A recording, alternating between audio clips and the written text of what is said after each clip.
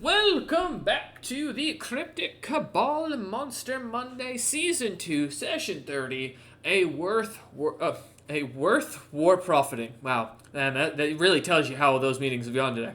A war worth profiting from. Last time we left off, the party had a kind of get together. We got to meet for the first time our twoish new compatriots, and they got a chance to really show their skill. As Wara and Azurus unfortunately were losing dudes, the party had decided to recruit some new players, or some new characters with the organization, with Captain Azurus planning to take a bit more time in the background to make his plans and decide things going forward after the Tomb expedition went south on everyone. Vicaret herself also retiring to working only on the ship until the crew or the group decided to settle down somewhere permanently. Thus, the party spent their time in the background looking for new characters, and we had two of them. A hag by the name of Melhel. I think I got that right. Hopefully, I've been trying. Close enough. All right. Well, hey, we're sticking with May to save me the time and pronunciation because I have to stop my brain to do that each time. So. And then, of course, Floor Snap, who is not hard to pronounce, but his actual name sounds like someone trying to swallow or gargle salt. So, as with the party having managed to be recruited by Wara and Azurus, they were given a quick mission that would give them a chance to show their skills, as well as see what they could do about earning a little reputation amongst the town of King's End. Thus, the party decided, after hearing news that a group of giants that were heading their way as a routed force, and the party immediately decided to spring into action, helping out with the town, as well as seeing another crew that was giving them a bit of misleading information. But as the group went out to help and defend the town against the bog giants that they had seen, quite quickly, May and Floorsnap showed their value to the crew. With a quick walkthrough with May and Floorsnap easily taking down a few, Wara springing into action, cutting down 3 of them himself, the party made quick work of these massive numbers of giants. Even managing to rescue their friend Crump Jr. Well, I use the word friend as in the reference of what the captain thinks of him as. As the party managed to not only gain back the first mate Crump, but they also managed to locate a interesting creature beneath the ground of Knighton. Yeah. Yes, it is Knighton. Yeah, I forgot. Was it King's End? My apologies. I forgot you guys are Knighton. I keep mixing you up with Sunday. Yes, with the party having managed to find this massive slime that the townsfolk were feeding underneath the city of Knighton, the party, a little disturbed and bothered by that, kind of accepted it, picking down the loot of the bog giants and then tossing their corpses down below as they moved on with their day. The party would then head back into town for a little bit of celebration and consideration and figuring out what the next plans were to do, as well as get the news of what Crump had been up to and what he had managed to get his tiny, or rather, in his own words, massive paws on. Having been given a ship that they had not been given the name of yet in a miniaturized form, Captain Azurus spent the rest of the evening kind of puzzling over what to do and trying to figure out what was the next step of the party. We come back now on the the year 65,008, the month of the Bloodied, being May, and the day of the 18th in the morning as the dawn breaks in the distance. The sun kind of causing a little bit of a warmer weather, nice warm 40 degrees as you lot find yourselves each waking up, kind of having some breakfast, getting yourselves set up for the day, and kind of gathering on the ship. The captain gives a simple order to the crew that he will be staying aboard the ship to figure out the next moves of the crew and charter a course for where you all are going to be going. And then turning to Wara and giving him the simple orders of find out what you can about Regan Utham's ships.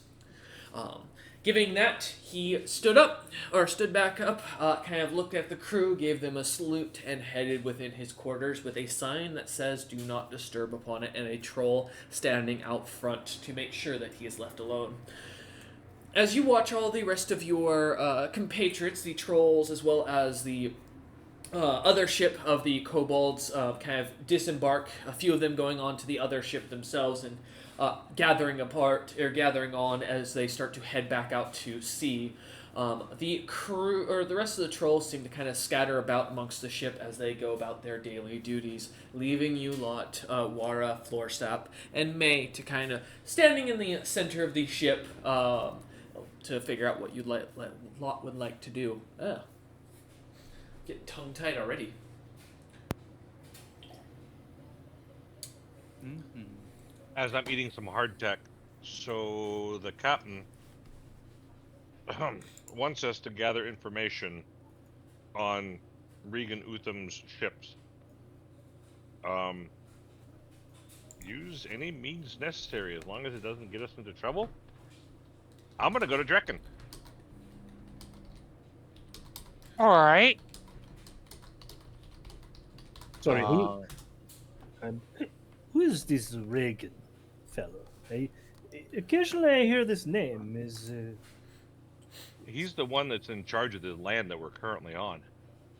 But there's so many people named Reagan. Yeah, but there's only one Regan Utham. Floorsnap, give me a history check. See what you know about this Regan Utham fellow. 21. 21. You're not sure about anybody named Utham, but the only prominent giant that was very big in your day was some young upstart named Ogarin Grunaga. Some people called him some bloody storm or a red storm, but a lot of people there's comments about giants all being powerful and strong. They nicknamed themselves all to be intimidating and scary. So as you kind of think back on it, no Regan Utham though comes to mind as a notable giant in history. I just kind of like give Wara like a nonplussed shrug and say, right. Still don't know the guy. Hasn't been there. Never met him. You guys have fun getting your information. I'll see you later. As I walk away. Alright. As you walk away, kind of heading off into the town, May and Floorsnap, you're kind of left as you watch Wara waddle his way down, still hardtack in his hand as he's kind of crunching on it, walking into the village as he heads down the main street. You ever just watch someone make what can be construed by others as a great mistake? Yes. Interesting. I look around. Are there any boats that are not ours that are at this dock? Yes. There are 3 other ships that are currently docked at hand. The first is one called... Give me a second to pull up my list of names. The first is called the Iron Warden, of course, which you recognize as having what looks to be a large iron heart on the vessel, and the name Iron Warden splayed across the side of it. A few what look to be snowbeards seem to be walking about the ship as they go about working it. I will note it is an airship, though it is docked in the water. It's just something to kind of catch your attention, and its hull seems to be made of what looks to be almost a glimmering like iron material from the outside. Beyond that, the other 2 ships are... Apologies, the dramatic pause was my documents loading. Oh, okay. Give it a minute. Here we go. The second one is the Zells and Sons company that you see. And the last one, as you recognize, is... give me a second. Looks to be a black hand, which on the side of it, the ship reads the first finger. What do I know about any of these fucking ships. Give me a knowledge Or history people. or knowledge local. Oh boy. I actually have knowledge history. What do you know? I've been hanging out with Floor Snap enough. That's good because Floor Snap probably wouldn't know any of this, folks. I was about to say I'm the least helpful person to know for this. Oh, well. No, But- okay. You saw the Iron Warden's crew. You saw the slightly larger dwarf that was in heavy armor, kind of walking about. He looked almost almost around 6 foot ish, and very broad shouldered for a snowbeard, which is almost unheard of for how much shorter they are, averaging around closer to 5 feet in height on the taller scale typically. As you kind of take a second looking over towards them, I mean, they all look to be very well equipped. It doesn't take much to gather this lot's probably a group of mercenaries more than anything else. Looking over at the first finger, you notice that the ship looks to be mostly kobolds of black scales. A lot of them look to be a little less clean looking. Almost many of them seemingly similarly outfitted to adventurers. Some missing hands, some missing legs. You do see a few scars across a few faces, but almost all seem to be of black-colored scales, and seem to be either a mix of dragonkin or drakekin amongst their numbers. The last one, just going through my notes in my head here. To make sure I've got my list here right. Give me a second. Sorry, my sheet is not loading, so I don't have the list again because I popped over to something else. So the Iron Warden, the Golden, the First Finger, and then what was the third one? Did I just say? Sorry. Shh, where's it in my notes? God damn it. Why is World Anvil taking so long to load? Give me a minute. Getting drop hacked by the furries. Dude, the page just told me naughty hobbitses you're in the wrong area. What the fuck? Thank you. Oh, yes, thank you. Zelman's son. Or Zel's and son. So you see it's spelled Z-E-L-Z, and sons. As you look over, you do see a couple of what look to be snowbeards. However, they look to be much skinnier. Most of them looking to be very well dressed in attire. You'd guess, just kind of a guesstimation, they look to be merchants of some sort. And pretty, not well equipped personally, but they look to be a quite wealthy lot as they walk about. The ship looks to be about 30 or so in total, and seems to be the size of an East Indian man. She's a decent sized ship, as she's got a heavy belly on her, but the crew seems to be going about moving cargo and kind of heading into town with it.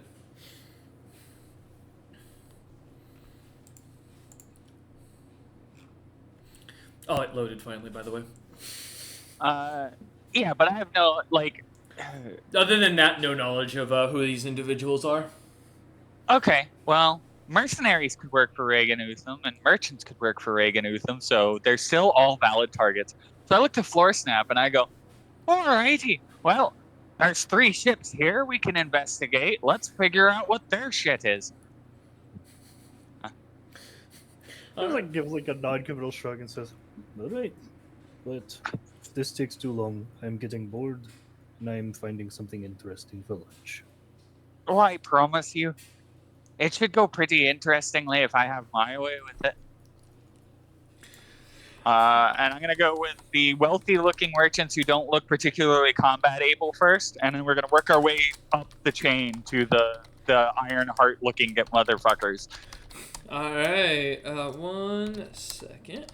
All right, we're gonna, as you lot kind of start to disembark and head over the ships, we'll get back to you in a second. Let's jump over real quick to Wara.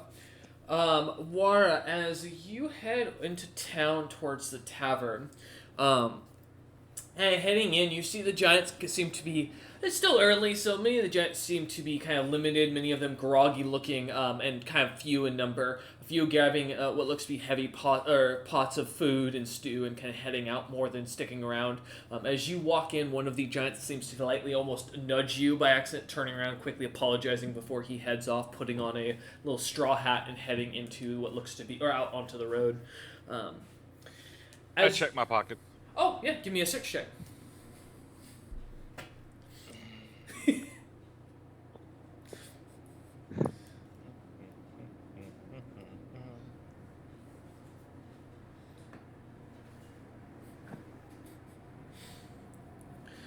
as you kind of I tap. can't find my pockets. As you tap your pockets from the outside, I mean, everything that like is bulky seems to be there. As your coin purse doesn't feel any heavier, as you kind of weigh it lightly for a second, it's still there. Your pockets seem to still be full and kind of bulky. Yeah, you seem fine. I can't find my pockets. Oi, what'd you do with my pockets? As you turn to say that, you see that the giant is gone already. Knew it. Dooch's mom is at it again. I'm gonna go find an empty table. As you say, it's kind of heading in, finding one of the tables near the bar that's kind of cleared off. A couple of people seem to be more stationed towards the booths and towards the front window entrance, watching as people come in and out from the docks or heading out of town.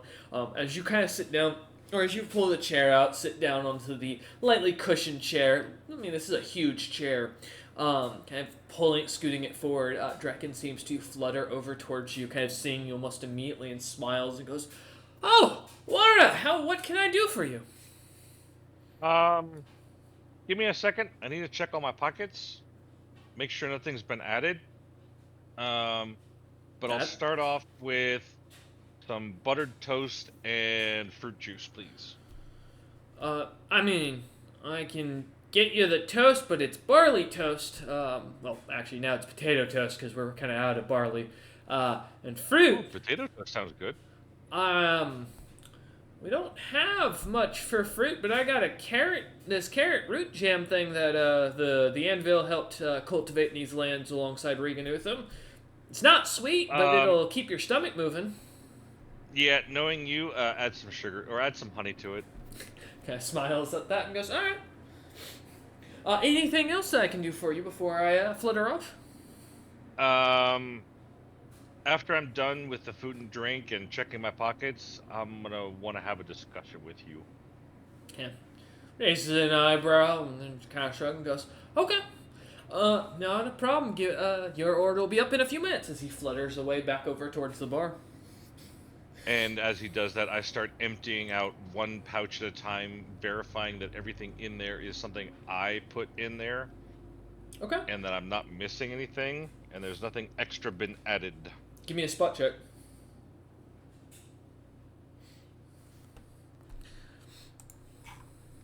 Let's see what you can do.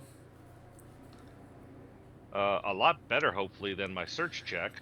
As you look about, yeah, everything seems to be there. Nothing added, nothing extra. As you kind of look over the coins, making sure the coins don't look funny. They look to all be the same. Kind of looking through every little bits and bobs of your items. Nothing's changed. Okay, then I'll just wait for my food and drink, and then munch and sip on that while I gather the questions I wish to interrogate Drekken with. All right, as War begins to eat and kind of relax as food is brought out, some drink brought out to him. We'll come back to you. We'll give you a minute to come up with some questions for Drekken while War kind of contemplates while chewing. Good, I can finish writing my notes. Yep, you're good.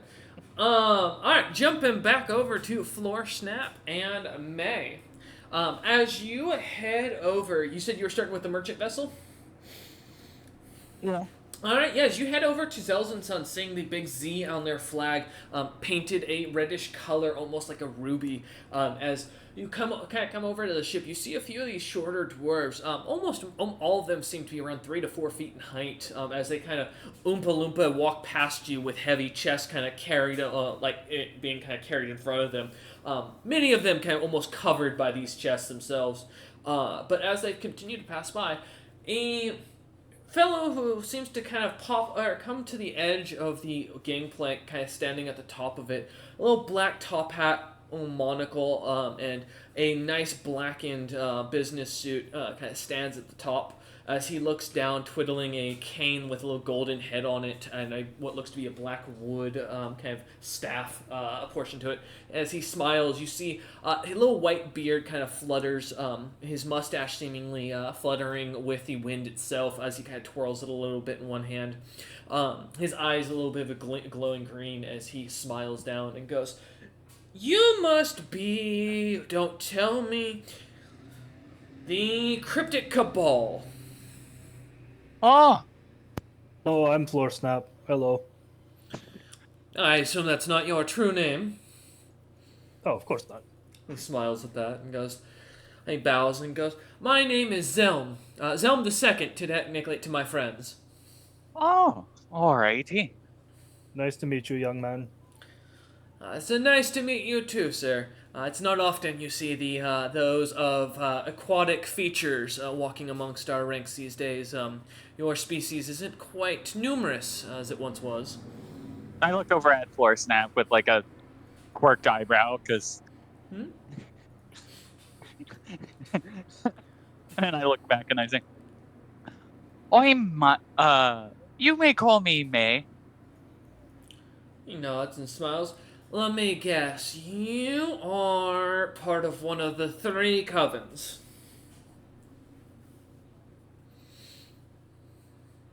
If you think there's only three, you're pretty bad at counting, but technically, yes. Interesting.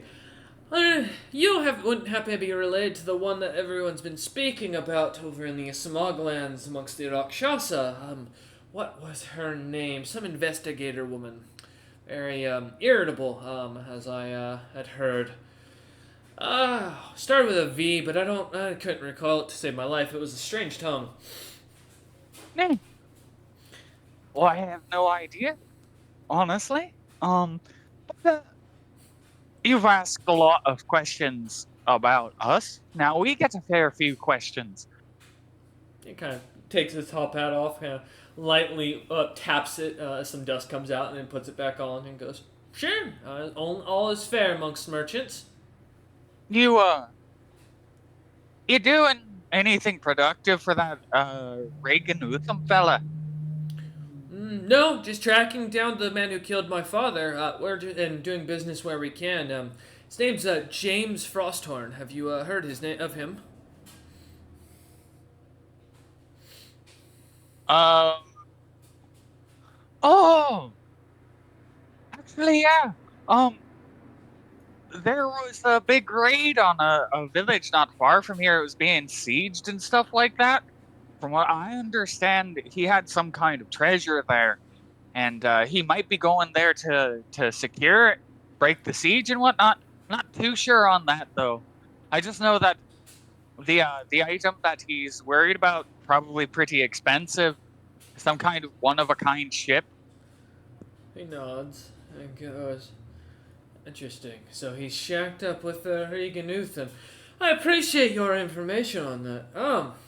Yes, to answer your question, I do apologize. Yes, we do business. My business dealings are in moving merchandise. I just transport goods in between, as well as offer a few items I manage to collect on my adventures on occasion. Beyond that, I don't work for the Regan himself, nor is my ship registered under his name. Closest nation we claim is the Greg's Maritomes of Diamond's Death. Alrighty. Well, I look to Floor Snap and shrug and says, and this isn't one of the ones on that where to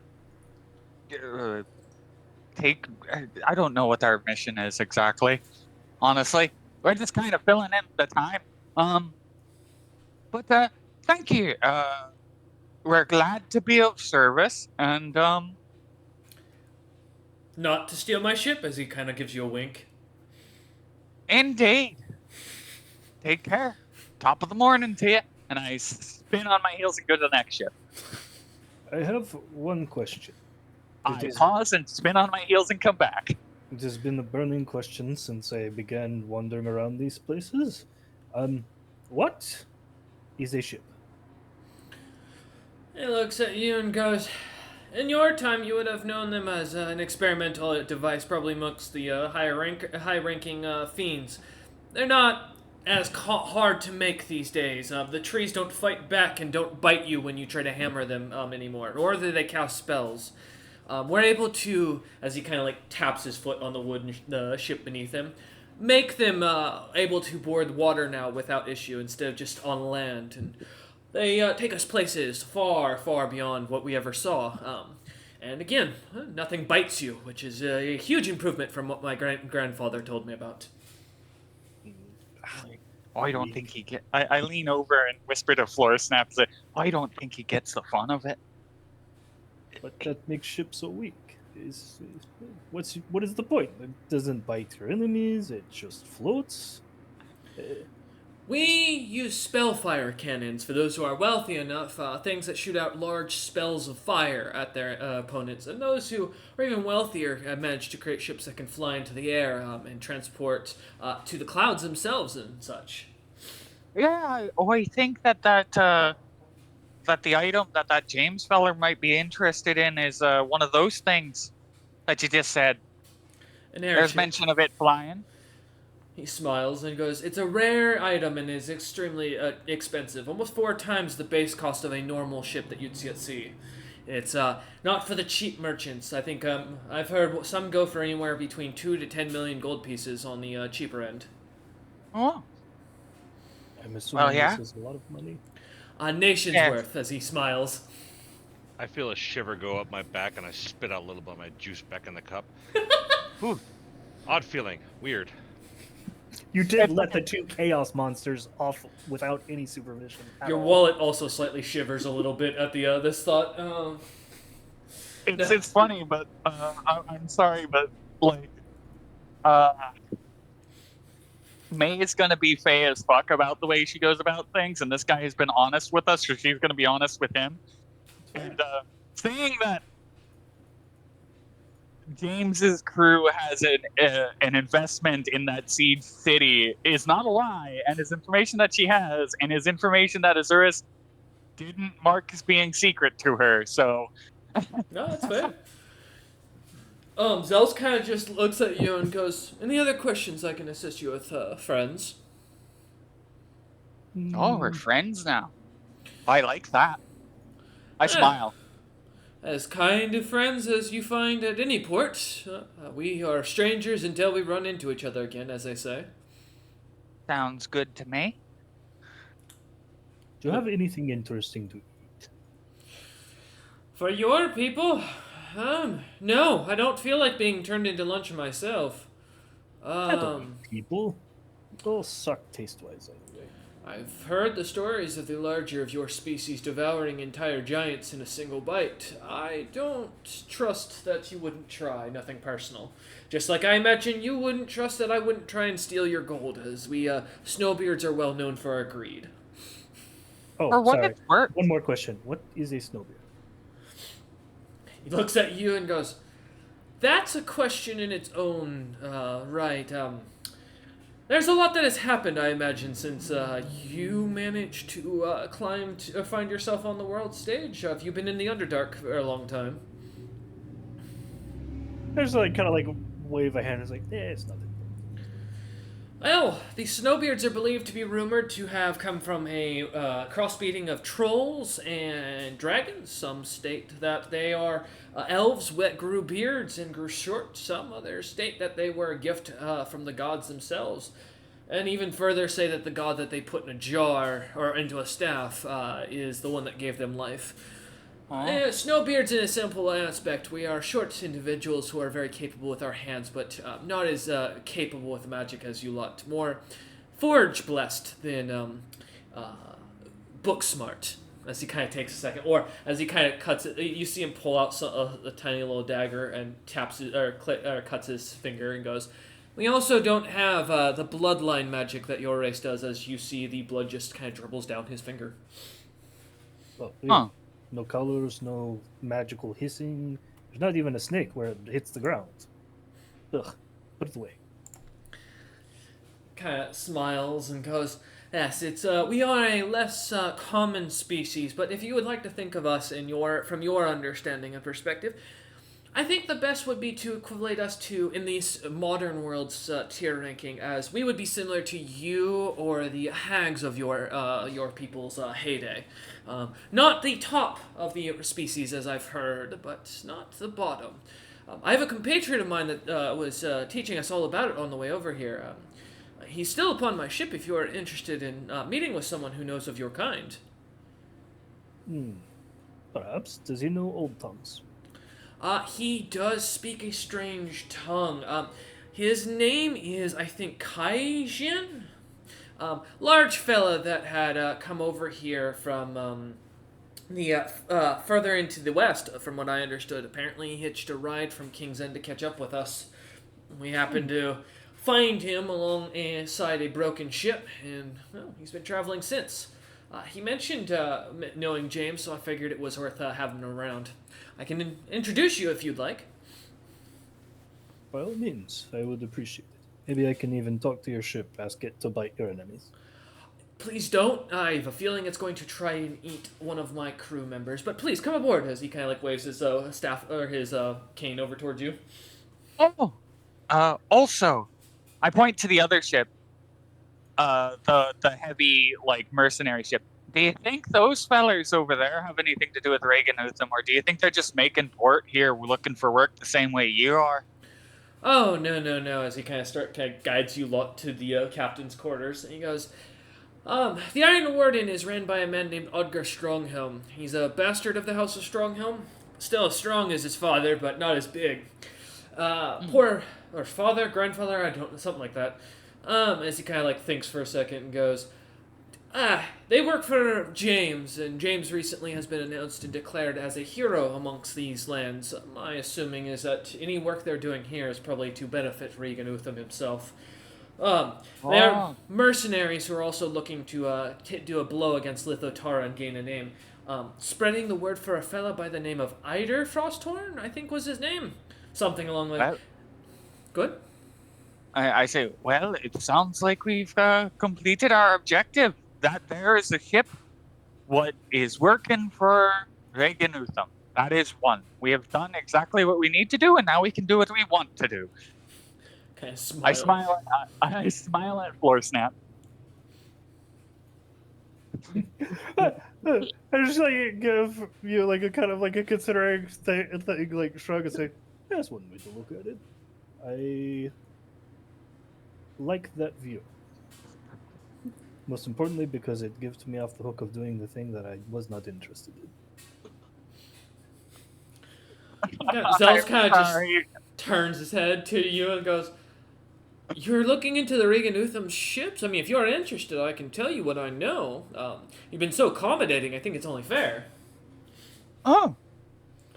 Then he goes, Certainly. Could you get that in like written document form so that way we don't have to put in as much effort, but we can still complete our task? He kind of nods and he goes, "I can give you some numbers and notes as long as you're cool if I don't sign it. I don't really want known that I'm the one giving away secrets that I found out." You can choose not to sign it. You could sign it with someone else's name. You could blame it on James. I don't really care. Unfortunately, I doubt that anybody who caught you lot would think it was him. James is unfortunately not that capable, no matter what the rumors tell you. But, yes, as he kind of opens the door to the captain's crew, and you see what looks to be almost a luxurious mansion open up, with servants walking around, handing what looks to be hors d'oeuvres of fancy fish, gold-plated meats, other such strange and foreign foods that many of you have not seen before. As well as you look amongst it, there are noblemen of many different races kind of walking around what looks to be a large soiree kind of out in the open now. A large table down the center where people are just picking off food from as people kind of find themselves mingling amongst each other. And as Zels turns and goes, "It will take a little bit to find Kaijin. He's mingling, and he does do very well at disguising himself. Wait here for a moment," as he kind of like steps forward and starts wading his way through the crowd. I begin ransacking the hors d'oeuvre chatters that pass by. What's the weirdest, most offensive looking food on any of the plates? Because that's what I'm eating. The only thing that hasn't been picked up looks to be something, you don't know where it's from, but it looks to be similar to sushi, and the idea it's got a seaweed wrap at the base, some sort of like grain-like rice in the center, a black tentacle sticking out like a tree, and an eyeball that keeps blinking looking around at people. Oh god, that sounds delicious. As you head over, Floor Snap really just grabbing any plate that he can grab that they won't fight him on. I also begin eating some of the plates if they look particularly delicious. Oh, they are made of solid gold from what you can tell. Yummy. Okay.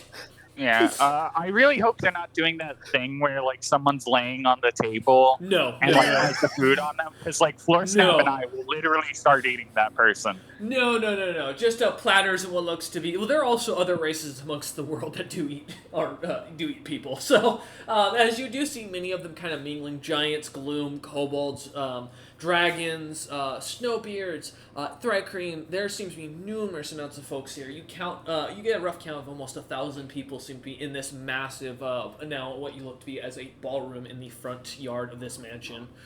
Almost, yeah, inside the ship of the captain's quarters that should be, as from the outside, looks smaller than Captain Azurus's own.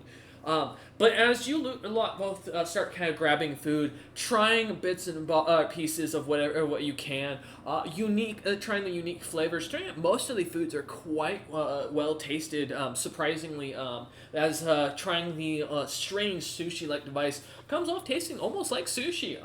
Little bit kind of larger and. The tentacles got a bit more meat to it, but it's actually quite pleasant as you kind of take a bite. And it seems to taste almost like a cooked savory steak. It's got a little less in the center. As you kind of go through Floor Snap, I imagine most of the food as it goes in, you don't taste much of it as you notice. A lot of it seems to, as it touches your tongue, you notice dissipate. Only getting about 1 in every 10 pieces to actually be able to be chewed on and swallow as you go through these. I just kind of like glare at it, like look down. I was like, ensorcelled cripe. Angrily cursing at my meal. No worries. As you two kind of wait there, we're gonna jump back over real quick. Wara. As you're sitting at your table, kind of finishing off the last of the toast with the slightly sweet jam, that definitely, as you had to add a couple more spoons of sugar onto it, as once it was brought over, as it was still pretty light on the flavor. But as once you've managed to get to a decent taste, kind of a sweetness that you could appreciate, getting it down and kind of enjoying your light fruit juice that. As you chase this juice, it's not juice as you realize this is a thick mulled wine that seems to be have a decent flavor to it as you kind of catch a bit of cinnamon and some sort of red dark berry that gives it a sweet yet slightly bitter flavor to it. Almost like a cranberry juice, if you will, with a bit of kick.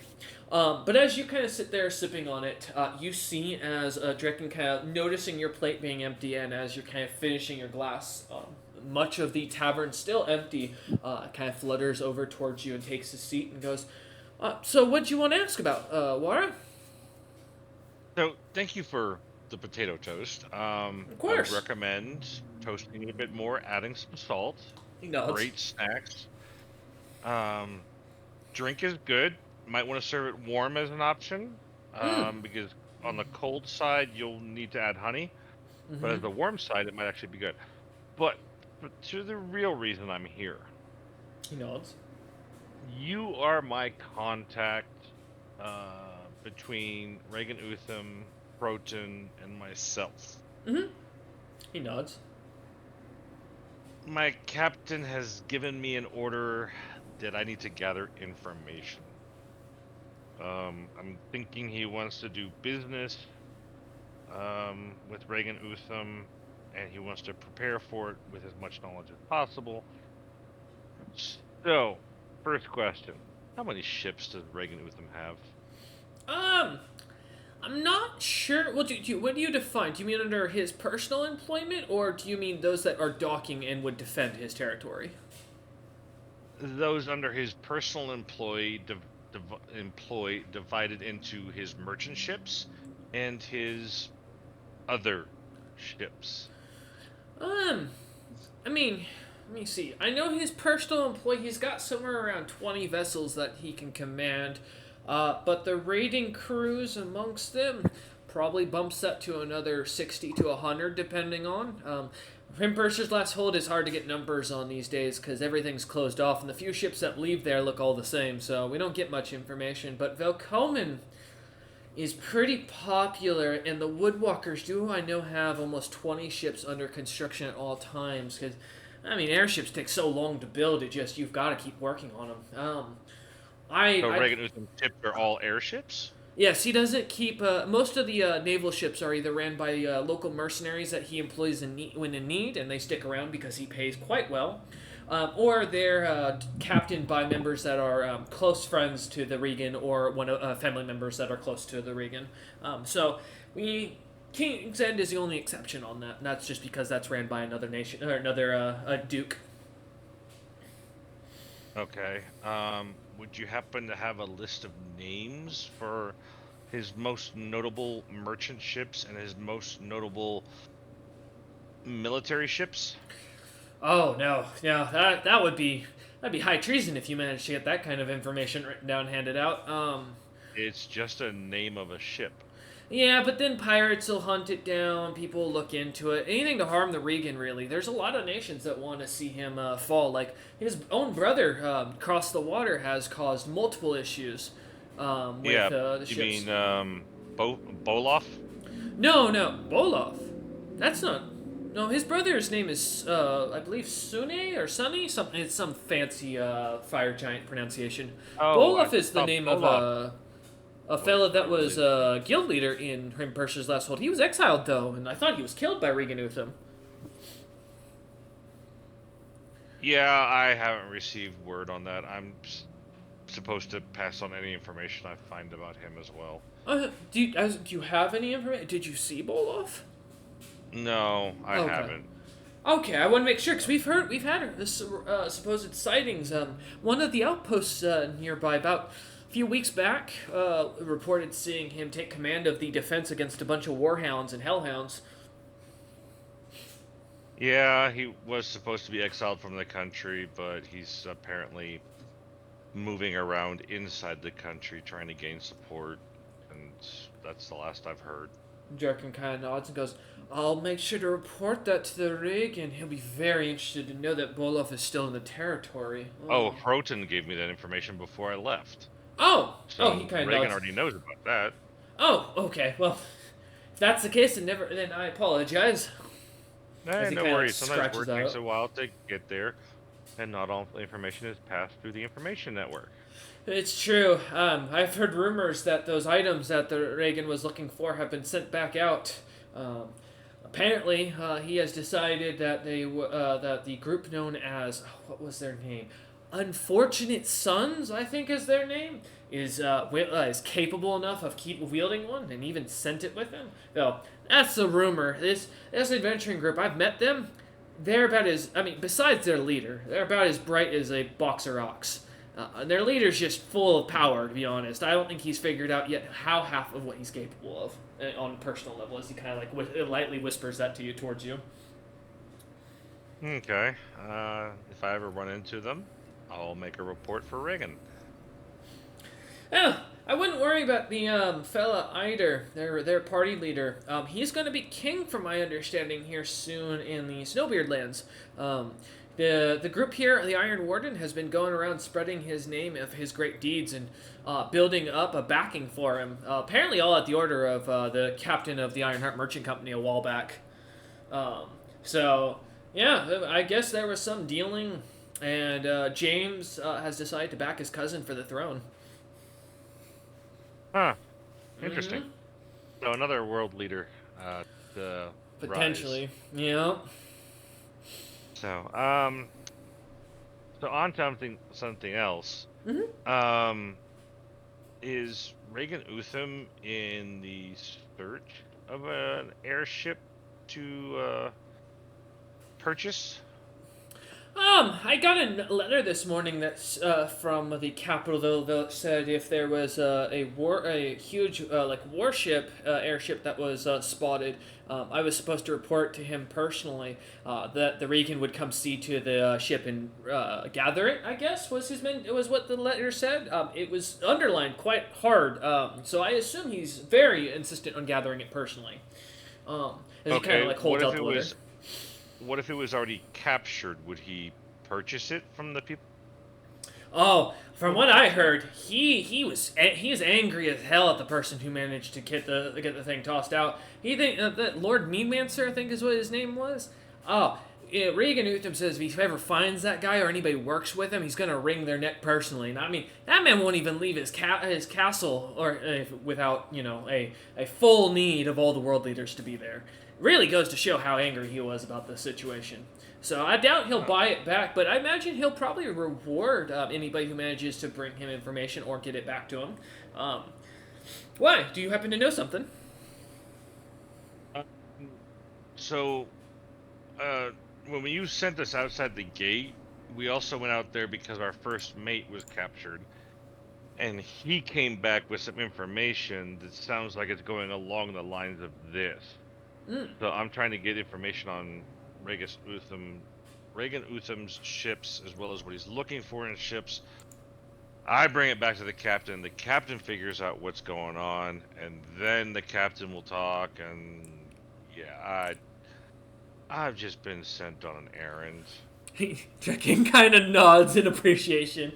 I know you can see a bit of empathy in his eyes, and he goes, "Hey, I understand that. I'm passing messages on constantly to mercenaries coming through, so I feel you. I'm not even a mayor. I sleep upstairs in one of the guest rooms. So trust me, yeah, I get it." Yeah, I mean, if Captain Azurus was here right now, I'd actually want to slap him in the face for this. Because Doots is gone, so I don't even get to listen to his nice little lyrics in the background. Yeah. Nods. Well, if your captain just gave you orders to look into it, I mean, best advice, go to the source. Go to Rimperser's Last Hold and go find out what's going on. I mean, that's the only thing I can think of. Beyond that, I can't help you much. I know how to get you into Rimperser's Last Hold, though. Safely, without being attacked. Yeah. Well, you might be bothered by a few rats, but as long as you're not bothered by darkness and a few rats, we should be fine. I have no issues with that. It's just once I come out into the hideaway or whatever, will I be attacked on sight, or will I be able to have a conversation? Yeah, that's a good question. I don't know. Unfortunately, because of the fact that the tunnel is not exactly well liked by the fact that we have that, the Reagan has recommended we don't use it, but it does lead into an entrance into a former shop that was owned there in the stronghold or in the capital. So you might be able to sneak in. Problem is, you do kind of stick out. Are you trying to get me to Regan Utham directly? Well, I mean, you want to go see I assumed you wanted to go see the Woodwalkers, dockyard and everything, and go look around, and it's in Rimperser's Last Hold. Which is where Regan Utham is. Well, potentially. Either that or he's currently in Velcomen fighting a god. One of the two. Last word you told me was that Regan Utham was going back to the stronghold. Yes, but realize that the two cities are attached to each other by a bridge. It won't take him more than a few minutes to walk from one city to the next with his capabilities. So you want me to go to Velcomen and meet with Regan Utham in the stronghold and possibly assist Regan Utham to liberate Velcomen if I need to? No, right? I didn't say any of that. You didn't say it, you implied it, Draken. No, I'm pretty sure I didn't imply it either. I just told you that you could go there and go and look into the situation. As he just kind of stares at you blankly. I am going to do detect thoughts on him. Okay. Let me double check something real quick. Because I don't recall. Okay. You just going for surface thoughts? I am gonna go. Because it all will be a will 3 save. rounds. Okay.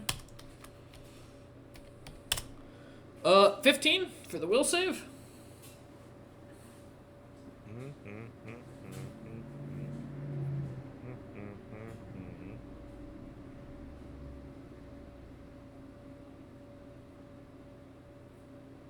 Let's see. I have to read the text. No worries. Alright. So it's gonna be his will versus my will.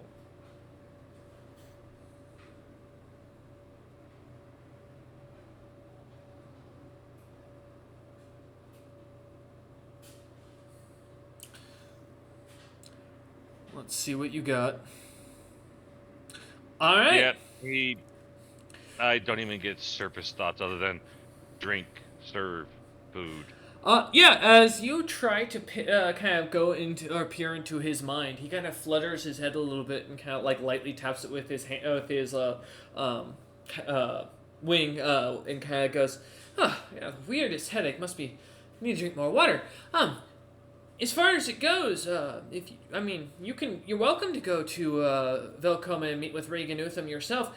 I just would recommend a caution, as the Reagan himself has recently lost a hand. And while I've heard these hands are just rock solid that he makes, it can't be easy for himself to go through. And what's the word on where Hroten is? Well, last news I heard, in the middle of the army fighting personally, when Reagan Utham can't be on the front line, from what I know.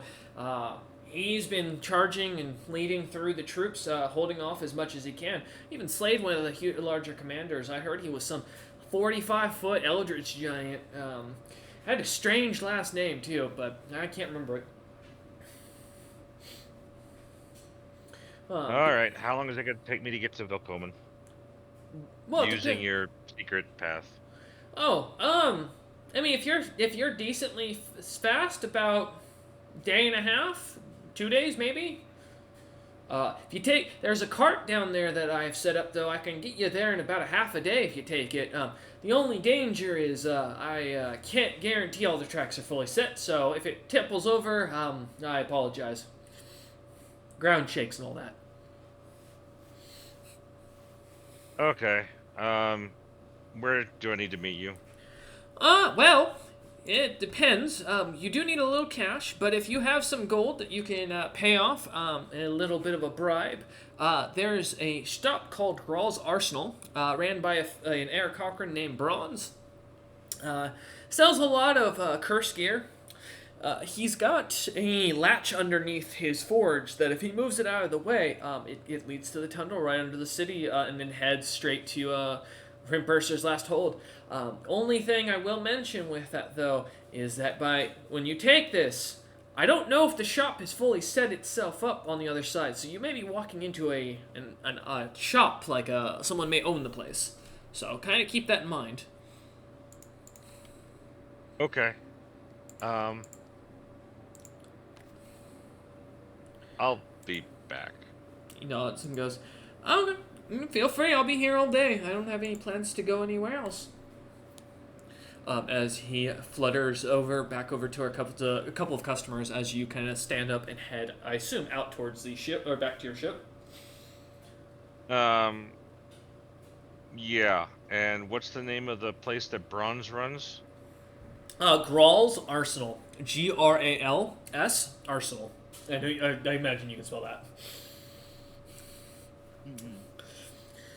If you can't, let me know, though. I can send that to you real quick. I got it. You got it? Okay, perfect. As you kind of write there, as you kind of make a note of this, seeing the shop, is that where you're heading, or are you just gonna go towards your? No, I'm going to the ship. Okay. All right. As you start heading down the main street back towards the ship itself, Captain Azurus' own Red Queen, I think it was. I can't remember the name of the ship off the top of my head.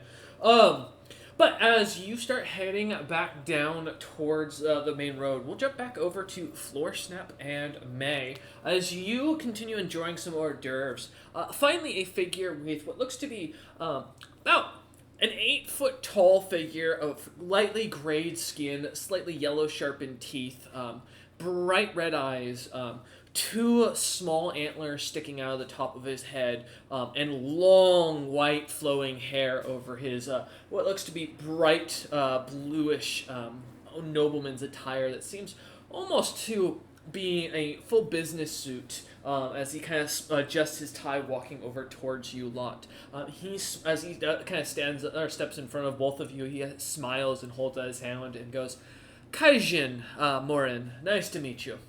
How may I be of assistance?" Does he seem like a familiar kind of person? Not him, like, specifically, but, like, who or what he is?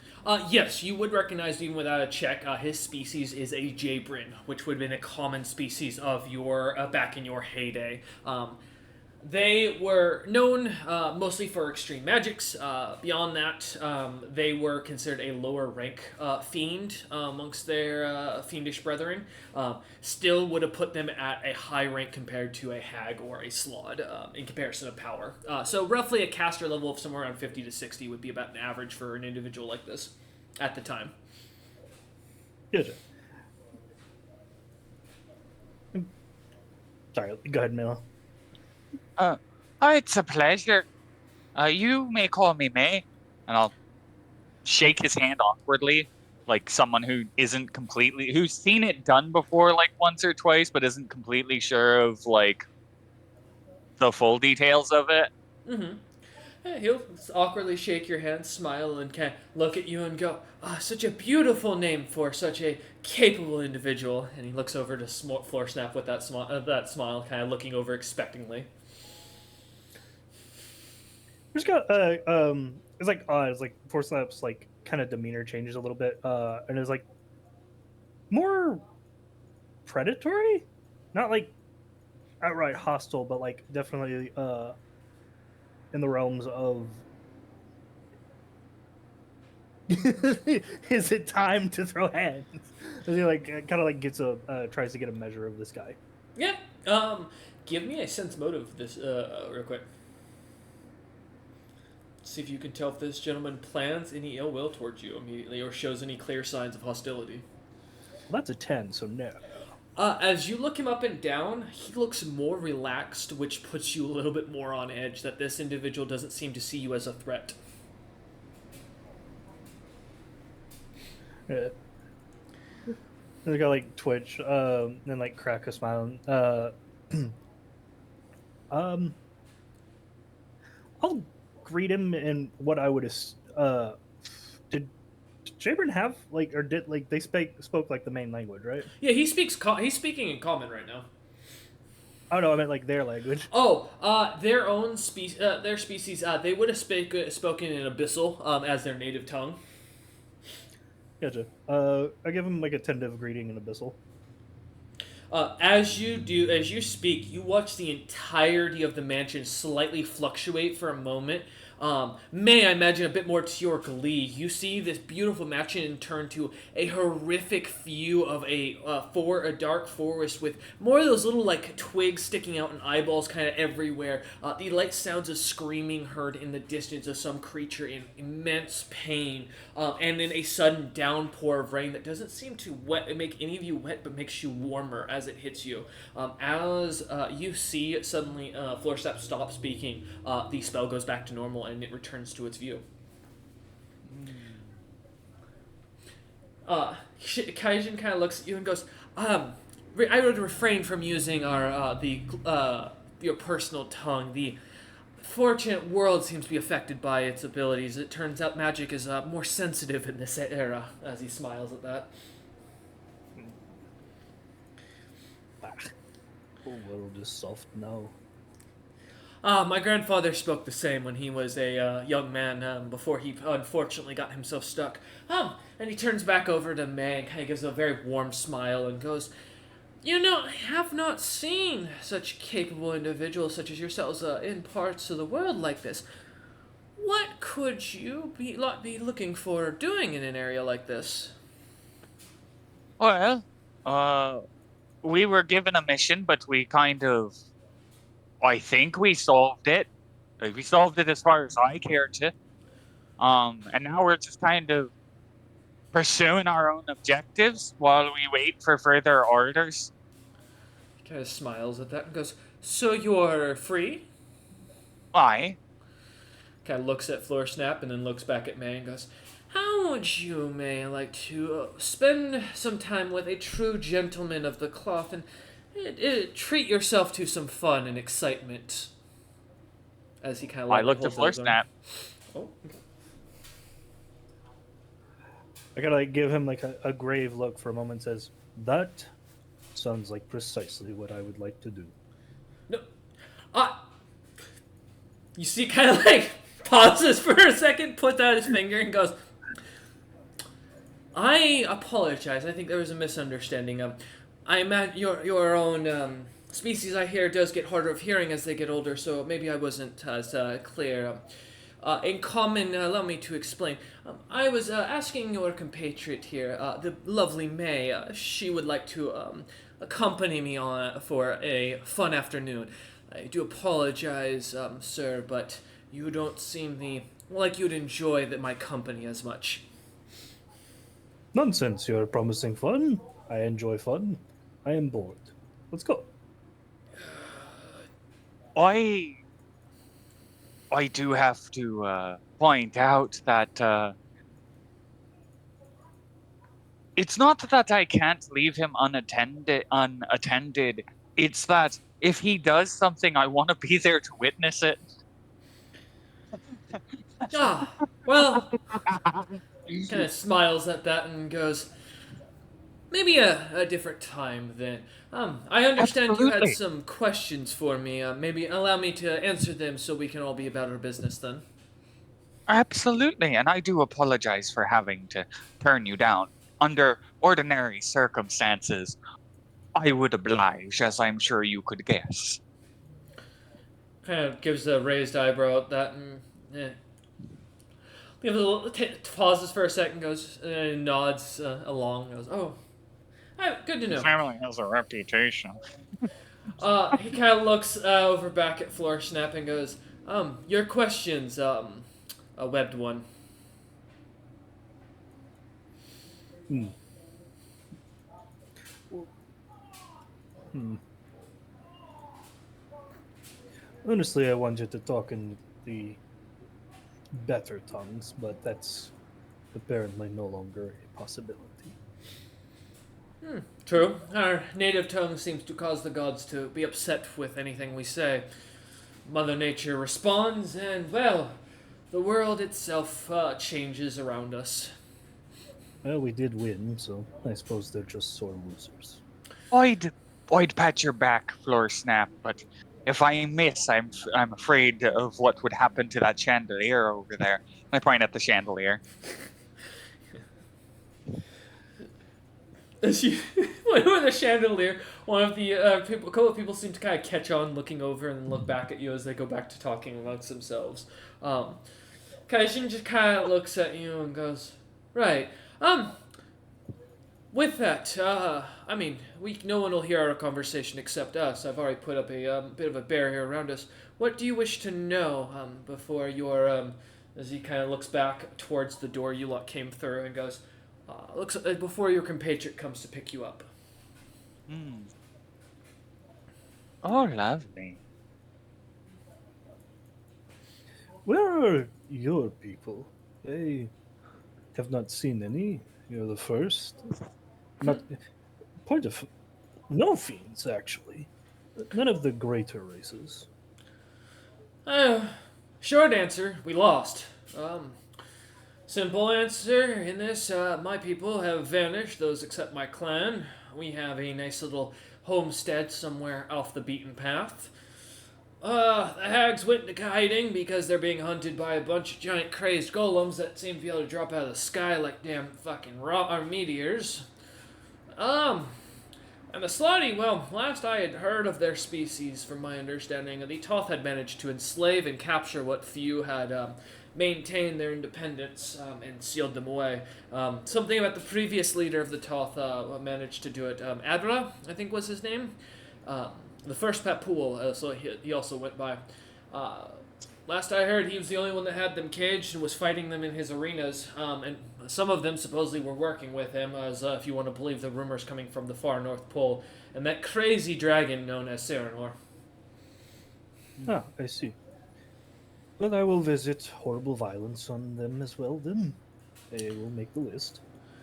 If you I want, just kind of nod. if you're wanting fiends, house closing took over. I basically led most of the weaker fiends that maintain their position here. I got a nice territory far to the north from here, about 7 months' journey, I'd guess, by airship. Got a big sealed individual. One of the 9 lords is supposedly sealed in the center capital. I don't know his name, not sure which one it is, but I can tell you it's powerful enough to exude magic that gives the royal family some serious power behind him. Enough to probably rival your own capabilities. Well, I do have a question. Tilts his head and goes, "Of course, what do you want to know?" You seem to be able to gauge our abilities pretty accurately. Oh, I'm looking to expand my own in a particular way. Are there any powerful arcane entities what I could eat the heart of to enhance my own magical abilities? Specifically, the sorts what aren't dragons, demons, How about a those god? purple squiddy folks. Boy, I don't know if I could take a god right now, but something stronger than myself, or at least equal, that I could, with the aid of my dear friend here, take down and again eat the heart of. Kind of leans past you and grabs one of the little sushi things off the tray and kind of takes a bite of it. And he kind of plops it away in his mouth and chews on it for a second. He looks over at you and then goes, "Well, short answer is the closest thing you're going to get to what your compatriot Floorsnap there's history would be these Eldritch Giants there. A lot that are left over from our era that managed to make powerful deals with those few beings that were sent off. Probably eat them. Beyond that, my guess is arcane divine beings. I mean, there's high casters all in the siege. You have to be. You can't take on someone like Regan Utham and expect without magic and expect to walk away. Plus, the big fuck you mountain god that's sitting over there. And I don't mean it's a god that's of the mountains. I mean, it's a god the size of a damn mountain that's sitting there just tearing out trees by the root like it's nothing. That does sound like a hefty meal. If there's a heart inside that creature, it's probably rotten, but I imagine it won't notice you crawling on it with how big it is. Beyond that, one of the things I can think of that I've heard about is there's some...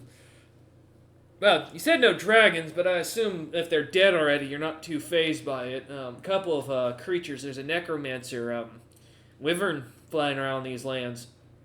Pissed off to all hell, calls itself Mother. Likes to say it knows best. High caster in magic. My bet is whatever its arcane core is probably going to taste good for someone like yourself. As he kind of eyes up May. I nod, thinking. What about the blue things the gods used against us? Deathor? As they call it, you talking about that? Yes. I'm not from your time period if you're that as old as I'm guessing you to be. Make it very clear, I was born in this century. I only telling you the stories I got from the book my grandfather left me.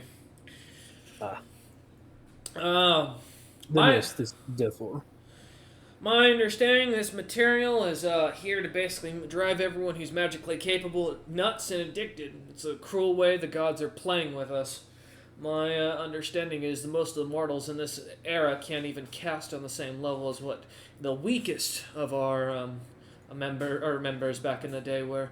I mean, the Slot and Hags would make these lot look like children, in a short answer. But with that in mind, from what I've managed to gather, The Rakshasa lands seem to have the highest concentration of it. A place called Mana's Grove seems to be where the greatest of poisoning's beginning. And wouldn't be long till a beast rises from that's going to cause us all problems, if my bet is correct.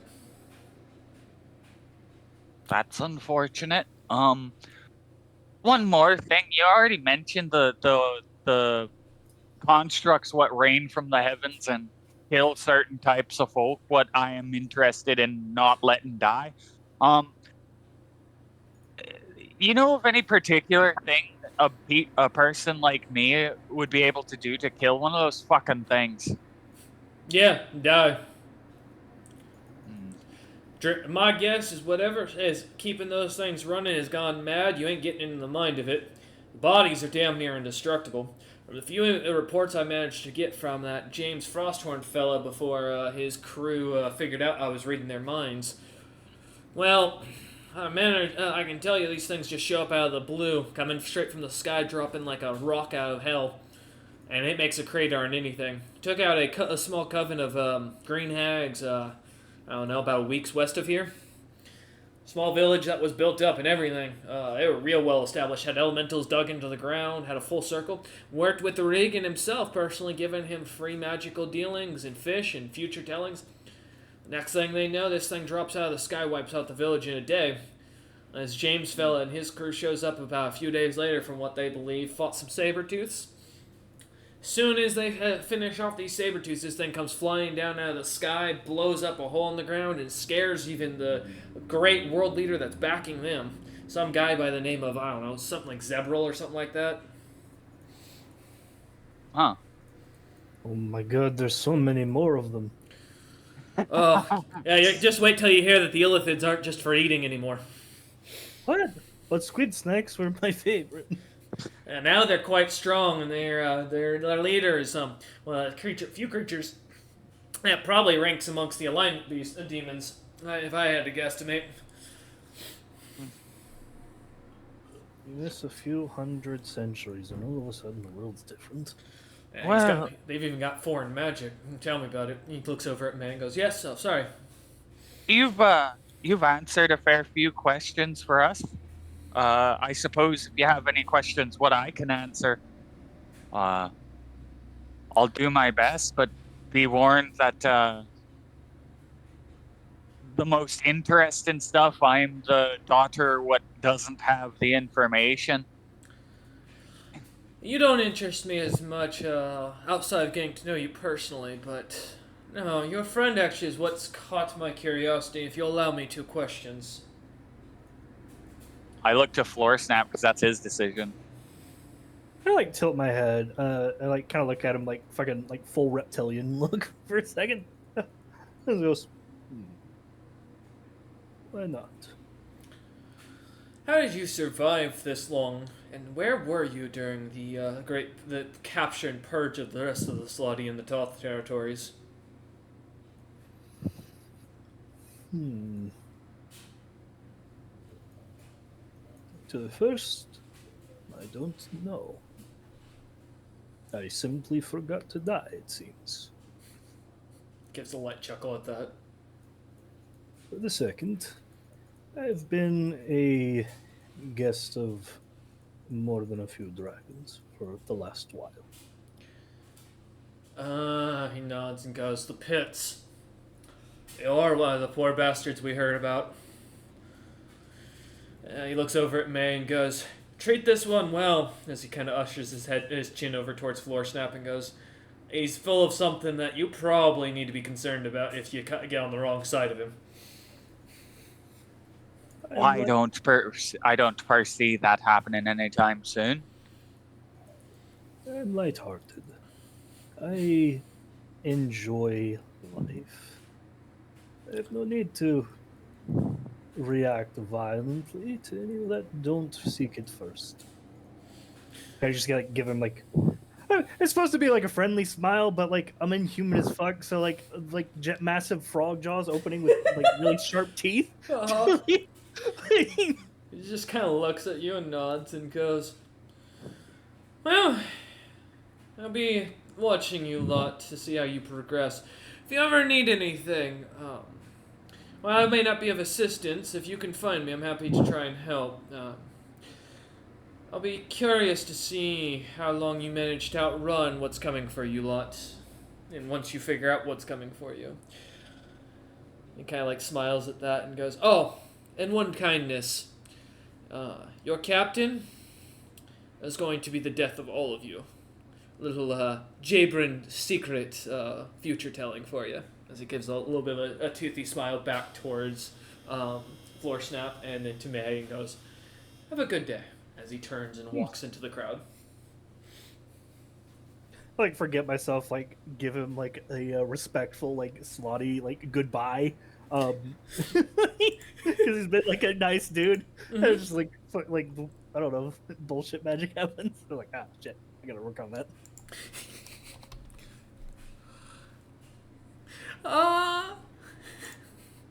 As you kind of do that, as he walks away, you see as the crowd kind of continues about mingling, as you lot are left alone.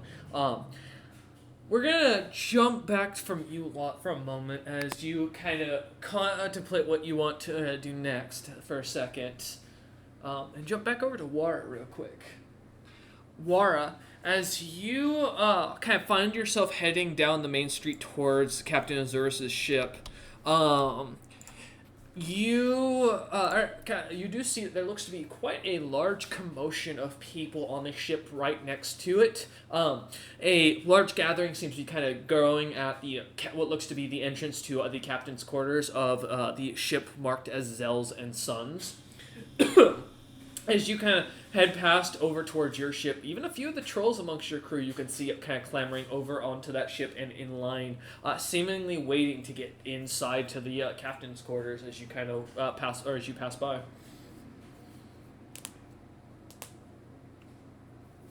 I go to the gangplank to talk to the guard. Yeah, on Captain Azurus' ship or on the other one, just to make clear. Yep, nope. Oh. Captain Azurus' ship. Yeah, as you walk up, you see as the troll kind of standing at attention, a spear in hand, looks down at you and goes, "Oh, Lara, I thought you'd be over at the party going on. What do you need?" No, I can already tell who's over there. I have a note for the captain. Go get your day log for your guard shift. I need to write a note in there for the captain.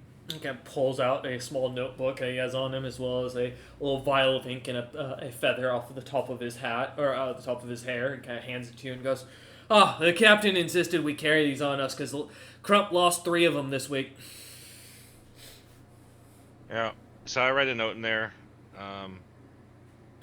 Don't know when I'll be back, but I'll be back as soon as I can. No, it's nice. Anything you want me to tell the captain personally? Yeah, let the captain know that the crew are going next door and to do a good head count when he has time. Sure. Not a problem. Kind of like yawns a little bit at that and takes back the notebook and ink it as well as a feather, sticking the feather, still with ink dripping on it, back into his hair and goes, "Anything else?" No, I'm off to Grell's arsenal. He kind of lightly bows and goes, "I will pass this message on to the captain as soon as he allows us in." And off I go. Yeah, as you turn, kind of heading back up the dock. Grell's Arsenal is not more than about 2 shops down as you kind of head past the first shop. A small building that looks to be unowned and somewhat abandoned at this point. But as you pass by to the second 2-story, half-timbered building with a bit of a slate roof and what looks to be a very heavy, smooth stone front porch, as well as from the inside what looks to be even more stone floors. You can see from the outside the very large open window, the items kind of glowing inside on shelves, different wondrous items, weapons, armors, kind of all strewn about as they are. As you kind of head up to the door, opening it, you hear a light bell kind of ring, and then the words go over the shop go, "Customer, now time to buy a curse." And as it says that, you see a a great gray owl-looking figure, about 6 foot in height. Big eyes look over at you, a light leather jerkin and some very normal commoner's clothing, as he smiles and goes, "Oh, customer. I didn't expect anybody else today. My apologies. My name is Bronze. As he kind of like wipes some dust off of his jerkin and kind of walks over to you and goes, please, please. Welcome into Gral's former arsenal. We sell cursed items here. For any who'd be interested. If you're looking for the Unholy Avenger, I already sold it. So I'm sorry to tell you. But if I can help you with anything else, please look around and let me know. No, I've been told I'm not allowed to buy cursed items anymore. But I've received some information that you might have passageway to Velkomen in a quick method. Nope. No way. I have got no way to get to Velkomen. I have a way to get to Rimpersher's Last Hold, but, I mean, you wouldn't want to go there. I mean, it's a city that's isolated, only lets giants into it. Yeah, no, I need to go there, and I've heard that you have a quick way of getting there. I do, but, I mean, if you're going to go there, that would take a chance getting you killed. I mean, you don't look like the type who'd want to be turned into a carpet to sleep on. I'm not too afraid of going, but I do need to get there in a hurry. He nods and goes, sure. I mean, there's a ghost down there that'll, like, yell at you and tell you funny things. Don't listen to it. But if you're cool to move past that, yeah, I should be able to get you over there. He kind of takes a second and, like, rubs his chin and goes, how fast can you run? 200.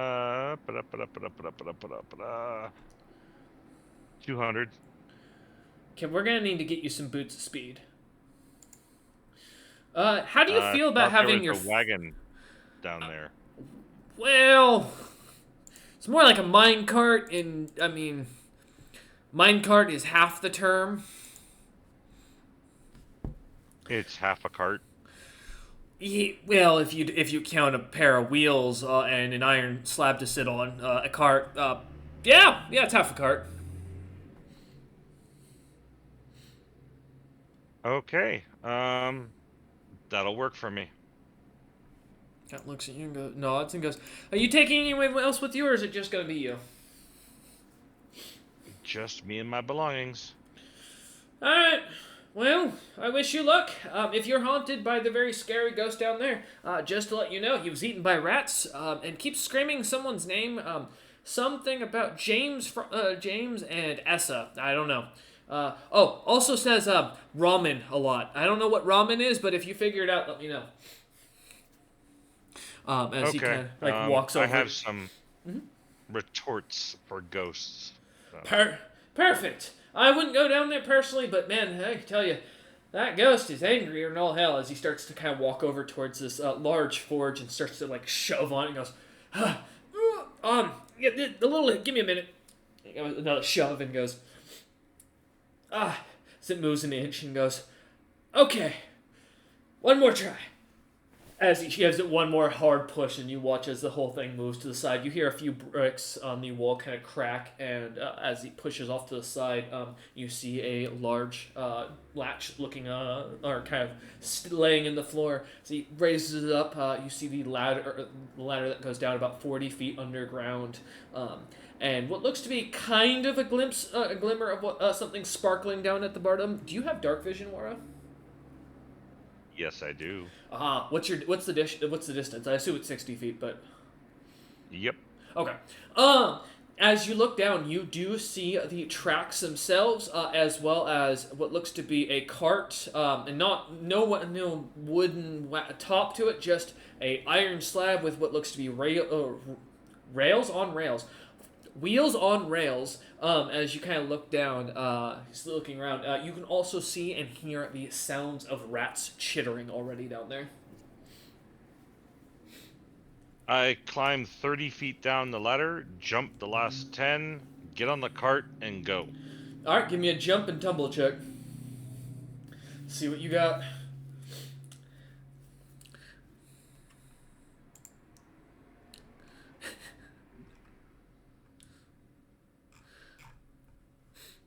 I've been told Crump Jr. needs a bald arc. Okay. There's the jump for 18. Okay, easy. And there's tumble. As you go jumping down, it's not exactly a clean surface as you land on it, feeling something kind of wet, kind of give way under your feet as you slip, expecting to land on your feet and almost ride this like a skateboard, down the rails for the first bit.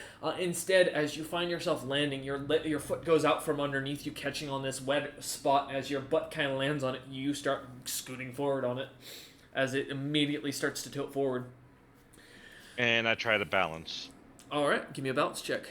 Is that okay? Please tell me that 7 wasn't the balance. No. Okay. Oh, okay. Managing to kind of tuck your legs in. I don't know. This might be a little bit after your time, Wara, for school, but I don't know if you ever had those little plastic squares with like the wheels on them that you'd sit on and roll around in the gym as a kid on. Again, might be a little old for you. But similar to that, as you kind of tuck your legs in, put your hands to the side, grabbing hold of the brake that seems kind of on the side of the wheels, you start to kind of get yourself situated and start riding this thing down. As you do, you give me a listen check.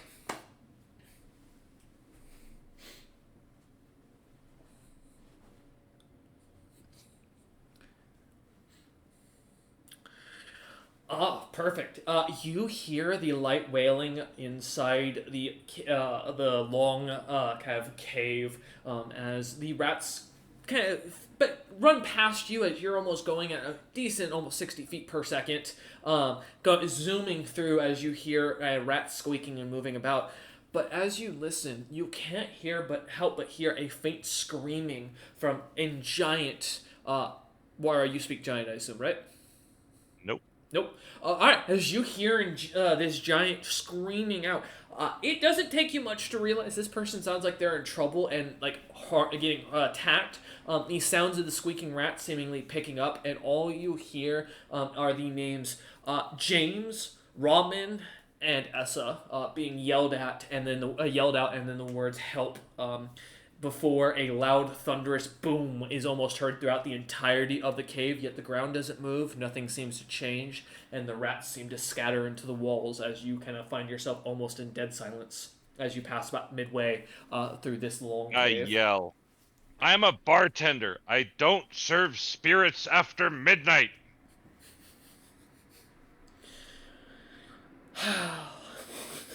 You shout this. Give me let's just say a d20. Smite him now. That was a good joke, actually. I gotta give you credit for that. Nat 20. As you say this out loud, you feel the coldness in the tunnel kind of dissipate, and you hear a light groan from the giant, and you hear in common, "Oh, that was a good one," and then it goes silent again.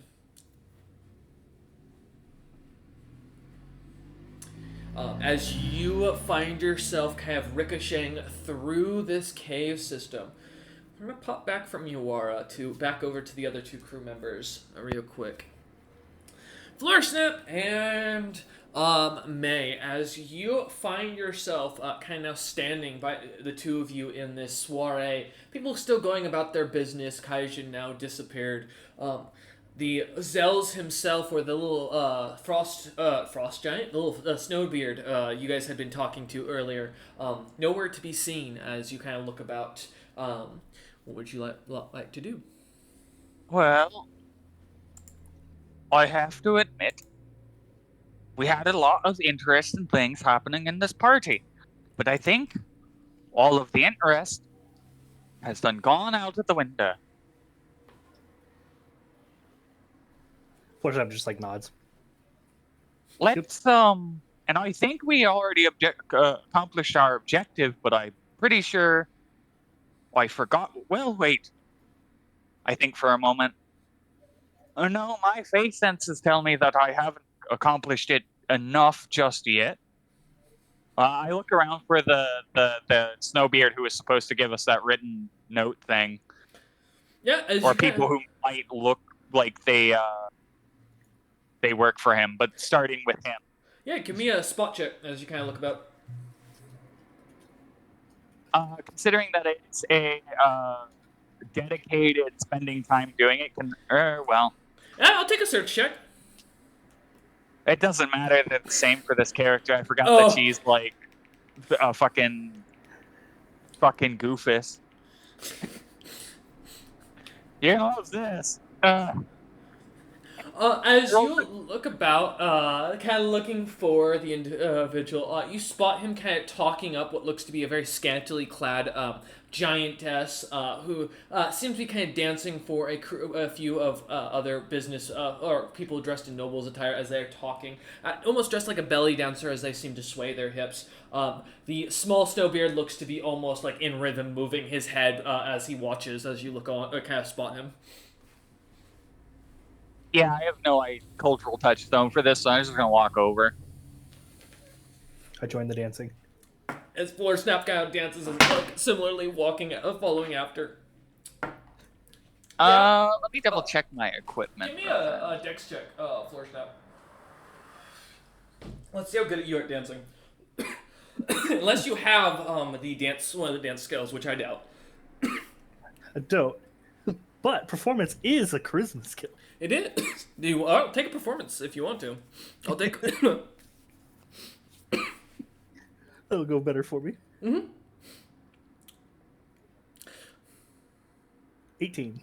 18. As you manage to copy the dance pretty comfortably, the belly dancing is not hard to catch on to as you kind of follow after. Although the standing on your 2 feet while on solid ground is a little weird to you, as you kind of have to get used to that for a second. But your hips sway with it just with ease as you two walk over. The Snowbeard still not even noticing you as he stares on at this giantess. I dance my way into like his line of sight and make eye contact. Looks up and goes, "Oh! Oh! Oh!" He looks over at Meg and I'll stand beside. You guys y'all should really put a bell on yourselves. Apologies. I was distracted. May, yes, you got the paper. Yes. Yes, I was just writing that before I was, yes. As he pulls out a little, like, what looks to be what are those things called? A poster case, that's what I'm looking for. There's another term for it, but I can't remember what they're off the top of my head. Like a little poster case off of his side hip and kind of holds it out to you and goes, little leather, with its leather bound caps on either end, almost like a scroll as he looks at you and goes, this should give you an idea of a few of the ships in the area that I know about that are doing some business, as well as their captains, where they're heading, pretty much what they're associated and what their goals are. If that doesn't help you out, I don't know what will. It's what I managed to gather from a few of the, kind of looks about the other party guests and goes, guess, as he smiles. I nod and give him a formal bow and say, "We'll be out of your beard. Take care." No problem. You're welcome back. As he looks over at Floor Snap, still dancing, and goes, "You're welcome back once the party's over. Anytime, of course." The floor stop just kind of like nods, maintaining like uncomfortable eye contact, and says, "Oh, while we're on the subject, was there any ship that you don't like that's in the harbor?" No, I don't think you're looking to make an enemy of my enemies quite yet, but when you lot find yourselves out on the open roads, if you happen to see any of the Ironheart Merchant Company's ships out and about, wouldn't mind a few of them disappearing while at sea, if you get what I mean. But at port would cause an international incident that we don't want. I just wanted to talk to one of the ships. He nods and goes, "Hey, I just want to talk to James personally with a long cane, about 20 things of fiery spells, scrolls, and a true resurrection to see how many times I can turn him into a screaming rabbit." But unfortunately, Jabron sign language. huh? Oh, Jabron sign language. Wouldn't know it, but he kind of looks at you with an eyebrow raised and kind of looks as if into the crowd looking for Kaijin for a second and goes, anyways, yes, you're welcome back anytime, and I'll have some jobs maybe for you lot. Actually, he pulls out of his back pocket this long blue crystal and he hands it to you, May, and goes, no offense, Snap, I just figure with your dancing, I don't want to chance this, although I'm quite impressed you've maintained this dance the entire time we've been talking. Looks back over at May, trying like side glancing still over at Snap, kind of look of disgust and like creeped out fascination, kind of etching across his face. My favorite part about his dance is the fact that his head hasn't moved a single inch since he stopped walking. It's weird, and I don't know how he's able to move like that. It's an exact replica of her, but he's done it in every way to make me want to throw up. Yeah, lightly wipes his mouth and hands you this long blue crystal and goes, if you can get yourself one of them world news things, he's still staring at Snap, like dance, and goes, you can shove one of these crystals into it. I've managed to jerry-rig the thing to make it so you can connect with me, in my, personal ship. I don't know how to get one of those world news crystals myself, but given your crew's, history, I imagine it won't be hard for you lot to figure out how to get one.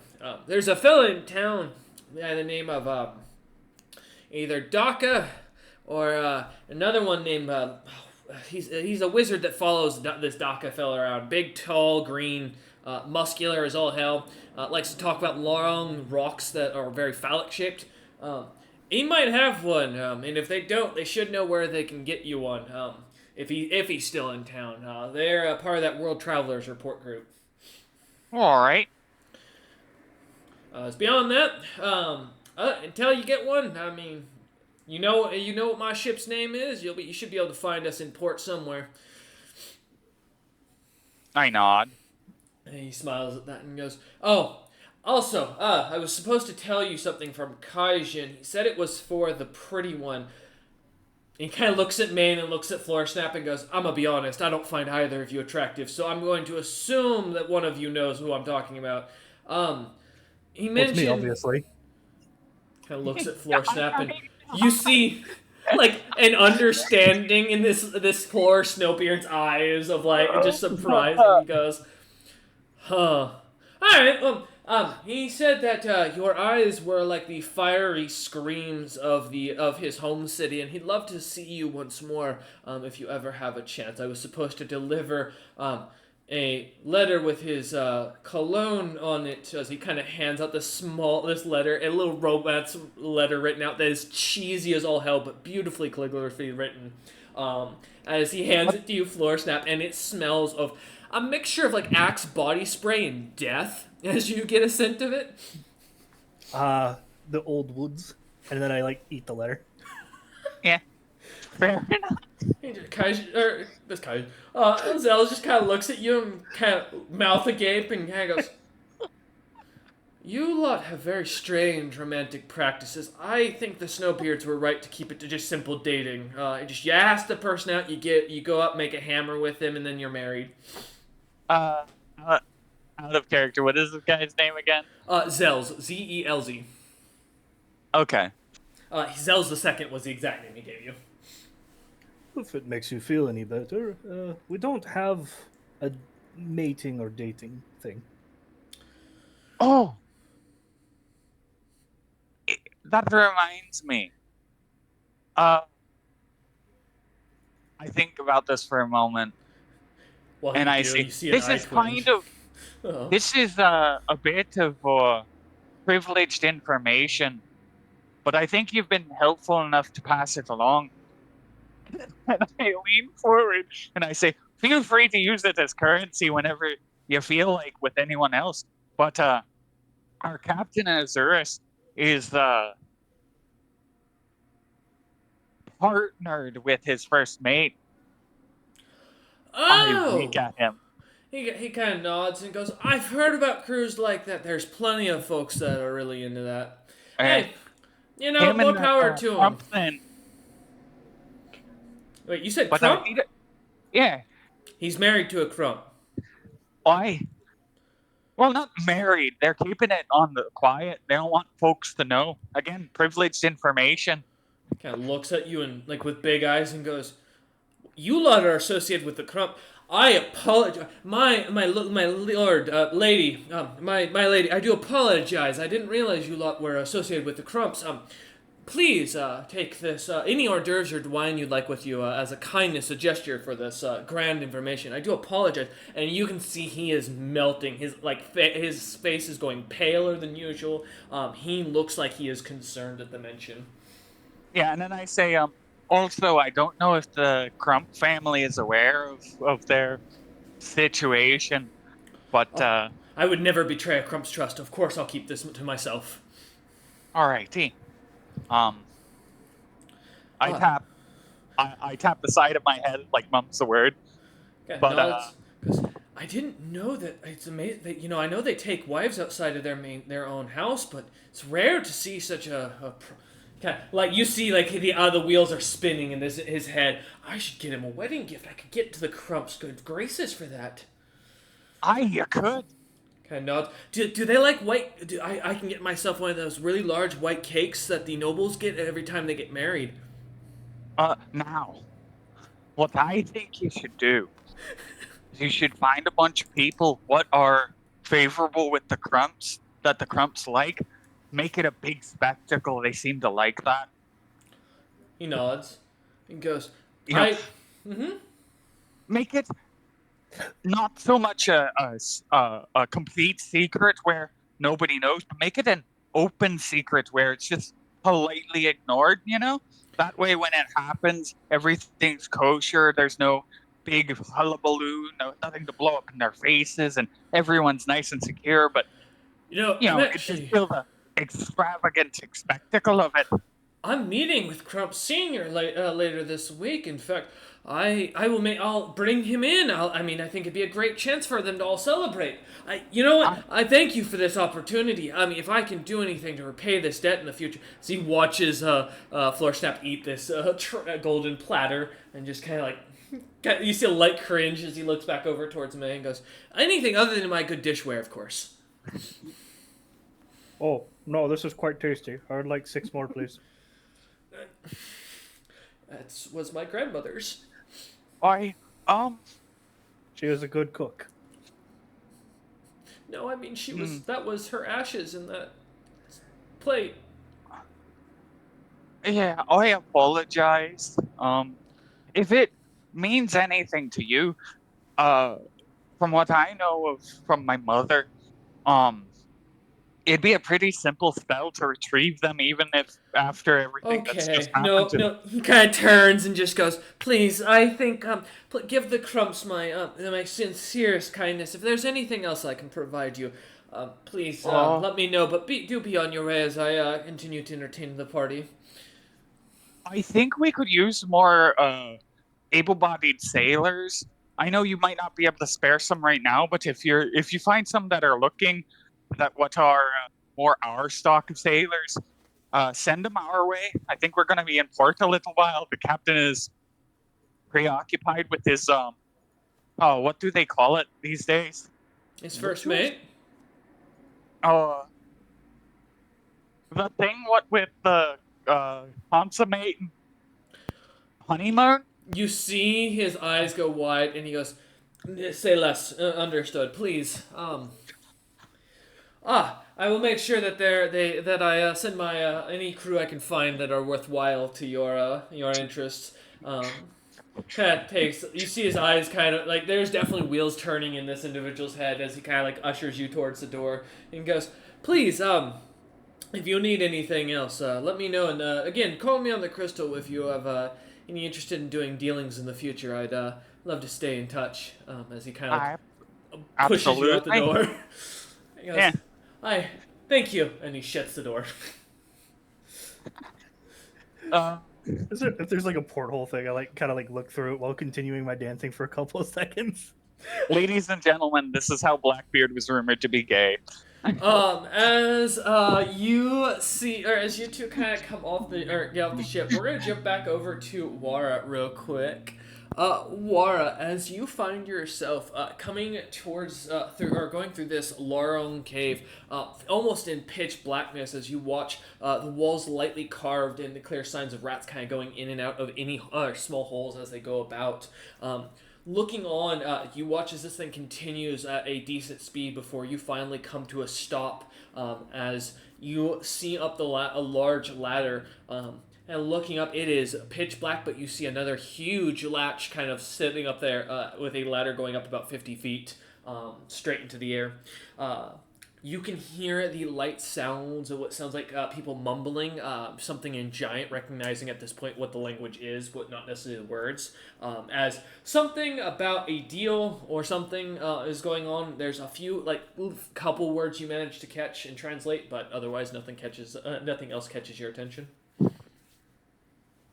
Okay, I'm gonna dig in my pouches and look for my Hroten symbol that I was given. Uh-huh. And I get that easily accessible. I start climbing the ladder. Alright.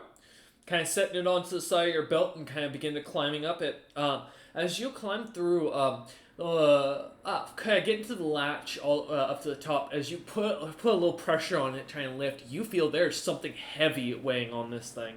You'd guess somewhere around probably 600 to 700 pounds worth of weight, easy, just kind of laying on this trapdoor. I'm gonna go ahead and knock on it, like it's a door.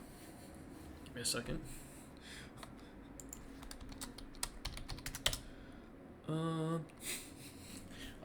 You hear from above. Suddenly I stop in Giant, and then something said, and then a heavy foot slams down hard onto the trapdoor, and you hear as rats start scattering about. And then as the cat goes quiet for a second, the guy the Giant talks.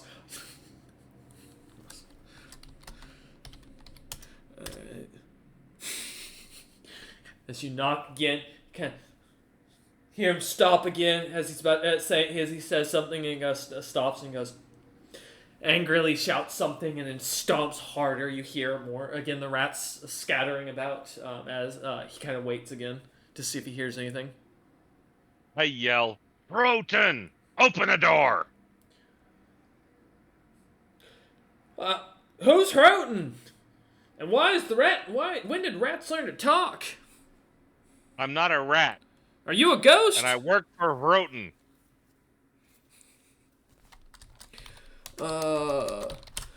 He kind of takes a second and goes, Hroten the Blackguard? Or Hroten the Jester? Oh, why didn't you say so? As you hear heavy sliding and grinding of wood as things are pushed off to the side. As the latches opened up, and you see, looking above you, this older-looking frost giant, long gray hair kind of laying down on his shoulders, a impressive frame for a merchant, as he kind of looks at you with one good eye, the other eye a solid gold ball, kind of looks to be carved to look like an eye, though it lazily kind of slides to the side as he adjusts it with his finger and looks over at you and goes, "Why, you're not a giant! Why do you look like a giant rat with armor?" I'm not, but I know I'm not a giant, and I'm not supposed to be here, and I grab the emblem from Hroten, and I show it up. This is my proof that I work for Hroten, and I would like to speak with him or Regum Utham or someone in charge, please. Sure, as he lowers his hand down to to kind of pull you up. I climb up before he can grab me. As you manage to kind of begin climbing up, but his hand kind of pushes on and goes, "Huh, mercenary types." He closes the latch behind you and kind of pushes the chest over. That's full of little bits of metals that glimmer, some purple, some blue, some gold, some red. As he looks over at the female giantess kind of standing there with her one of her kids under her arm as he looks on, pointing at a gold sword that's hanging on, or kind of sitting on a shelf. The older frost giant store owner kind of looks at you and goes, "Well, Hroten should be over in Velkomen. He's probably in his shop, Strahd, if he's not on the front lines. Reagan ain't in this castle, from what I saw. As far as other people's in charge, there's a fella in town, I think. What's his name? James Frosthorn. That's it. His shop has authority in town, from what I saw. The Triumph. They're like heroes around here. I don't know if any of them are in, but you might be able to go and see if one of them will talk to you.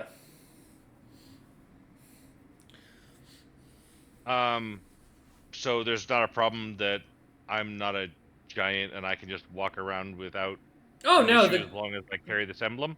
No, the guards will probably try to scare you first thing they see. Half of them don't even like Croton, so they may kill you just for wearing the emblem. There's a big piss-on contest between those who like the old captain who had this, like, pitchfork that could pick up water. Rig and Utham hated him, like, with a passion. A lot of the crew, or a lot of the guards seem to really care for him. The other half seem to care for Roten, so 50-50 on what you're going to run into. But you're going to stick out like a sore thumb being a rat in armor. I mean, I've never seen a 7-foot rat with that much armor on him. Okay. And then I remember about my headband. I'm like, oh, yeah, okay. Kind of looks up at you and goes, where can I find Hrotum again? Oh, shop called Strahd over in Velcomen. About an hour's walk from here. Just stay in the shadows. Don't go towards the low streets. I mean, we're on the third rung, so you should be fine walking down the upper rungs. But you head down to the bottom floor. The guards tend to patrol down there.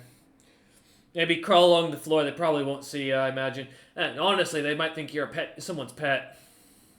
Can you give me directions?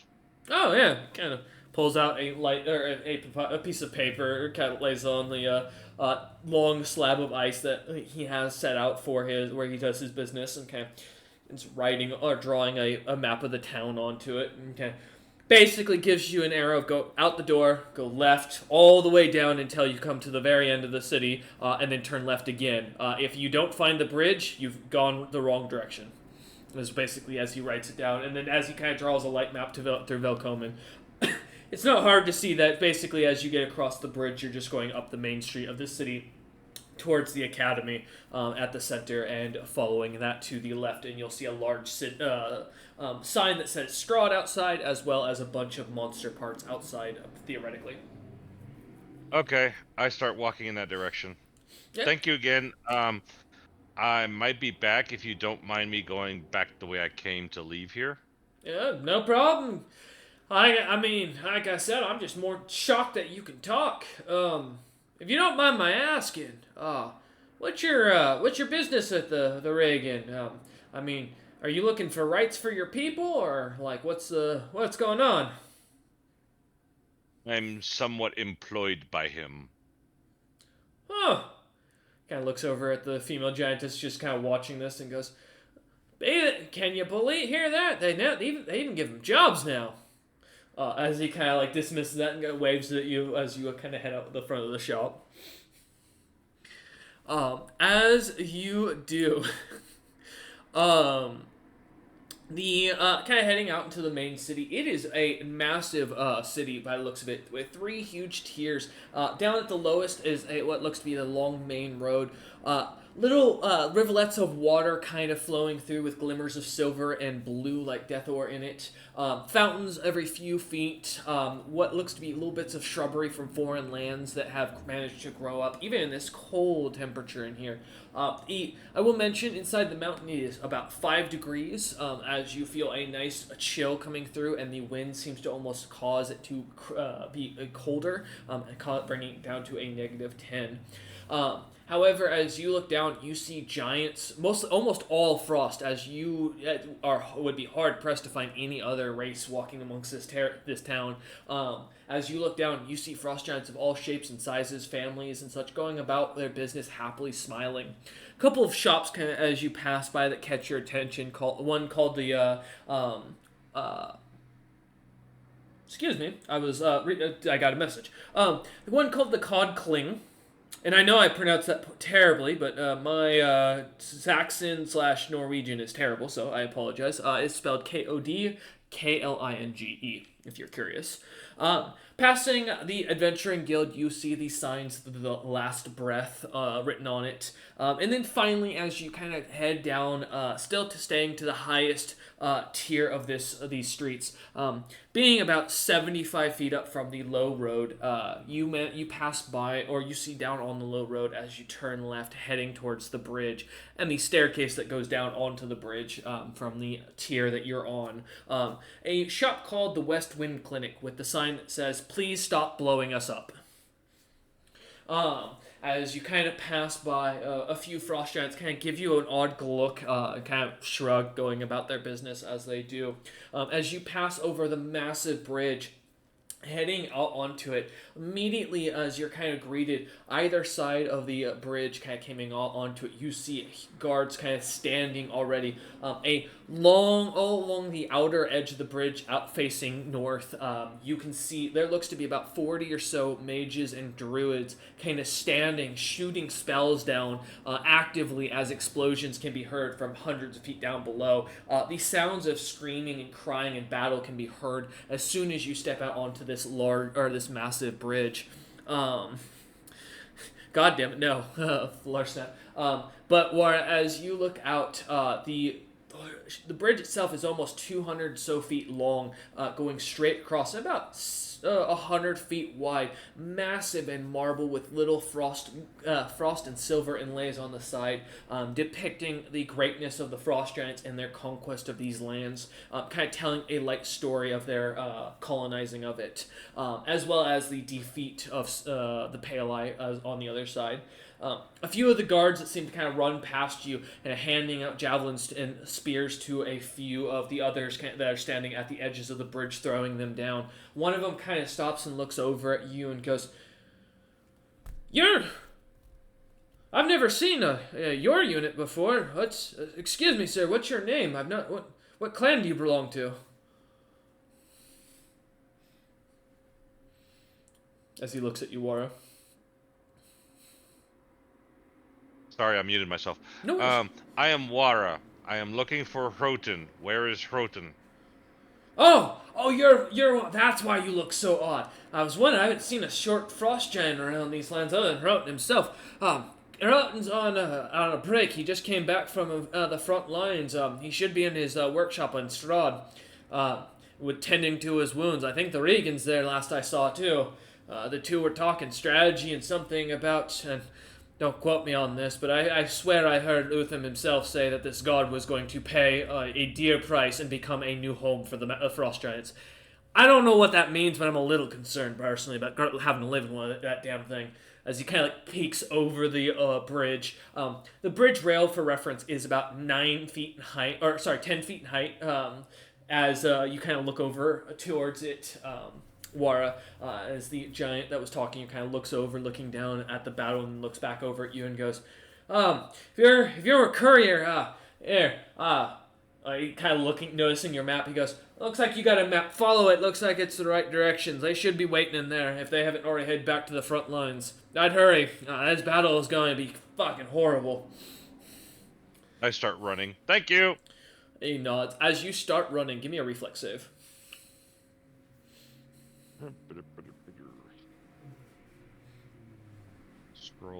Scroll.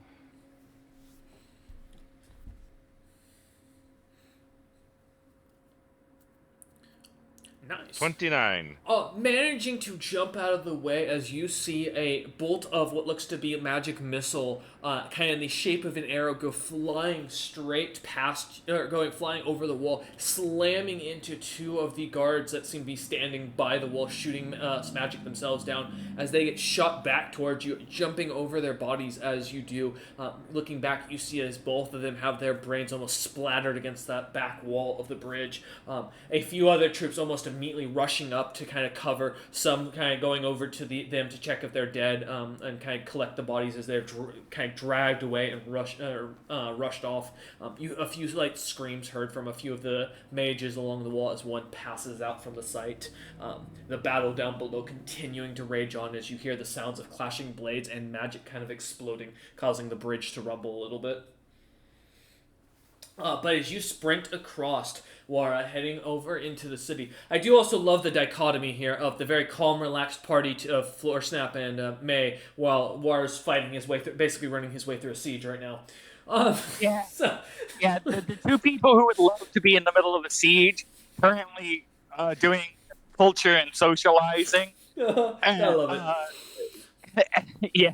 And As, the responsible one currently in the middle of a siege. It's great. As you run across Wara at top speed, kind of sprinting past, trying to avoid, you see more arrows flying across, magic kind of causing the bridge to rumble. As you manage to barely dodge, as what looks to be a firebolt slams into the bottom of the bridge, taking out the center chunk of it as it falls and crumbles below. The sounds of screaming as it seems to hit something.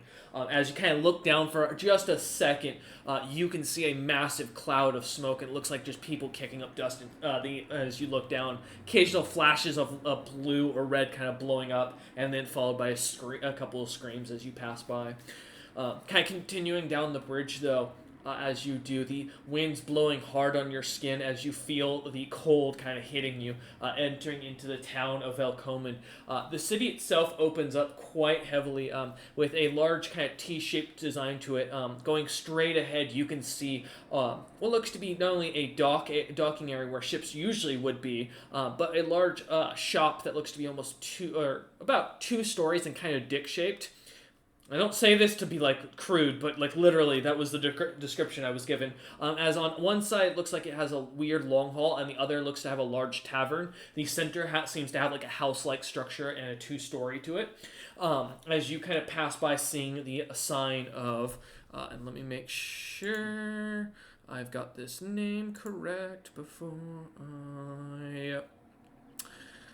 James, message me what the name of your shop was in Velkomen, please. Because I forgot the name off the top of my head. But as you pass by a few of the shops, kind of looking at them, you do see... Give me a moment. I'm also pulling up my other sheet. There we go. The armor smith kind of passing by called Yarnarbid. The shop Mountain's Heart that looks to have the Iron Heart Merchant Company logo on it. A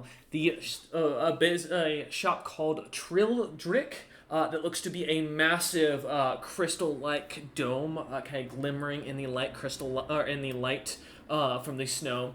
A small magic shop called Vevizer, where you see what looks to be a similar Eric Cochran, a brown old barn owl kind of walking about his shop until finally, as you pass by his, coming to the end of the main taste section and finding the academy at the center of it, this massive pillar with multiple buildings kind of on each of the corners of it. A small shop off to the side looks first unimpressive, a single floor, 20 or 40 foot tall, blackened building that seems almost shoved in the corner. A little fence outside with a couple of goats and what looks to be a slab out front with a bunch of parts on it. Inside, you can see what looks to be a short giant kind of leaning over his leg, kind of as he wraps it up. A clear, long cut down, kind of going down it. And then as you look over. The massive 25-foot framed and terrifying looking individual that looks more monster than he does a frost giant. It's not hard to recognize this as the legendary figure of Regan Utham kind of standing over. Hearing the two lightly talk as you do, or kind of as you walk up, something you hear just a last snippet about something of, all right, so no poison daggers. But a dragon might be a good plan, as you hear Houghton look up at, or kind of mention this as he looks up at Regan Utham, who just looks like he looks to sigh with annoyance as he kind of writes something down in a book, and as they pulls out and begins to look like he's planning something. As you kind of walk up and lightly knock on the door, Houghton immediately looks over at you and goes, "Who the... Wara? How the hell did you get here?" Long story? Yeah, I believe so. He looks up at the Regan, who's kind of just eyeing you and keeping quiet. And Houghton kind of looks back at you and goes, "Oh, a little suspicious. I hope you're not here to try and assassinate the Reagan Utham, you'd be the fourth today. Do you actually think me, Wara, would casually walk up to both of you and then try an assassination? To be honest, we've had Gloom walk into the capital before. Wouldn't be put past someone at this point. That Jakix fella even we found out walked into the city, so I don't know at this point. But with you saying that, at least I can take your intentions aren't to cause any trouble. As he kind of goes back to wrapping his leg and goes, what can I do for you? So, I've been doing the job you gave me. I've been working with the Cryptic Kabal, working for him, doing things left and right. Whenever you sent me a message, or you, sir, Reagan Utham, sent a message for me to do a task, I did it to the best of my abilities. And now the one in charge of Cryptic Cabal has given me a side task to do, and Drekken cannot answer the questions and recommended I come here. That was this morning. And now I'm here. Kind of nods at that and goes, well, okay. I mean, you've come all this way.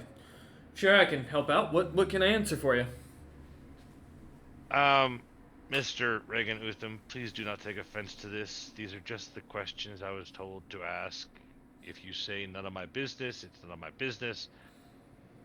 My boss, or the person in charge of Cryptic Cabal, would like to know how many and what kind of ships you currently have in your employ.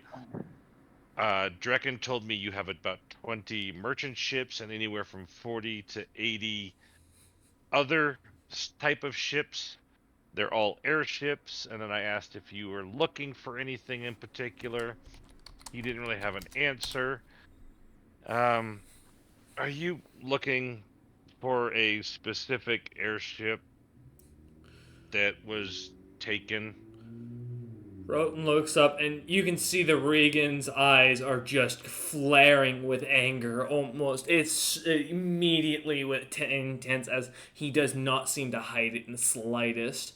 But he does not seem to say anything as he begins to kind of looks over at Roten and just seems to give a nod as you see him kind of trying to calm himself.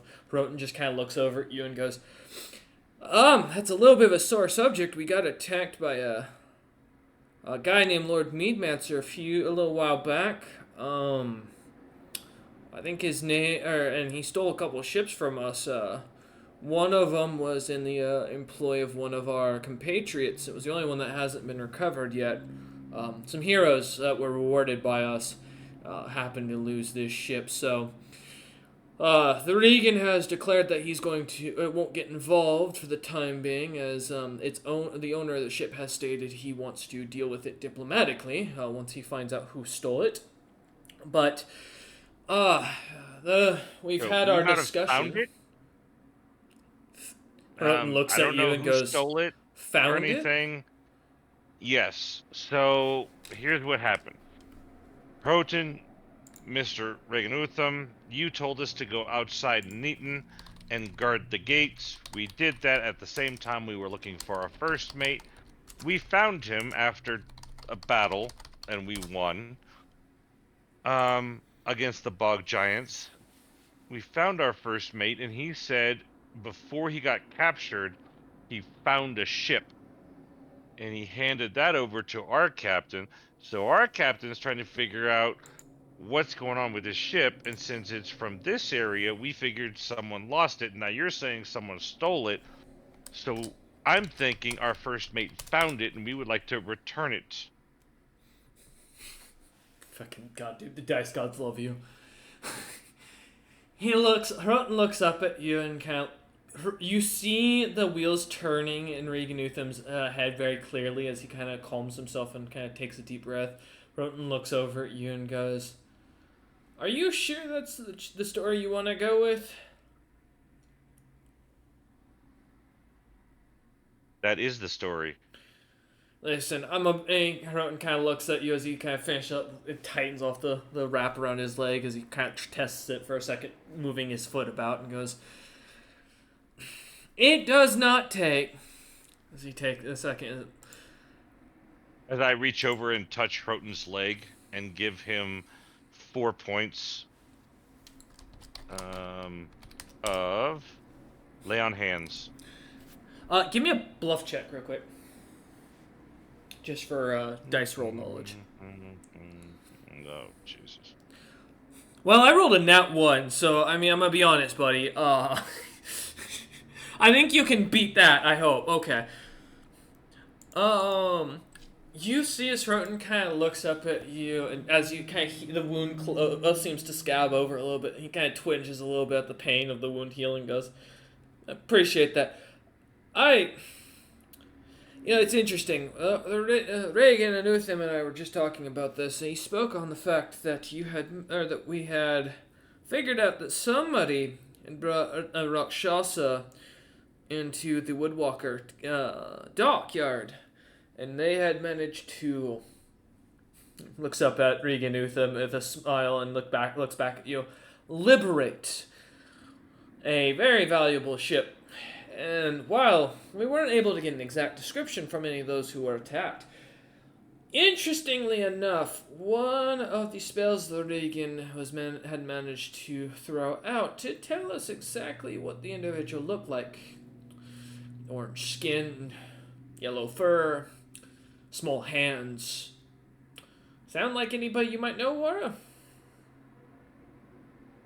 No. Kind of nods at that and goes, fine. Okay. Takes a second and goes, we are looking for that ship. If you have managed to find it, then I would suggest you either return it or you work it out a deal with its owner. Its owner is currently down below fighting on the battlefield, trying not to die as, and I quote from their elven friend, Rolamin, we are going to go down and kill anyone who looks like they're capable. Okay, so also my captain wanted me to go through you both, if possible, for the reason that we don't necessarily want all money. We don't necessarily want to sell it. We wouldn't mind a finder's fee, but we definitely would like to have a contact to a shipbuilder or upgrader or something like that as part of our finder's fee, is my understanding of what my captain wants. Give me another bluff check.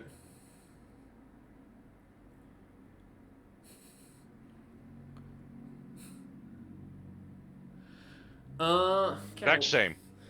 Looks at you and goes, Tell you what, send your captain up here with the ship. We'll work out the dealings between the two parties that are involved. And he looks up at Regan Utham, who seems to kind of be working away at something in his book that he's holding. And Hroton kind of looks back at you and goes, oh, good. All right. Yeah, bring him up here to speak with the with the owner of the ship. Let them work out a dealing between the two of them.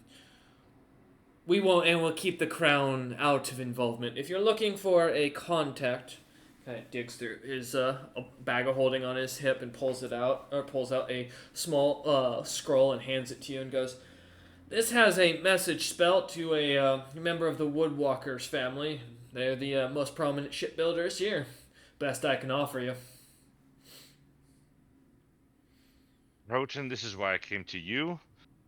You know me to be honest, fair, and straightforward, and that's why I wanted to deal with you. So thank you for this. I will pass it on to my captain, and maybe in a day or two, we'll be back here. I don't know how long it'll take him to figure things out. He nods and goes, "I know you'd be an honest and loyal man who'd never lie to me or tell me a misdeed, and you'd never assist in stealing an item that wasn't yours, especially one that would cause the Regan's reputation to have a downfall. I mean, that would cause us to, I don't know, hunt them down, put them to death. I mean, Regan Utham here might even do it himself," as he looks up at him as Utham kind of smiles at you lightly and goes back to kind of working away at something. And Hroton looks at you. Hroton, there was that one job you and I had together. Broughton raises an eyebrow and goes, "If you're trying to get me in trouble, my entire past deeds are known by the Regan." Yes, but I mean, it was a point of reference because we were on a mission to retrieve stolen goods, but the people we were retrieving them from were saying that we stole it from them. Mm-hmm. So there's that mission. Kind of looks you up and down and goes, "Well, I think if we can come to a deal arrangement between the two parties that are affected, that would be the best deal. If a dealing can't be made, I think that at this point we can expect the crown to get involved. At which point, as a good friend, Wara, of yours, and a ally who stood by you, a brother in arms, if you will, you understand that I'll have to take your head if I'm ordered to, correct?" Oh yes, I understand. And Good. probably when I bring Captain Azurus back, there's gonna be one or two others with us. Probably worth the while, he nods and goes, "Bring your crew if you wish.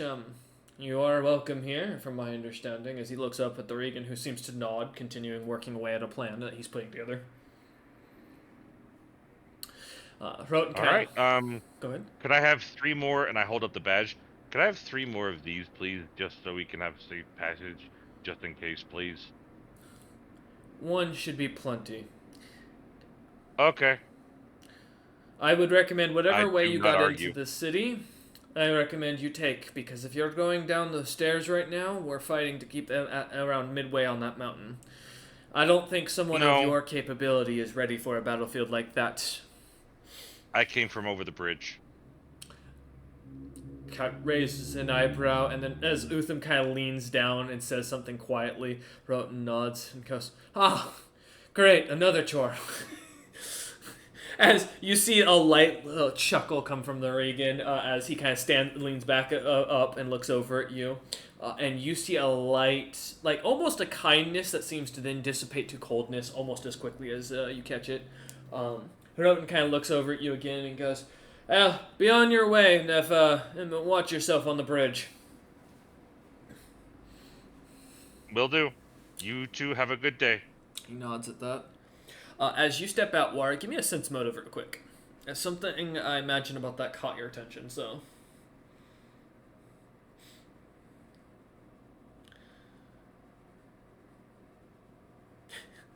Right. Where is it? There.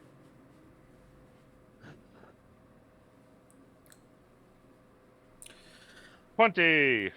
You catch on quite quickly, War, as you're kind of walking down the road back towards the bridge. That wasn't the Regan, clearly. That was definitely someone else disguised as the Regan, as you kind of think for a second.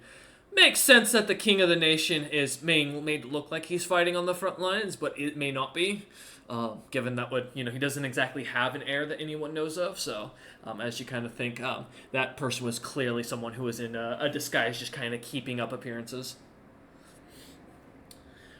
But as you continue I on... chuckle to myself as I keep going, and once I reach the bridge, I'm gonna run across the bridge again. Alright, as you kind of chuckle to yourself, kind of heading down the road and start running, give me a reflex check as you rush across the bridge.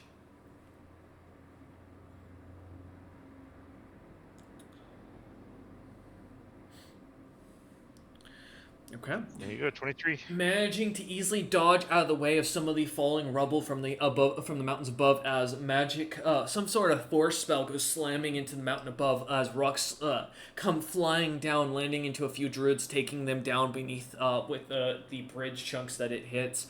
You manage to easily dodge out of the way before the rocks go colliding down. The sounds of the screaming giants can kind of lightly heard, and then a loud splat as you continue on your way.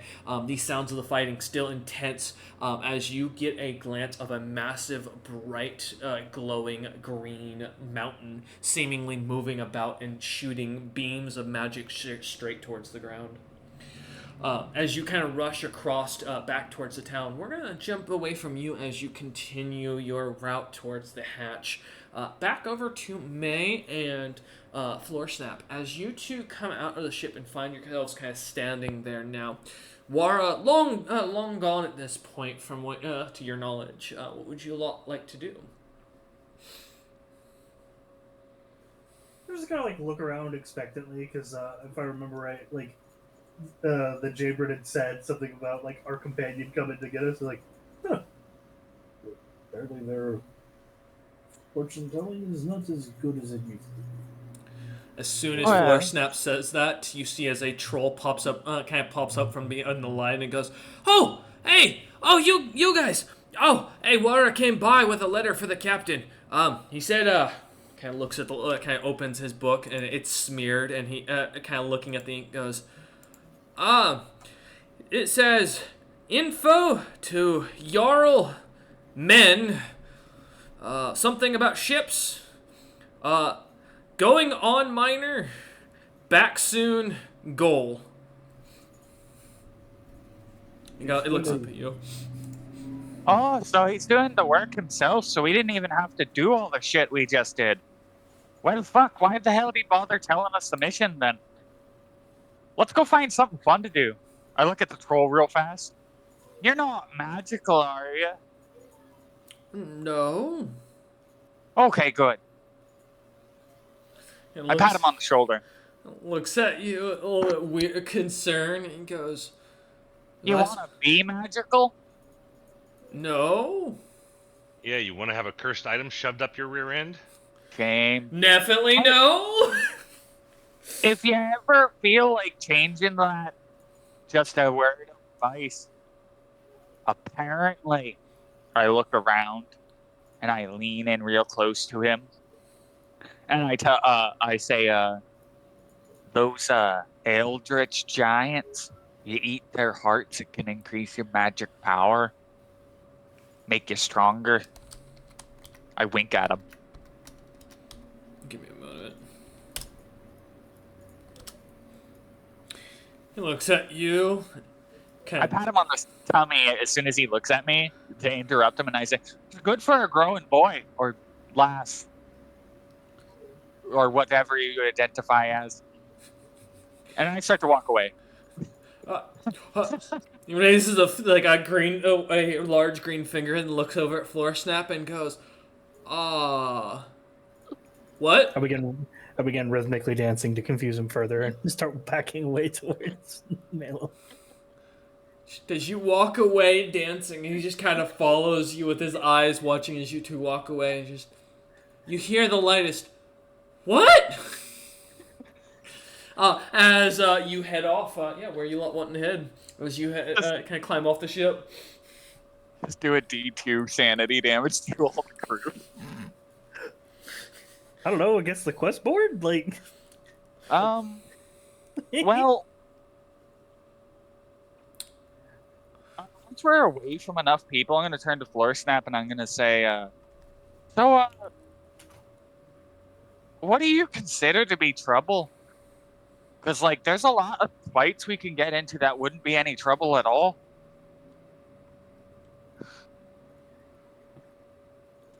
I just kind of, like, scratch my chin and, like, think for a moment, like, seem to be giving it, like, very serious thought and says, well, probably... as long as we don't get a prince's ire, a lord's ire, or get some family's blood curse. I think those are usually the things that I try to avoid.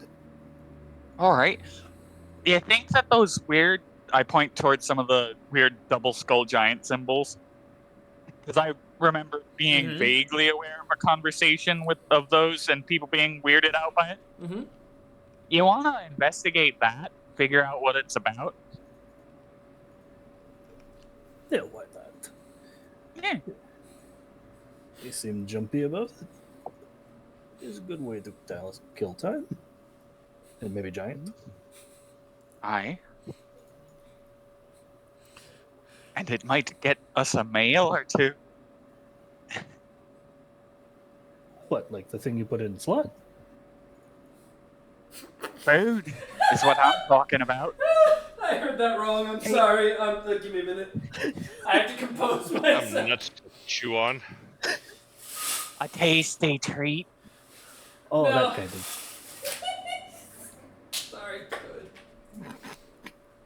Yeah. All right. As you Maybe- head into town. Sorry. Good. Maybe a bit of spotted dick. Oh God damn it. Yeah. So you're just going in looking. Now there were individuals wearing two symbols that were similar to each other because you lot confirmed, I think, as a group recognizing the Lithotara mark from Azurus already. The other one the party didn't recognize, which was the golden skull and crossbones, or crossed bones. That was the one I think we're more interested in finding out about. Yeah, it was the one that was like, it probably shouldn't be here or something like that, or that it's very strange and that the captain was not happy about it but didn't seem too interested in it. Mm-hmm. Yeah. However, as you guys go about town, I mean, there are giants, eldritch forest, bog that are going about town wearing these symbols. As far as it goes, are you wanting to just stop one on the street? What's the plan here? Well, subtlety has not been our strong suit so far, so why not? You have a different plan?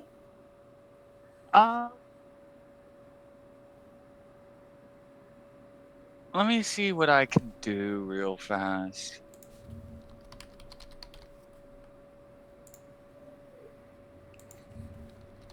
Oi, you with the stupid flag. Yeah, Always with works. the ugly. Yeah, no, I'm not gonna do that. Are you with the hamster dick? What? My surname's Hamster Dick. How did you know? Ah, you see, I'm a true namer. I come from a long line of hamster dicks. And you all drink elderberries, don't you? Well, I mean, elderberry wine, but that's normal. I mean, most people do. We're not French, though. We draw the line there. Oh, nice. I like that. Bad response at the wrong time. I'll let Floor Snap take the lead, but I'm going to do nefarious things in the background as I begin humming a tune Okay. and using my one of my Fire Eladrin abilities to begin to use suggestion from music to have these giants that Floor Snap is talking to. Just be honest with them and tell them everything. And like the suggestion is to be like to trust this guy with the information. Okay. As you look about Floor Snap, you see there are bog giants, a group of about four forest giants kind of walking about town, and a single eldritch giant who seems to be wearing a pretty heavy full plate as well as carrying a large steel shield on his back. Really, all you can kind of, as you look about being on the main street, many people kind of moving about quite quickly as they do. That's kind of what catches your attention within immediate reach. Yeah. I'm humming something like this, by the way. Mm-hmm. Okay. Good one.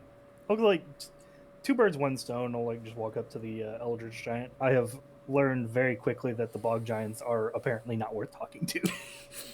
Yeah, as you kind of walk over to the, he stands about 35 feet tall. He is massive in width and height as he looks down at you. A long black beard kind of cut up and snipped in the wrong places, more as if it's been cut by battle and blade than by a proper barber.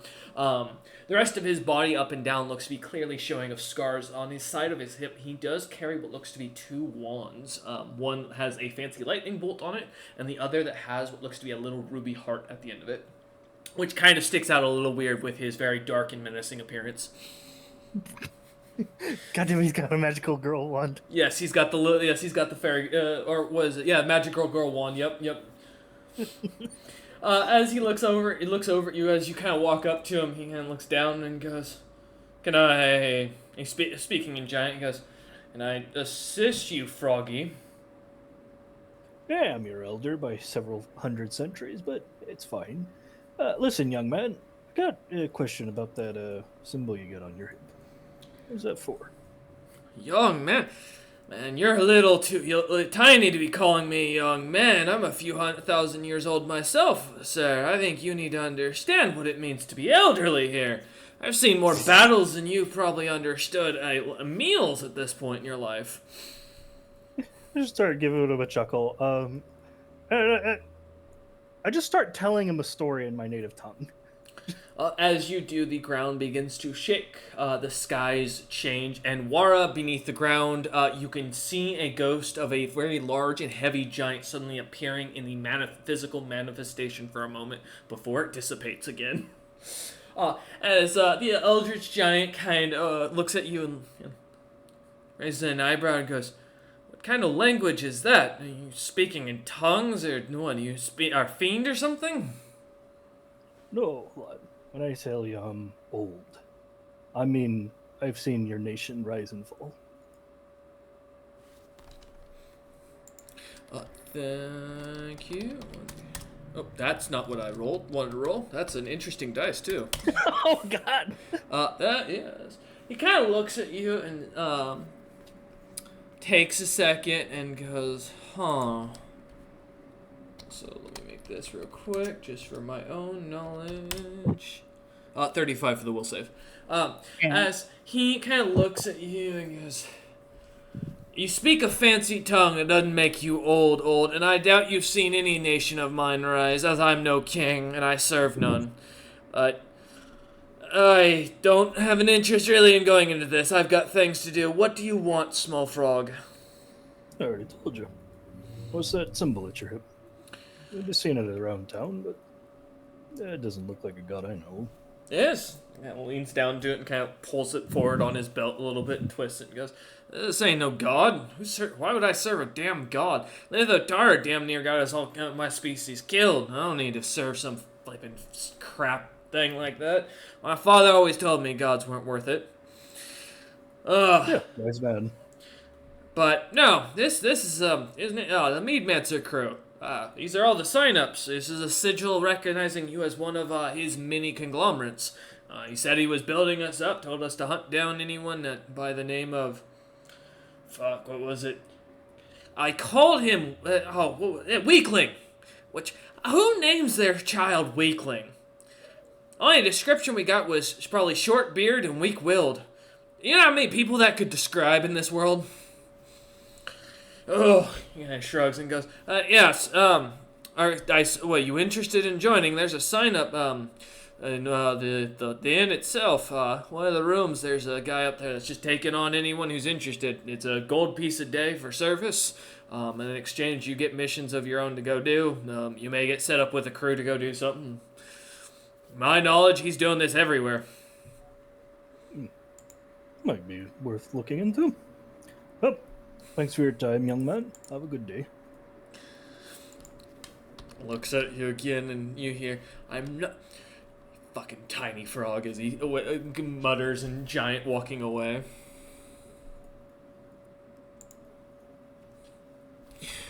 As you kind of step back over towards May, though, the giants seem to kind of give you guys a wide berth as May begins to play a light and kind of eerie music, given the happiness of the town right now and the very kind of still mid-morning relaxation vibe going amongst the people. The few of them seem to stop and toss a few gold coins or silver coins onto the ground as they do, kind of smiling and clapping along.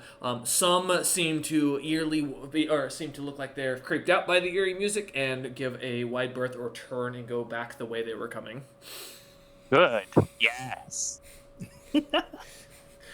May looks more happy over at the ones walking away and leaving than the ones lightly cheering and tossing coins. Yeah, I'll collect the coins, though. You do make about 10 silver coins. Lovely. And then I look to Floor Snap and I say, "So what'd you find out?" Apparently they're part of that Meadmancer guy's crew. Not particularly helpful other than that, but apparently they got a sign up in the tavern. Oh, oh, what's their pay like? Oh, miserable. Gold a day. So And you have to if deal with they're idiots. if they're paying us, so the May, guy for that we're reference, just before you go on to this, just a note. To floor snap, that is nothing. It is unheard of for most people to pay a single gold a day for literally very little work or nothing work potential. yeah. So, go ahead though. So that's not half bad for like doing bullshit jobs, but I'll be honest with you, I'm not really as interested in the pay as I am interested in like doing interesting jobs. We're getting paid an assload more and having some potential interest in jobs from this guy that we're already working for. And I don't think he'll want us working for a rival crew what is doing having us do like fucking boring paperwork. I mean, if I wanted to do boring sit on your ass stuff, I'd be a town guard. Town guard No who happens offense. to be walking by looks over at you and just kind of gives you a shake of his head. I look at him and I say, "No offense, but like what's the most interesting thing you've eaten in the last 10 days?" I had some frog legs as he kind of then quiets himself quickly looking over at Floor Snap and kind of like, toad leg? It kind of, Right? compatriot kind of like slaps him on the back and they start walking off a little quicker. Yeah, see what I mean? Like, or like just some random animal they found. Boring as hell. I just gotta like wait for you like to peter out. It's like, what? No, we're not signing up. We are going to, well, see what they're doing. Alright. You thinking about putting a wrench in the gears? Perhaps just see what it is they're interested in. Alright. That one, like gestures to like the Eldritch giant like behind his back. A simple mind. Could not remember what his orders were even. Hardly. So they are looking for someone they call the weak one, according to him. Alright. We'll see what Well. exactly they're looking for. Maybe it's Alright. interesting. Maybe it's just it's something past time. Aye. Sounds good to me. So I'll follow Floor Snap. Alright, and Floor Snap, you're going straight to the inn. Yep. I just gotta like kind of like pull up like a fucking quarterstaff. I just gotta like pretend like old man time. Mm-hmm. Gotta go slow and make sure you're in everyone's way. And as soon as some young person looks like he's in a hurry, you slow down even more. Yep. I'll polymorph myself into a crone version. So I'm like, like not a Like an elder.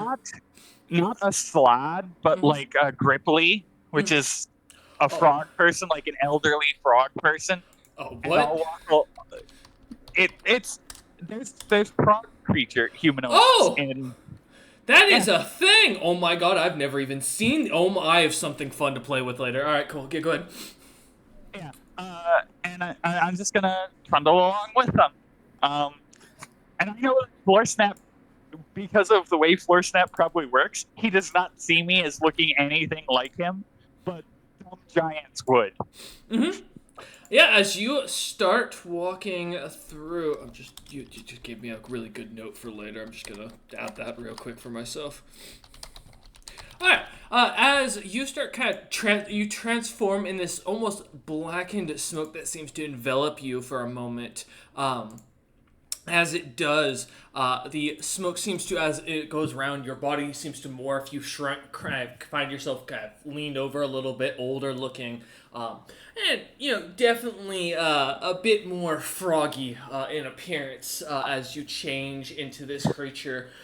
And the smoke dissipates. A few giants kind of watch on, and you hear a couple of kids in awe, kind of clapping, some shouting, "Do it again."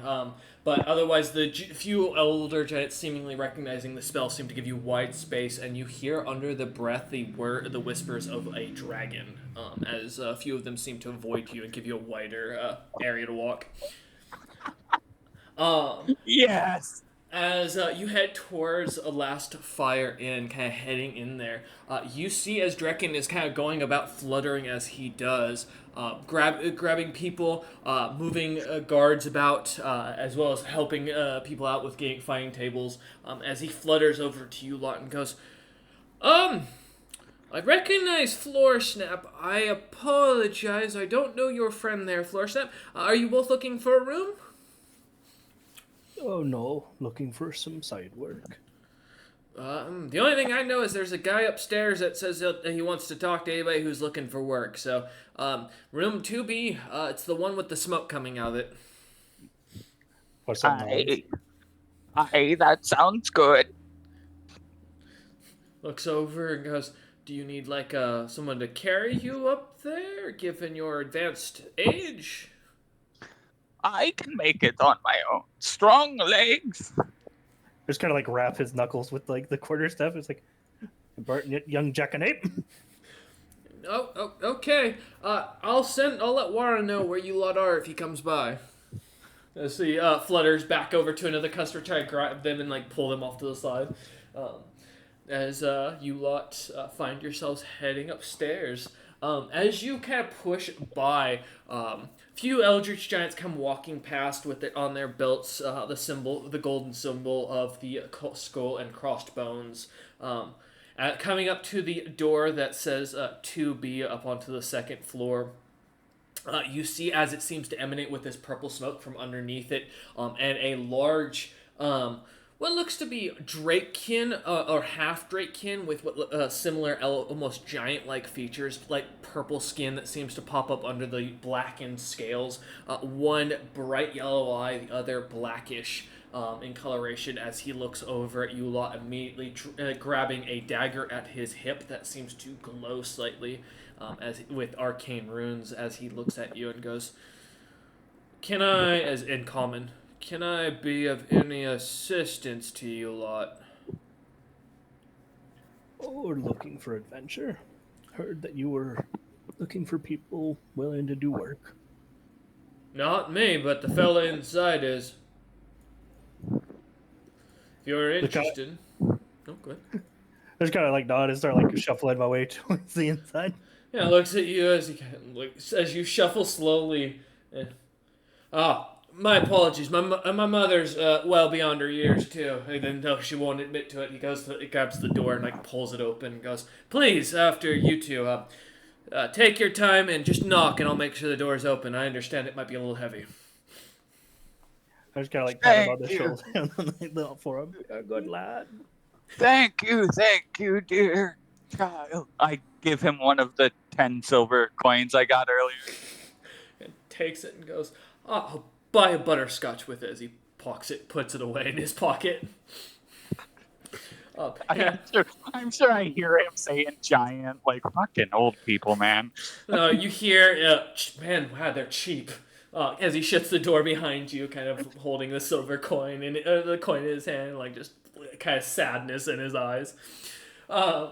As you lot head in, before we get to that, Wara, as you find yourself on this cart once more, it's almost as if suddenly, as you land, let's pull back a minute. Apologies. Taking you back to getting off the bridge. As you get into the city of Himpurser's last hold, was there anywhere you wanted to stop by as you kind of head past the clinic, seeing the troops being rushed in, kind of bits and pieces of troops kind of stacked up and pushed across against the pillars of ice, kind of just trying to preserve what they can as people are being moved, troops are running, and the heavy sounds of metal footprints can be kind of heard everywhere around you. Am I walking past someone, one of the giants who is injured? There's quite a few as you kind of pass by on the west, going up towards the staircase. The West Wind Clinic is right to the left of the staircase up to the third floor tier. As you can see outside, there's a couple of troops there. not injured. They're not like deathly looking, but look to have like bleeding head wounds that have been lightly wrapped. That they're just kind of sitting against walls, listlessly looking off. Flies kind of buzzing around them. Another guy who looks to have his foot that's been completely cut open, that is wrapped up, and kind of he's just seems to be holding a bandage to it as he watches a few of the others. Another seems to be missing what looks to be an arm, though as a quick inspection you realize it's probably an old injury as he's holding his other arm that has or trying to hold at his other arm that has a large cut along the top of the shoulder. I go to the most injured looking one. Head injury guy it is, yeah. As you see the flies And over his head. Heal him for 7. As you kind of lightly tap him, you watch as a few maggots come falling out of the headdress down onto his hips and into his lap. And as he looks up at you, you can hear the wound kind of almost closing as it's scabbing over. He seems to look up at you for a second, his eyes fluttering, goes, "Oh, are you an angel?" No, I'm not. And I cast Remove Disease on him, and I cast Remove Disease on 2 more that look like they might need it. Okay. As you go, kind of stopping about the front of the clinics, kind of just lightly tapping anyone that you see, like flies kind of beginning to heavily cover. You see as a few of them look up at you, and the soldiers kind of look on in surprise as the one with the head injury looks over at you again and goes, "Oh, man, you must be someone sent by the Golden God himself for what you've done. Bless you for that, mate. Bless you, truly." Well, he did tell me to walk this road, as I keep walking. Best line you've ever said, Mark, as you walk. You're just kind of heading up towards the stairs, because I assume you're heading up towards, back up to the latch to head down into the tunnel. Yep. Yeah. As you kind of turn back, climbing up the stairs, it's less crowded up here, as there aren't many civilians kind of walking about, thankfully, as you kind of head back, or as you continue past a few stores. The cold wind buzzing past you, but the light smell away from the disease almost seems refreshing, comparatively, after passing the Westwind Clinic, as you realize you were holding your breath most of the time walking around it, as, man, the smell was horrid of rot. Just nothing but the smell of rotting flesh as you continue on, kind of enjoying the light bits of wind at your back, even though it's slightly chilling as it brings a fresh scent to the air. I remember a spell someone cast, and I go, I wonder. Let me try it. And I point my hands at myself, and I go, prestidigitation.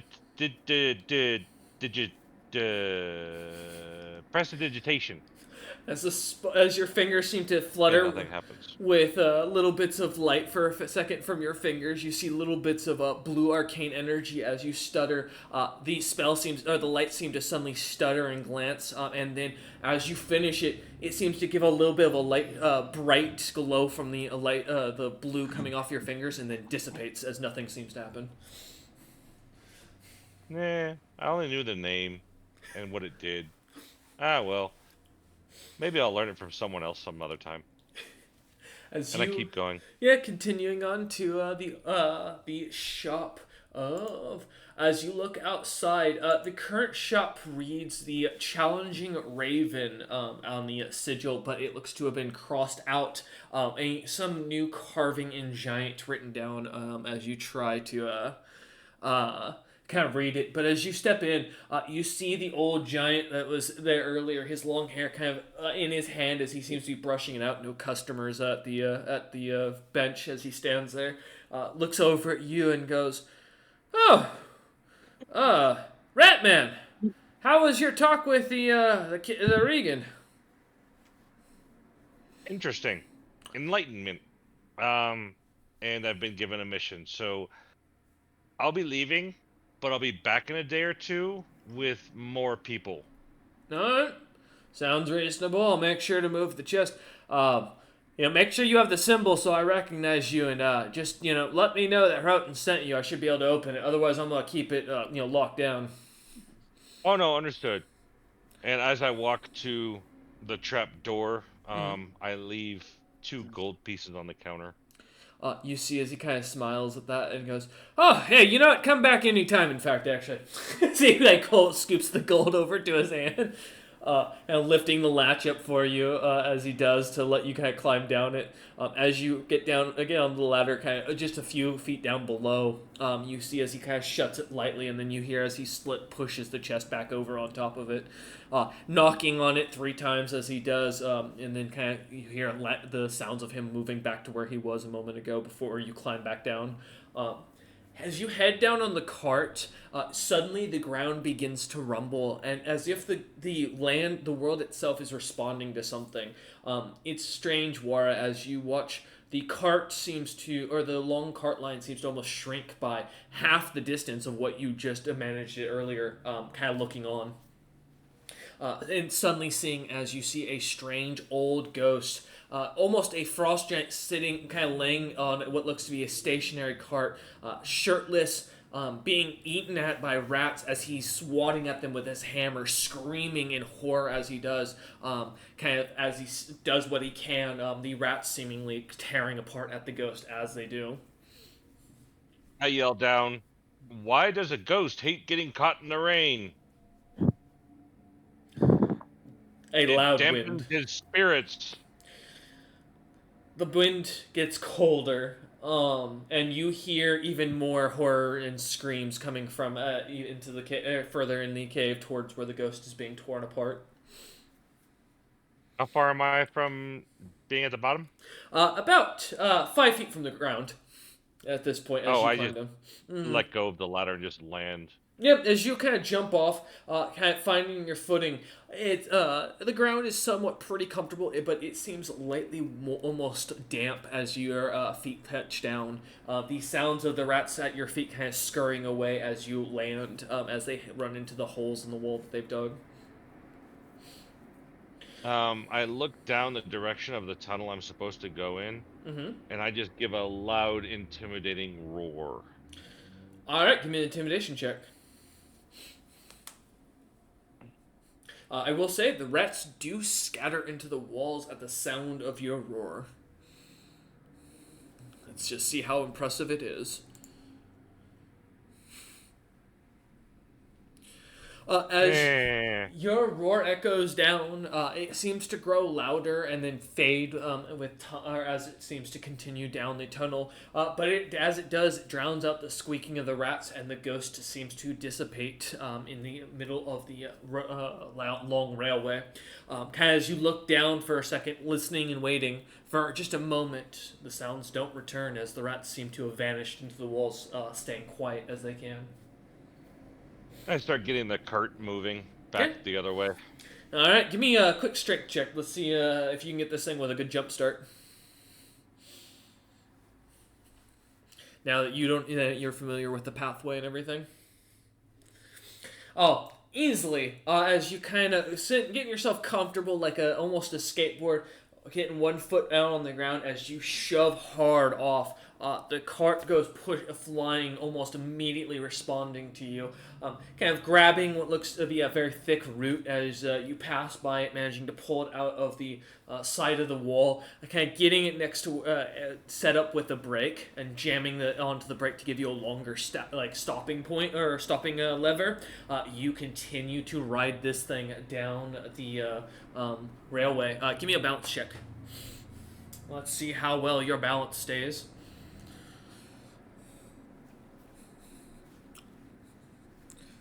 Oh, with a crit. It's natural, Wara. Like, you were born to do this. You feel a calling at something you would have been good at if you hadn't been an adventurer. Rail riding, apparently. As you almost perfectly get yourself to the side, kind of almost like a surfing stance, kick off hard, and easily manage to guide this thing around a couple of light corners, even the areas where the rail is kind of loose and bumpy, kind of managing to dislodge it by leaning far onto the other side of it, just long enough to lean back down onto it to catch it after the rail would come back together. You manage to make pretty good time as you go flying down the rail. All right. As you come climbing up, or kind of come to the end, though, you see as above, the latch is still open. The sounds from above of light whistling as you can hear Bronze kind of going about his business as he seems to be reading something and mumbling something to himself. As I climb the stairs, I yell up, "Bronze, it's Wara coming back up." Oh, yeah, hey, welcome. Yeah, sure. Any ghosts? Yes. Are you possessed? No. Tell me something that only I and you would know in this limited amount of time we've known each other. This is the second time we're going to see each other face to face. Is that true? Shoot. Wow. Yes. Good to know. He kind of like gives a light chuckle and goes, "Yeah, feel free." As you climb up, kind of looking into the shop that's empty, he goes, I saw your friends. There was something going on. I got a glimpse of them as they were heading into the inn." Okay. I'm heading back to the ship first anyway. Oh, and just so you know, the building at the other side is now a shop. Oh, is it gold makers? No. Oh, well. Damn. I wonder what happened to the fella. As he kind of kicks the latch shut and moves some stuff over it and goes, "I'll keep it in Probably mind." the battle in the towns kind of made him go away. That's fair. I've been here. We've been feeling the rumbles all the way over here. Every few seconds, it's like someone's like blowing up the ground around us. It's almost like someone's speaking some demonic ancient language. Oh, nothing like that exists. That's a storybook thing. It's kind of as you walk out the door, heading out. As you head I out, head back to the ship. All right. Jumping back to May and Floor Snap, as you two open this door or come into this door, the smoke kind of clears. This heavy smell of almost the scent is almost hard to describe without saying the actual plant of it. So both of you give me a fortitude save as you take in a heavy scent of Dream Lily, kind of filling the room throughout. For those who are unaware what Dream Lily is, that is marijuana in liquid form. 25. 25, success. Is that a mind-affecting effect? Technically, it is also full body. So you'd be half immune if you have mind-affecting immunity.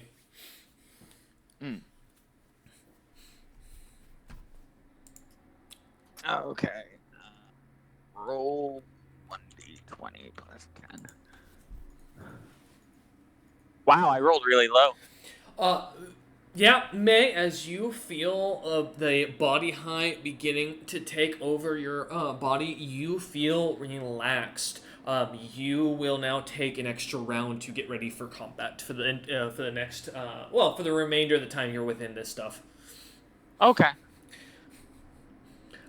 As you both look over, and as you see the smiling figure of what looks to be a young, half black, half white Rakshasa with green eyes. It looks about 5 feet in height.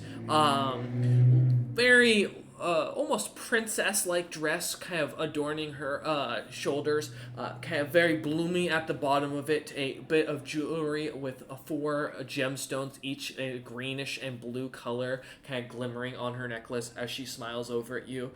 She goes, "Oh, yes, good. Out of character real first. Hold on a second. Yeah, good.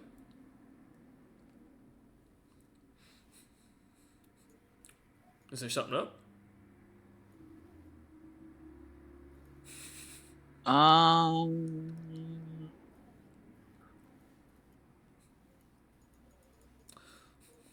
I say if you're about to pull true sight or something on me, I will be surprised. I'm gonna be honest.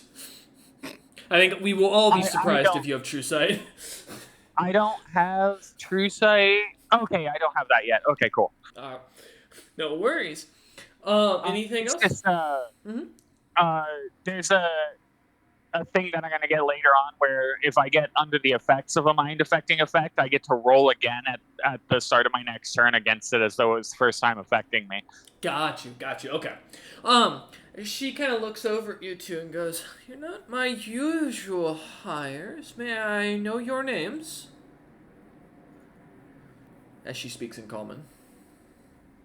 Names? Oh, yeah, sure. I'm Floor Polish, and this here's Mabel.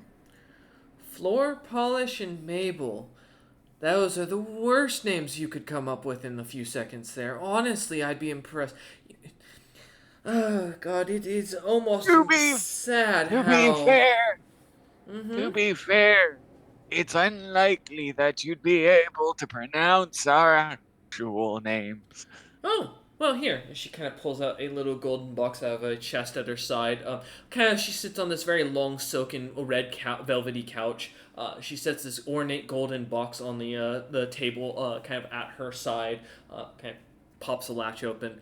A little gem kind of flutters, and as she pulls out a thing of golden frames with blue lenses that look like almost like goggles, or glasses rather. As she kind of puts these things on, the little, you can kind of see the sides that the crystal that is facing her of this blue. Doesn't take long to recognize as death ore. Seems to be almost polished and flat. But on the outside, looking out, it looks like two large crystals kind of jutting from her eyes that seem to almost give her a spider, or a bug, almost insectoid-like appearance with it. As she kind of looks over at both of you and goes, "Well, I can tell one of you's a hag, and I'm not sure what that thing's standing next to you, but that's definitely not something I would polish my floors with." I grin.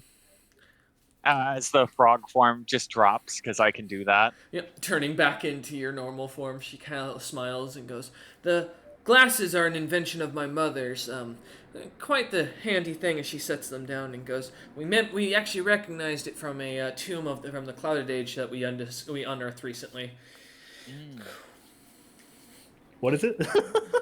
It is basically a thing of golden framed glasses with, instead of having glasses at the frame or in the lens, it's two things of death ore, like blue death ore that seems to on one side be completely polished and flat, to kind of allow it to sit on a person's face, while going from the front side is two large chunks of it kind of jutting out, giving it more of like an insectoid-like appearance to the eyes. Oh no, I was wondering if I immediately recognized it. Oh, you do not. This does not look at all like anything that your race would, or that the races of your age would invent. Actually, in fact, this looks like a kind of a crappy invention, whatever it is. As you kind of look at it, guesstimating its caster level to be around 15 to 20. I just gotta give her a one smile and say, "I'm afraid you've been taken for a dupe. That's a forgery." Well, of course, we invented it, and we found it in a tomb by the name of... and she pulls out the symbols in Abyssal and tries to read it in common, and reads, "Last laugh." And she kind of turns it over to you and goes, "You speak this strange Abyssal language. I've been told that this thing, that's all it's called, but God help us if we could understand it." I just gotta take the look at the book, take it, try do my best studied thing, and just try and read it without letting on that I can read it. Probably. As you look at it, give me a perform check or a charisma check. If you don't have perform for acting. What about just straight up bluff? I'll take a bluff. Yeah, sure. Well, that's a 13. 13. As you read it, it reads, "The last laugh is whoever finds this tomb, for they will find my forged items, as I was the great tomb delver." I just kind of tilt my head, scratch it for a second. Not ringing much of a bell. Almost looked like a joke, though. Well, no, he was a great lord. But there's already been... You see some gears. She's like, yeah, it's not important. She kind of takes it back and puts it away and onto the desk, kind of shoving it to a drawer real quick, and looks over at you and goes, "Yeah. Anyways, what do you lot? What you're looking for work for the Lord Meadmancer? I'm kind of curious what you monster-like creatures would be interested in working with us." Well,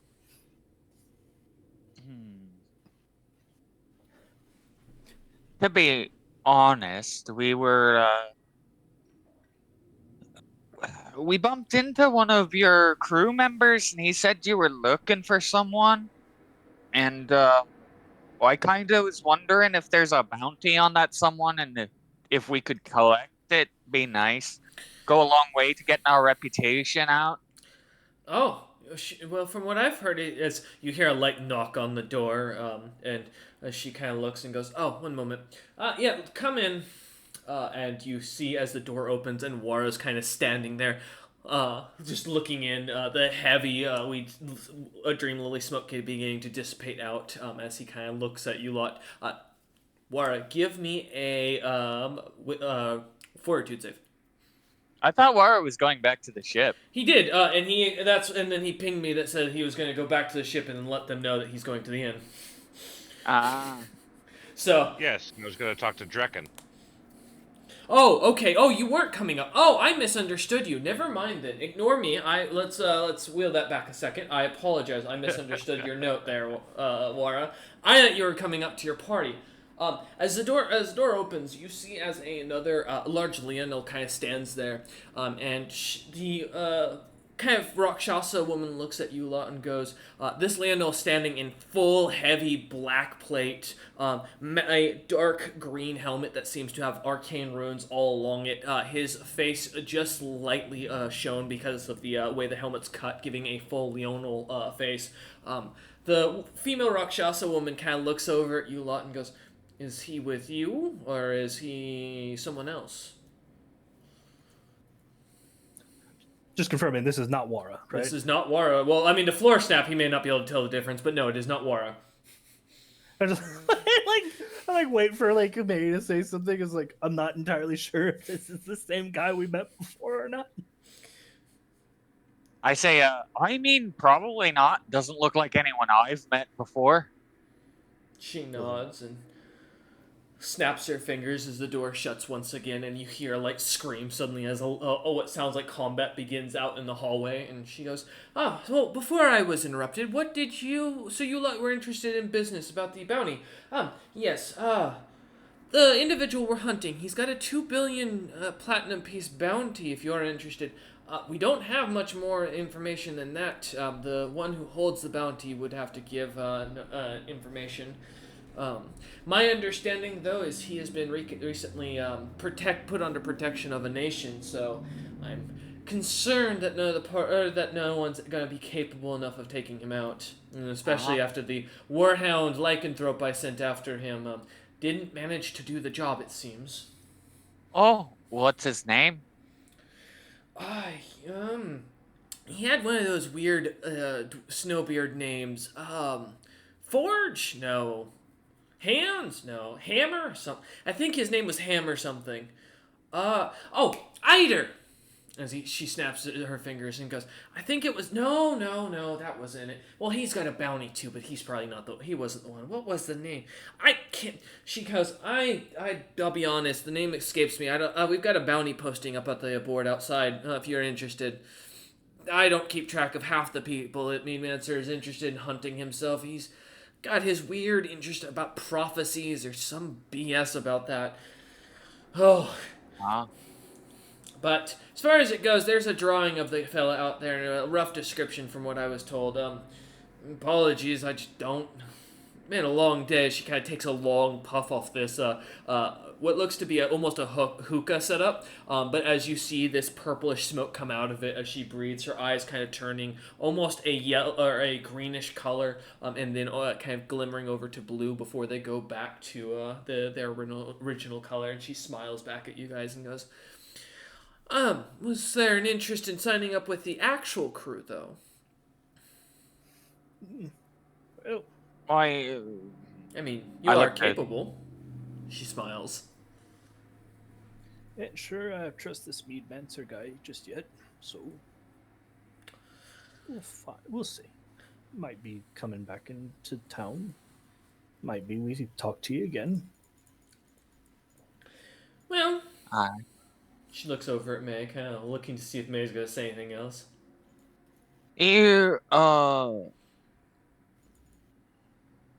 So just to be clear, if we do take this guy down,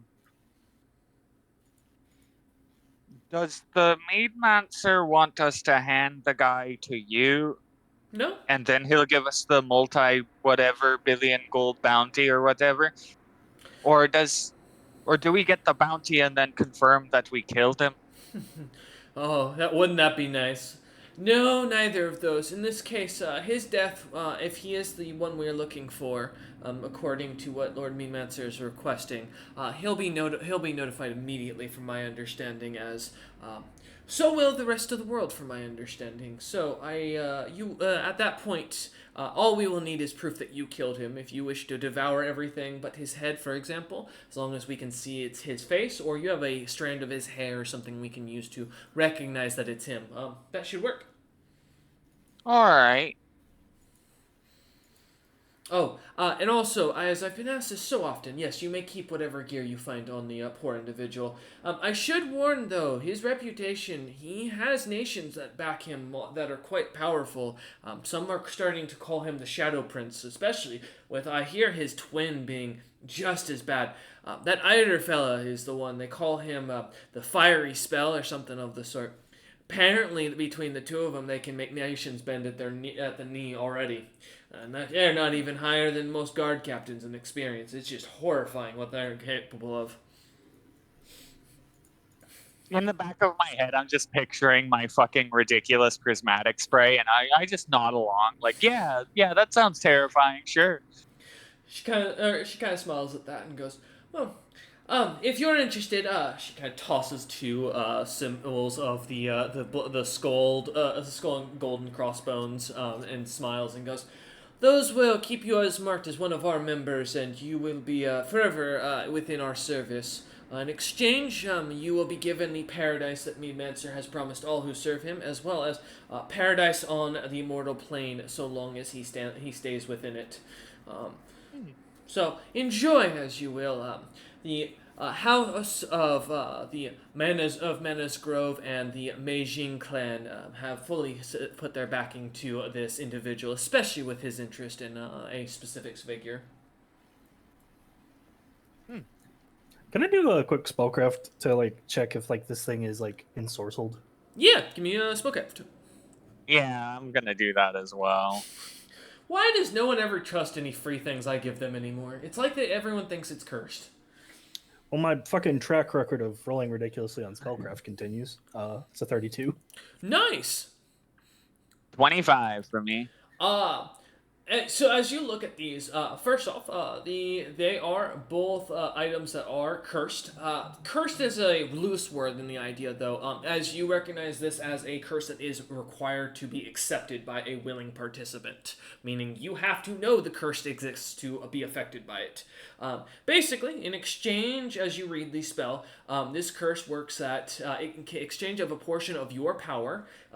Lord Meadmancer will ensure that when you die, your soul will go to him and become a soul coin, in which you will forever feel like you are in paradise as you live in an ether, having your power wielded by him.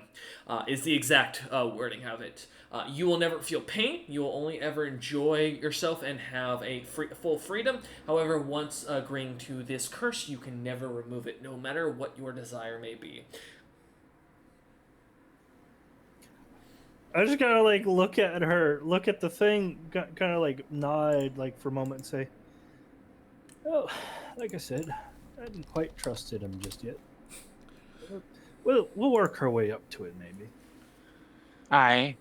She nods and goes, well, if you change your mind, like I said, with the Meijing clan and the Samog clans are all behind him, I don't imagine it'll be long before he puts his foot into the world heartily and makes his mark, so I'd recommend signing soon if I were you. I hope you understand that once you walk out of this room, both your minds will be blinked, and you won't remember any of our conversation.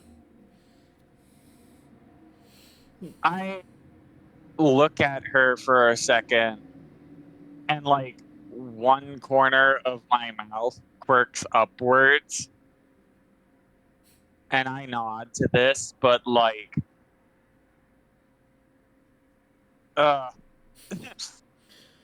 She kind of I tilts her understand. head. It's nothing personal, but we can't have our secrets going out and about.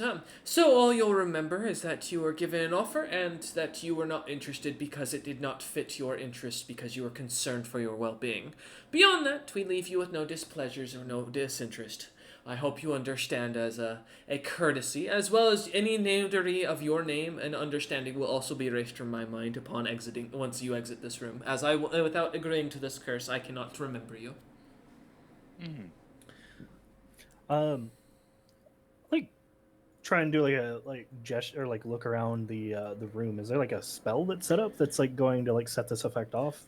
With the spellcraft from earlier, you do suddenly notice that amongst the smoke that seems to be specifically clouding and covering up the walls as best as it's counted, and almost as you realize it is a magical effect that is going on in the room. You realize, yes, this entire room has what looks to be bits of death ore kind of glimmering with carvings into them as they flitter about, almost kind of creating a nice astral light show as they look like almost solar systems moving. She kind of smiles as you seem to recognize these things moving about. May, you also manage to finally, as your mind clears a little bit, start to notice these things moving about as they glimmer. One of the rocks specifically catching your attention as you notice a small dragon skull carved into it, similar to what you've seen with the dragon bone golems of the Knightly Order. Or rather, know of, not seen. To make clear so no one questions that, I imagine character hasn't seen them personally, but knows of them is the better word here for phrasing. Yeah. As she kind of smiles at both of you, and she continues and goes, is there an interest in changing your mind suddenly, or are you having second thoughts? Oh, just taking it in. Based on what it's kind of tough. Because it's like this is basically a magic circle. In a sense, yeah. This seems to be a ritual. Mm-hmm. That's the easiest way to put it.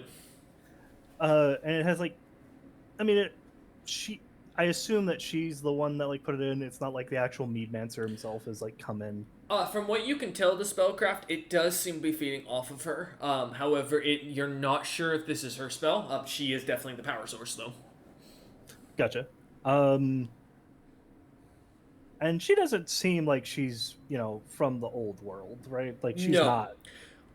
In fact, actually, May, because of your background, you would recognize her due to Vitra's own knowledge.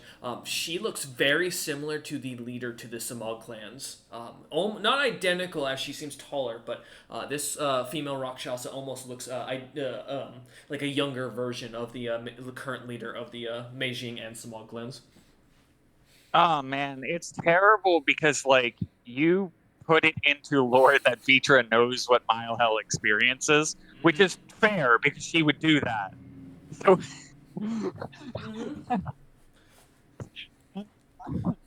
I don't know what's going on. So so before I like fucking do another goddamn fiasco, because telekinesis is like a force effect, if I started like trying to like disrupt the spell circle, would that immediately like fucking activate delirium and just cause a big boom? No, because this is, it's not a spell, that's a biological thing that you're doing. Psionics, in a sense, don't cause lyrium, as Zebral's already found out, to immediately go off. So set telekinesis, from my understanding, 3.5 follows more towards psionics, even though it wasn't, because at the time psionics weren't made yet. So that's kind of how I look at it. It's like the lightest version of psionics you can get. Gotcha. I'll like try and wait for her to like get like absorbed in trying to like activate the thing. And like I want to like reach out, activate like the latent like telekinesis, and just like clamp on to like one of the things and just like break the circle so it can't actually finish. I will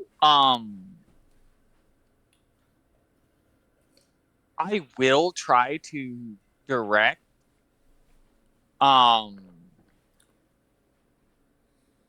Floor Snap to the one with the dragon skull on it if I can, because like I don't want this to go off, but I don't have a way to do it because if I use my magic, bad things will happen, and everything I do is magical because I'm Fae. Yep.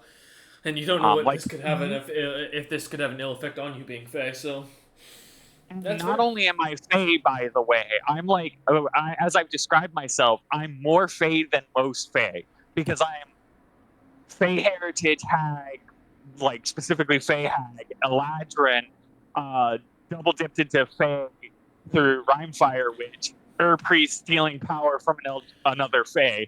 So yeah, I got you. So are you just gonna try Like, and nudge Floor Snap towards it? yeah, just very clandestinely, like in a way that like, and Yeah, give me a sleight of hand like, check. We'll call it that. See if it's noticeable.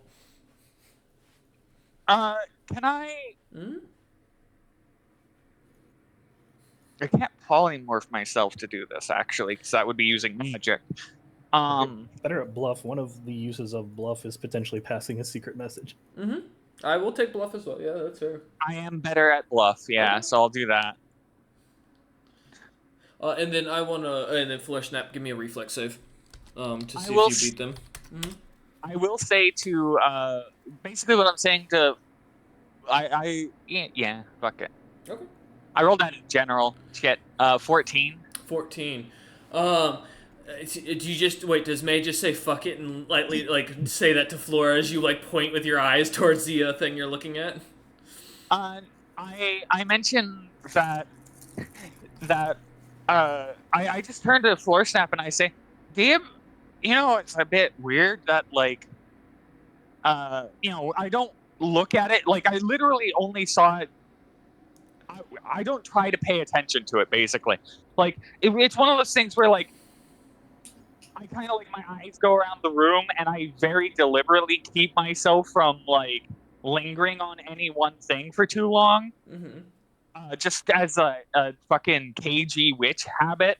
Mm-hmm. And then, so I'm kind of layering this where I pretend I didn't see it. Yeah, I got And you. now I'm turning to Floor Snap and saying, "Do you believe that these giants think that the only people who can polymorph are fucking dragons?" I say as we start to leave. Yeah, as you with the bluff, she kind of looks at you, and as Floor Snap, you kind of look up and see the one with the dragon skull on it, kind of catching your attention. What'd you get for reflex? I got a 13. Fuck. She smiles at you as you feel your telekinesis immediately cut, and the spell seems to go off. As she seems to give a quick panic and release magic into the room. I need a will save from both of you. It is still technically a save. Is this so this is This is mind affecting. because Yeah. is it and it's a semi-permanent mind affecting effect? Correct. Awesome.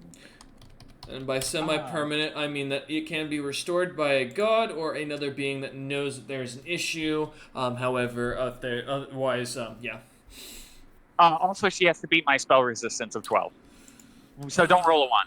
Okay, what is... Oh god, I gotta remember what spell resistance roll is. It's d20 plus caster level plus level of spell. Oh, I think it's just caster level. makes sense. That is 17. Oh yeah, that beats the 12. Okay. I get a lot of bonuses versus mind affecting and enchantment effects, so... No, that's fair. 28. I think that... Yep, okay. 15. Floor Snap. Suddenly, you don't remember why you were in this room.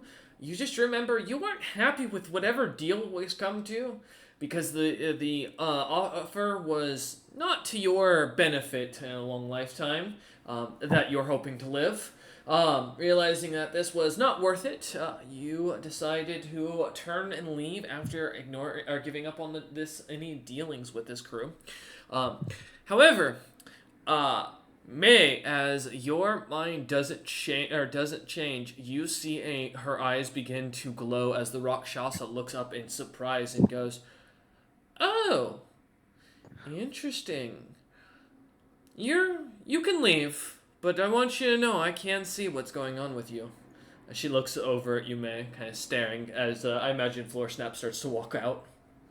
I turn and I say very Mhm.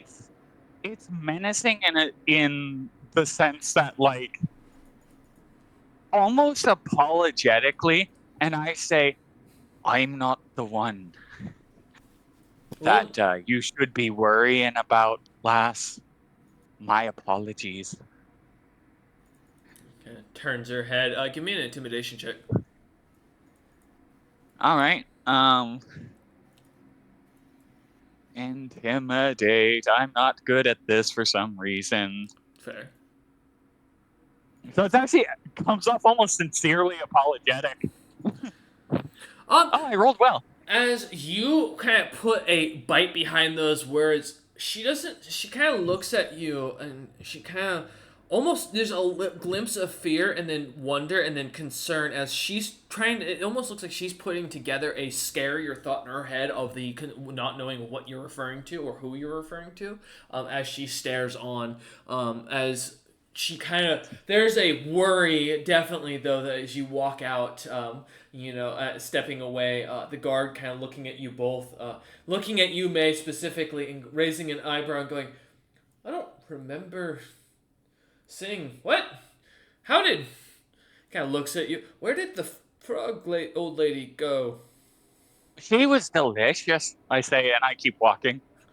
His eyes kind of widen a little bit as he looks in and then closes the door to go back to standing at his position, as you two head into the hallway. We're going to pop away from you for a minute to jump onto Wara real quick. Wara, as we jump back to you, heading into town and heading towards the boats, kind of walking up to the troll and leaving him a message once more, and to turn right back around and head towards the inn. You head off towards the Last Breath Inn, seeing that it's getting crowded and people are seemingly getting kind of rowdier. The sounds of singing and cheering can be heard from inside as someone seems to be chugging something. As you kind of open the doors, the heavy smell of booze in the air as a couple of frost giants wearing pretty beat up armor seem to be celebrating and drinking heavily amongst a bunch of other eldritch giants and bog giants that have kind of surrounded them. Rounds being handed out as Drekken kind of flutters about. Kind of as he does, he seems to kind of catch your eye almost immediately and seems to rush over after setting down the last of whatever drink these lot were drinking, some dark ale of some sort that you can see from across the bar. As he flutters over towards you, he goes, "Oh, hey, your friends are right upstairs if you want to go talk to them. They're meeting, looking for work. Is that, or did you want a table to try some of the, what we got for dinner, or for lunch?" What do you mean lunch? It's dinner time. I've spent a full day of traveling and I've been gone. And looks at you and goes, "You've only been gone about a half a day and an hour." Well, then somewhere there's been a time warp bubble because you said it would take me half a day to get there. And I went there and I came back, which means I should have been gone a full day. We did see a bunch of strange phenomena. Something happened earlier. So there was something going on in the streets. Apparently, someone was singing some somber song in the streets. And then, what do you know? The wolf that we had cooking on in the stew, been dead for 4 weeks, climbs out of the stew alive again and howling at us. It damn near took my arm off when I was so surprised. I couldn't believe it. Maybe that's what it was. Maybe there was a fluctuation of something. Given there's a god war going on not 3 days from here, I wouldn't be surprised at this point. Yeah, talking about that God War. Nods. I met Hroughton and Reagan Utham in Oh, yeah. person. Oh yeah, sure you did. As he kind of ushers you over to one of the booths and sits down and goes, "Yeah, uh-huh." So you're going to be getting a letter in a day or two from Reagan Utham. Oh, okay. And what's this letter going to be about? Because, I mean, that's a 3-day travel to get to the city. I don't know how you made it through there that fast. Let's just say you're going to get a letter in 2 days. Okay. But What- other than that, yes, I am a little famished and parched. I could use a little something to nibble on. Well, the wolf stew walked out, so we got boar stew. You okay with that? Yes, as long as I can have some of that potato toast with it. Another one of those fruit drinks with honey in it, please. He nods and goes, well, you're the only one drinking it. They're drinking us throughout all of our ale and the very little aged ale we have in the back. Do you want me to let your friends know upstairs that you are waiting for them? No, after I eat, I'll go up and I'll talk to them. No, no problem. So, but I'm gonna be heading back to the stronghold in a day or two as well. Nods. So, Would you mind Reagan Utham taking? wants to speak to me again. Would you mind taking some ladders with you? Some of the town people in the town have relatives back in the capital. Can't get to it because of the battle going on. So I was thinking maybe you a little courier service. I'll pay you a silver piece for it. It'll cost you a gold. How about a silver piece and I'll pay for your meal? It'll cost you a gold, and I'll pay for my dinner. Fine. You drive a hard bargain. As he goes to hold out his hand to shake yours. I shake it. Kind of nods. As my fingers wrap around his hand, my claws slightly extend, going, "Happy to do business with you, Draken." Yeah, what's up with the claws? Why? What's going on? Didn't get very active today, except for running. That's about it. Is there a fighting ring around here or a coliseum? In Knighton, the best I can give you is you can go and try and fight one of the druid's pets they got, but those things got so many heads and they snap at you. No, I was looking more to kill things that were on the weaker side, that I could kill a lot of them in a row. Best case, you can go and try and start digging through the forest.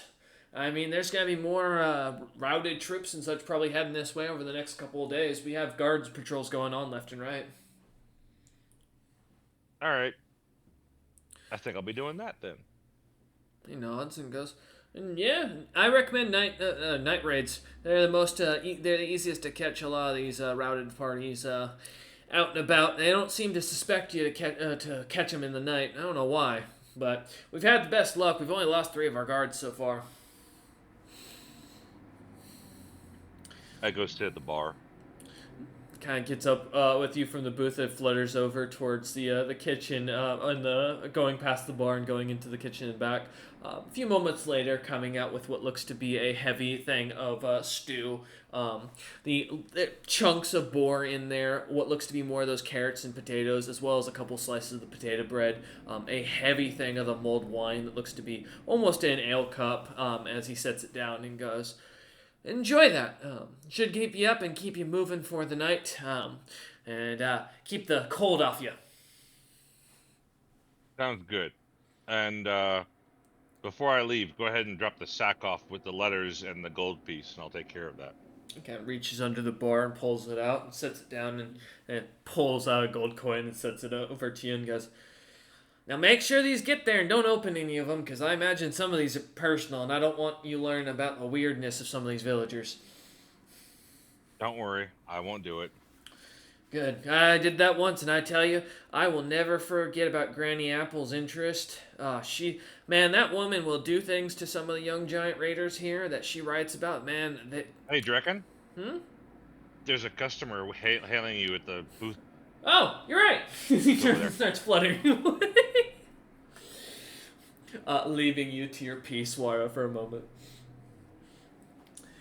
I finished my meal and my drink fairly quickly, and then get up to go upstairs, grabbing the bag.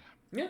As you kind of grab the bag, feeling the decent weight to it, it's about a 5-pound bag of letters from what you gather, about 220-ish letters, as you kind of take a quick glance through, that are all either wrapped up in scroll windings or have been I don't set even up to look be in the folded. bag.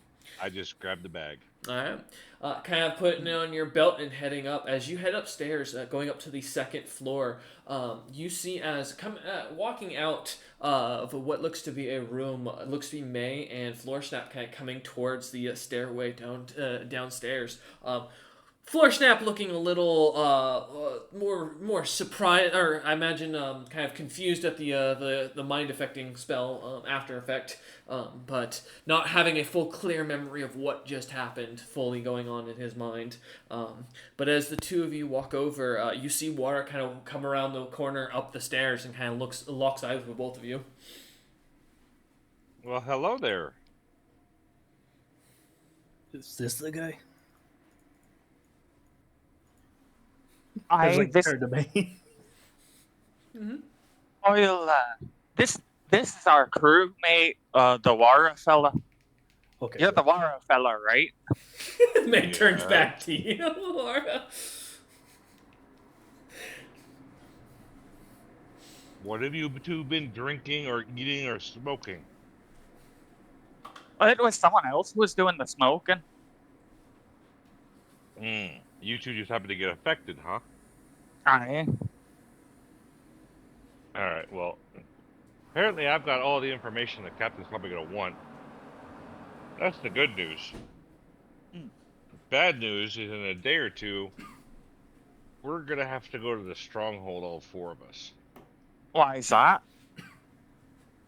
Reagan Utham wants to meet the captain, and I figure the captain is going to want you two to come along because I have to go as well. Why does the Reagan Utham want to meet with the captain? That seems a bit strange. It's because of that little ship that Crump found. But weren't you sending us off to try and find information about the ships? Ships, yes, and yeah, I found information and then some, and now I've got the captain that has to meet Reagan Utham, or we're probably going to end up on Reagan Utham's hit list. So the captain and I have to go to Reagan Utham at the stronghold, and I figured the captain's going to want you two to come along. Oh, and there's a lot of fighting going on over there, so That we're What gonna kind have of sounds to. fighting? interesting. I'm just Oh, confused as to why we're in trouble with someone what we never met or interacted with before. oh, we're not in trouble. Yeah, yeah, we're not in trouble. As long as the captain agrees to going over there. And you set this up without talking to the captain first. It sounds Uh, like you got us involved in something we shouldn't be involved in, or gave up information we shouldn't have given up without getting much compensation in return. it wasn't really my fault. It was Crump's fault, and we're dealing with the fallout from it. But don't worry, there's gonna be a lot of fighting. So if you guys like fighting, you can join in. As Wara really tries to pitch this, that this what he did not just accidentally give the information that you guys may have accidentally come into possession of this stolen ship that Reagan Utham might burn a nation to get back for to clean up his reputation. I just like turned slowly to Malel. I was like, my memory is slightly fuzzy. What was that offer we had in there? I may wish to revisit. Well, I can tell you that even with this information, it's not really worth it. Damn. As a floor snap looks back slightly longingly. As this is said, thinking about the deal again, because I literally cannot not do that. I'm a horribly impulsive character. But yeah, I sit there for a moment and I look back up the stairs as like it's just like constantly playing through my brain what that lady said.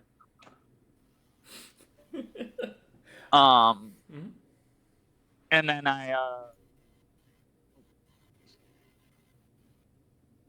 I'll look back and I'll say so you're You're one of those sorts what can't lie worth the fuck, aren't you? It's not that I can't. It's that I prefer not to. All right. Um, in order of preference, could you maybe move your orders of preference around to where saying anything what might jeopardize my life out loud is uh, a worse situation for you than, say, lying to someone or leaving out information? Well, I mean, I'd appreciate it. I understand if you can't, but I want you to understand I mean, that. right now, if things go bad, the worst thing that's gonna happen is the captain's gonna probably be given a fine. You two won't receive any punishment, and I'm gonna lose my head. So, That's the worst outcome. So other uh, than that, we're in the good. I get I get as close to Wara as he'll let me, and I say very, very quietly. So, what part of burn down an entire other nation without care for casualty or collateral damage did you miss when we were talking about that ship? I wasn't there for that.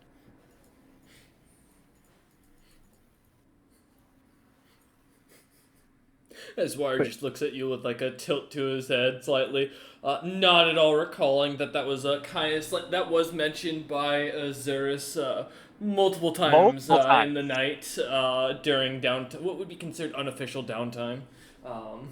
Is what I call whatever is kind of talked about between the parties, between missions, if there's anything like in character they like put up. In the example of this party being told by their captain to go look into Utham's ships. Also, Wara, to your own knowledge, you've already seen that the Regan Uthams has a fury that's very well known. He is a individual who has been known to not be afraid to take on a nation and to get right in their face. He's also one of the few kings that has vassalized two nations single-handedly without moving a finger, which is considered one of the most terrifying things that someone could theoretically do. Having both brought a dragon and an Aasimar under his wing in the first 2 years. So, Regan Utham is notoriously, he's a kind individual, but his fury is still pretty well known for your own knowledge. Mm-hmm. Again, you personally haven't seen it, but yeah. Aswar just kind of looks up at you, though, sticking to his statement.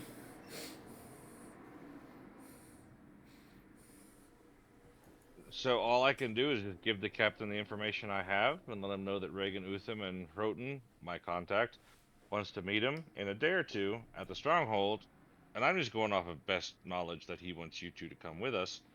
He might not. He might let you just go off and do your thing.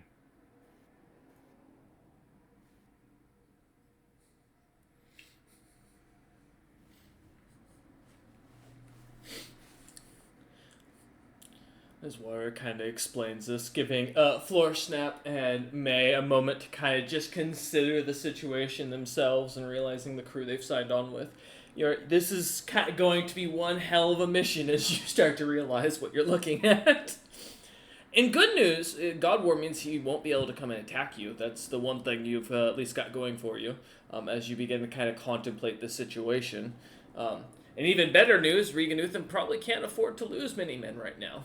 So you may get chartered into fighting a god as you start to think about it. I Mm-hmm. They're a little baffled. Give it a second, Wara, as you kind of look up at them. So I feel my claws retracting again. Yeah. you've The never heard captain's of kind of public busy, so execution? I'm gonna go outside the gate. I need to be very active for a bit.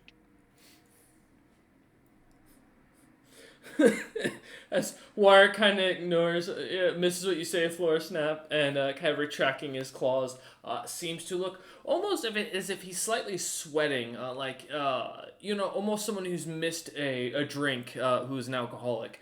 There seems to be a little bit of tension to Wara's personality currently. Right. Take care. Okay. I turn around and start walking. I'm gonna walk past the ship to drop the bag of letters off Mm-hmm. on my bunk, and then I'm not gonna say anything to anyone and just walk straight to the gate, walk out the gate, and look for the nearest fight. Okay, fair enough. As you I all kind of see him head off, kind of leaving you two standing there, still kind of going through the entire thing of what you just really realized, because that's probably a lot to digest in that moment for a second. As you take a second, go ahead, May. I'm gonna go find Drekken. Yeah. As you kind of floor snap, I assume you're following after.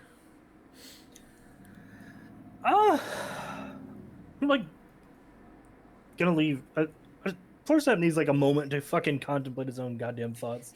Like we're gonna like swing by like the bounty board. Because I remember being interested. I don't know. Did that part of the conversation also get erased? No. You can still, and you do see the bounty board off to the side, and what you see looks to be a midget frost giant drawn with a very very crude white beard, and looking like they are very young and ill in skill. I just like take a second to like study because like they said some interesting things about these people. Mm-hmm. Like what was the Shadow Prince or some crazy shit? Yeah, as you kind of read it, it does read as you look down. It says, it reads the exact words of, the name just blanked. As you see, there isn't a name listed for the individual, but it lists them as the Shadow Prince of Dragon's Crown, the current string puller who is bringing massive alliances together. Though the Great Iron Tooth, as many are calling him, or Iron Tongued, the man who can't be beaten. As you kind of flip the page over, it lists his allies along there, and you see like Dragon Lord Dragsmar Tom, which again, Dragon Lord, recognizing the term from your time amongst the pits, kind of catching that, recognizing that as someone who would be roughly adult to ancient in Dragon Age, and typically someone who is ruling a small nation of their own. And putting Dragon Lord Greg's Martom, Regan Utham, trying to go down my list here. The Kabal, which you would recognize as a small race of like almost like the Goliaths are in this era, primitives who are treated as nothing better than hunting dogs. Except the difference is these things like to hunt gods, and we're very good at hunting out divine beings. Listing the queen under the listing for the Genasi lands, as far as her name popping up. Pakab meaning Genasi in this case. And then the last one you see as enemies, he's got the... sorry, I'm looking at the term. Ja Terrasitis of the clan Meijing and leader of the Samog clans. The House of Closen. Alfred Stone, which that name does catch your attention, and then it also lists him as an enemy of the Morin clan, which is MOR-IN, which also catches your attention. Yeah, I met one of them earlier today. Yep. Seeing the same sigil on the M as the design on what you remember of seeing his little golden buttons in his outfit. A very sharp and spiked M that kind of catches your attention. Oh, and then last, I forgot this part. The last marking on there is chosen by Cataclysm. And recognizing that name, that sends a shiver down your spine that creature still exists, as that was a being that was... Well, you got your demon lords, you got the gods they fought, and you got the god that was there to balance the gods they fought. So that thing was basically equivalent to all of the demon lords together, is the idea. So kind of get your ranking system here. Bigger fish, as they say. As you kind of start to read that as a sing, and you would know the name Cataclysm as Kedliz. Gotcha. I just like mentally like cross out like any interest in this person. I will say, it does say 2 billion platinum piece for the reward for the death of the individual. Gold means nothing when you're as old as I am. Fair. I just figured I'd point that out. Yeah, it's just like, what am I gonna fucking do with it? I don't give a shit. As you kind of look it over, weighing the option and kind of putting it back up, you kind of head off. we'll kind of jump over real quick as you head down the stairs. Sorry, May. I was reading the wrong name. My apologies. It's alright. As you head down the stairs, kind of leaving Floorsnap to look at the poster for a moment, kind of glancing at it for a second, seeing that he's kind of looking it over. As you head down the stairs, Drekken seems to be going about fluttering as he goes talking to a couple of the giants. Kind of catching your catching your eye, he seems to flutter over towards you as he holds a heavy drink of what looks to be a reddish brown ale, and smiles and goes, "Oh, May, right? Yes, it should be May, right? Aye. Okay, That is perfect. correct. That's my name. Oh, thank God. Yes. How reputable are you with Reagan Utham? Oh, I serve under the order of the collective of pirates. My boss works for him. So I mean, we're on good terms. Okay. Just, I need a favor from you. I mean, I can do what I can. You guys did help out the village. I see no reason why I shouldn't help you out. So, I can't elaborate on the details too much. Is this about the Wara situation? It has things to do with Warai.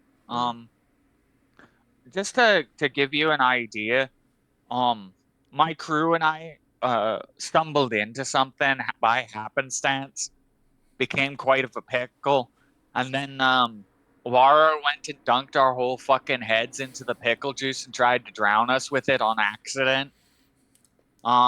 So Wara got caught because you guys are the ones who are responsible for the ship that got stolen. I think he might have misworded things and made that to be the perception, because we didn't necessarily understand what this thing was. Mm-hmm. We had no intention of screwing anyone over, and to be clear, Floorsnap and myself could not have been involved in that. At all. We joined after all of those events would have happened. Oh, are you worried the Regan's gonna try and kill you? Yes. Oh, well, I've got good news. The good news is if he was gonna kill you, Wara wouldn't have made it back. He's not the kind of individual that lets his prey go away. He's a cold, calculating type. He'll kill you on the spot at the most advantageous time.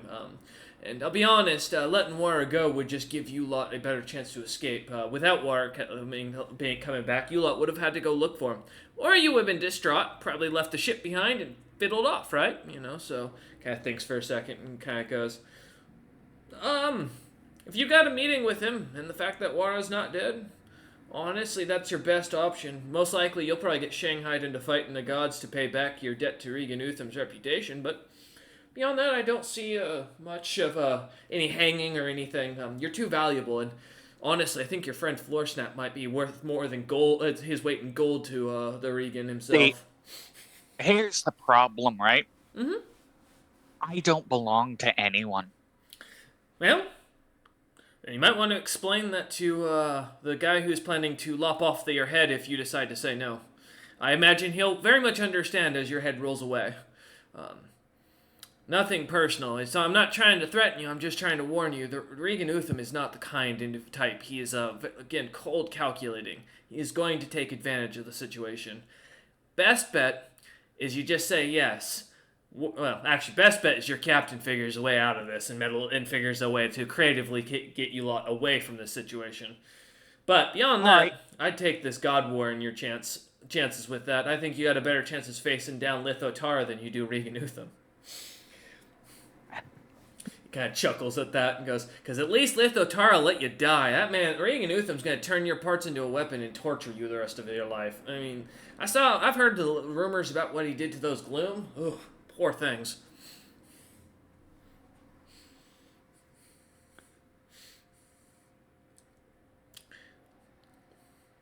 Did I cut out? Just to make sure.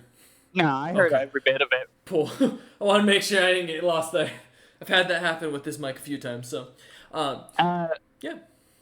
My normally gray eyes start to, at the very bottom of them, there's like a little orange glow, and they slowly turn into candle wicks, like Mm-hmm. my pupils and stuff like that, and they ignite, Mm-hmm. and they start to glow as I resist blasting this guy with my gaze attack, because I am now furious, and I'm gonna storm out. And head north, or sorry, head west into the forest to pick a fight.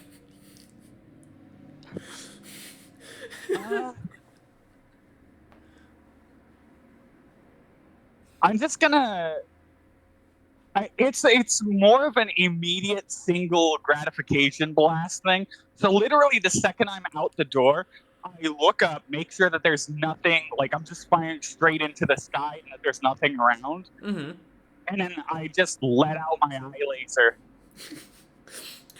and just hold it into the sky As as I home, fucking roar. as May has a Homelander moment. I can kind of just looks on, flutters up a little bit up towards Floorsnap and goes, Floorsnap, I think your compatriot's planning to blow up the town. Yes. Can you stop them? Because I'd really hate to have to stop them myself. That's going to cause us all issues.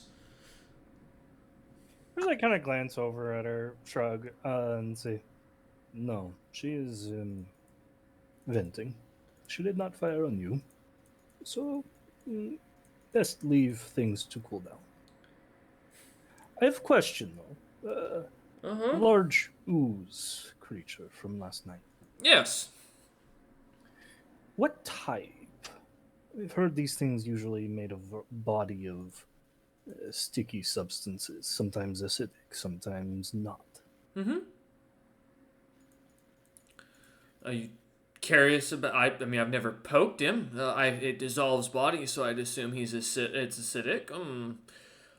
Beyond that, oh, it can ignite itself. That was cool. I watched one time it lit itself on fire just by rubbing itself together with some rocks.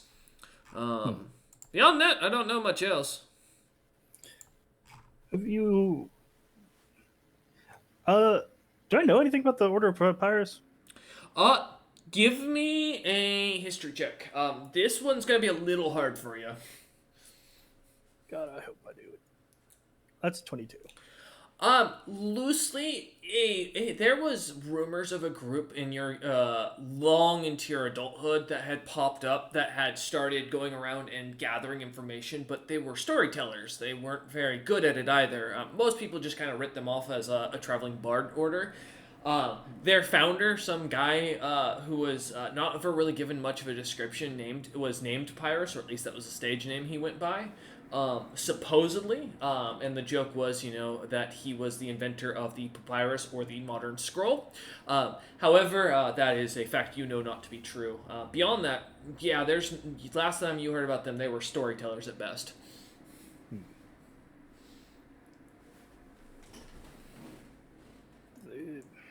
Your boss, Pyrus, is storyteller, right? Pyrus is dead. He's been dead for, God, thousands of years, probably. We haven't done storytelling in a long time. No, we collect books now. We write things down. It's even cooler. We publish an annual thing with telling you about the kingdoms that have popped up. We interview their kings and leaders and such. And you can learn about them. It's fantastic. I would like one of those. I keep on getting blindsided by random nation that's popped up in like the last 1,000 years. It's very frustrating. Oh, shoot, I just got a copy with the newest Apex Monsters in it recently. He flutters over to one of his bookshelves and kind of wipes off the dust of this 2 foot large by 4 foot long or wide book that is probably about 3 foot thick. This is not a small book, but as he seems to kind of pull it off the shelf, it begins to shrink down as he kind of flutters away with it, managing to grab it in one hand and bring it over to the table as he sets it down. As he does, you watch as the table kind of shakes slightly. About this point, May is finally finishes screaming and shooting eye beams into the early afternoon sky. as he sets Yeah. his book down and flipping it open and goes, I've got the maps in here, floor snap.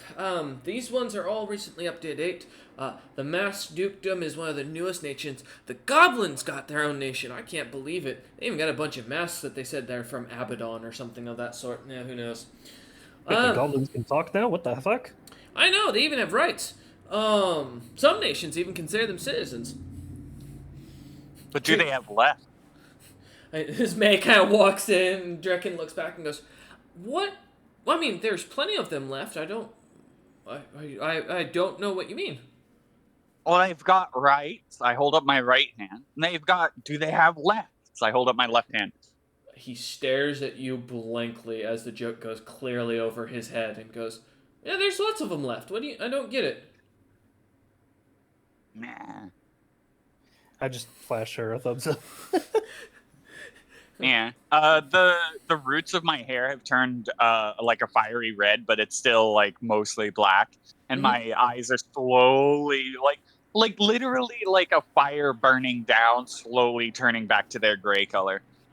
Drekken seems to kind of look on and off for a second and goes back to the book and goes, "Oh, and then here's where we're at," as he points on the map and goes, hey, cool thing, latest editions are adding like these little things, and if you follow what page number it's on, it'll tell you what shops are in there, so you can find out now what the latest businesses are popping up. Now it's about a year and a half old, but hey, that's better than not knowing.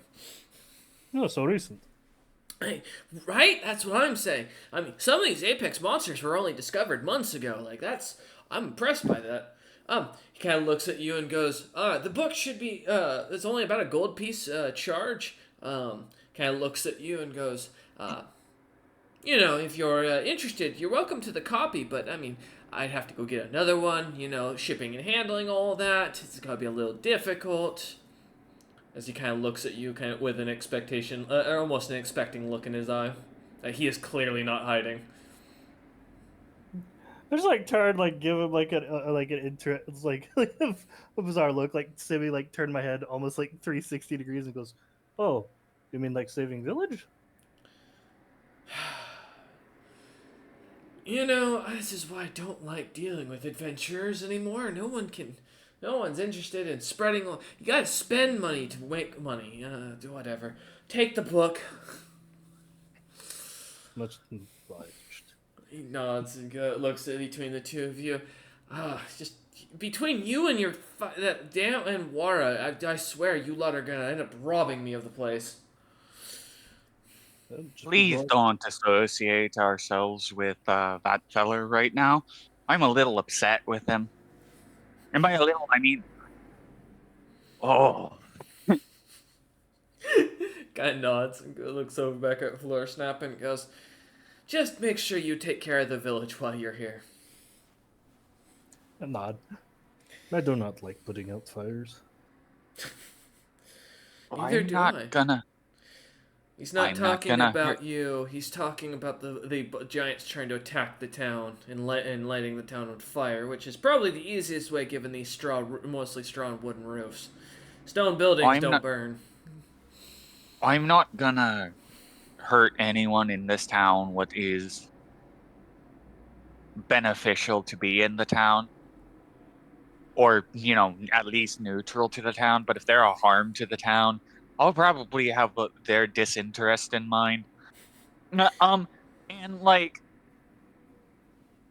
there is this moment where involuntarily my eyes go to one of those fucking the skull sigils of the Meadmancer, and narrow as if to say I just have to figure out how to do it to this particular group first. So. Nods at that and Drekken goes, "Oh, I'll keep that in mind. I might send you some interesting people to go look into in the coming days. For the time being, I would find yourselves a good place to go relax and enjoy the evenings before things kick off tonight. We're expecting a night raid as things pick up." Sounds good to me. Sorry about the display earlier. Whenever I get angry, it builds up behind my eyes. Drekken kind of shrugs and goes, "Our king is half pieces of everything else. I'm not phased." If it means anything to you, I respect all members of the collective of Pyrus. I appreciate that. I don't know why you wouldn't, but okay. I meant more than most would. Are you coming on to me? If I was coming on to you, I'd let you see a little bit more of myself. No, I'm good. He shakes his head slightly violently to the side. I look him over and I say, but you're not the sort that I typically cavort with. No offense. None taken. In fact, I take that as a compliment as he nods up and down. He goes, now, in my hope to not be eaten or turned into something far worse, is there anything else you need? Why would I eat you? It's not you I'm looking at as he looks over at Snap. I just look at him, like, sniff and say, "You would not make good offspring." What? It doesn't happen often, but when it does, it's notable. Mile is taken, like, confused by that and turns. Okay. Have a good day. As he starts to slowly flutter backwards and then goes over to a group of giants and kind of goes back to taking orders. It's like being the kind gentleman that Floorsnap is, being furiously allergic to explaining himself, walks outside and starts and wanders to try and find the rabbit hole to cast past the wall and see if he can't fucking see the slime again. I snap my fingers as something dawns on me, and I go back to the guy I was just talking to. Drekken? Drekken. He is avoiding you anytime you come close as he flutters away to another table. Like mid-order, he get as soon as you get within 5 feet, he's like, "Oh, hi, I'll be right back," and he's like flutters off. As you finally corner him, he flutters to the kitchen and locks himself in. I just need your help getting something. I don't want to help with getting anything with anyone.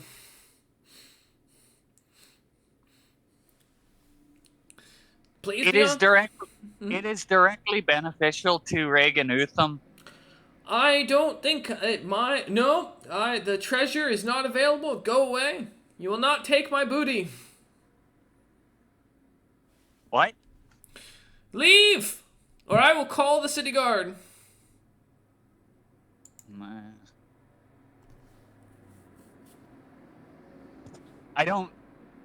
I deliberately hover slightly and fly out and back out the door and turn so that way he can't hear me leave.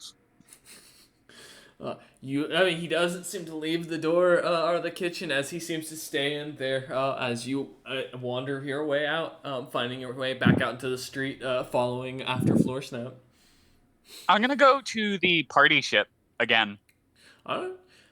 As you start heading towards the dock, Floorsnap, which way are you heading off to? Are you gonna catch up to War, or are you gonna chase after May, or go do something else? I was going to do something else. What are you thinking? Oh, I wanted to see about trying to find the ooze monster again. Okay, so still kind of heading out in the wall, outside the wall to see if you can find where the creature was last seen. Yeah. Okay. As you start heading that way, May, I will mention, as you look on, the party ship is gone. It is not in dock at this point. As you kind of see, I was gonna say, with Floorsnap heading out towards the west, the way you guys had where you guys had headed out to hold the line earlier. The town's still kind of pretty active, but you still have a pretty good wide berth around you, as many of the giants seem to notice your odd appearance and kind of give you a few feet of room as they walk around you. Even many of the eldritch and forest giants, who seem to be slightly larger and a little bit more well armored amongst the group. Okay. What would you like to do? I'm gonna fly upwards until I can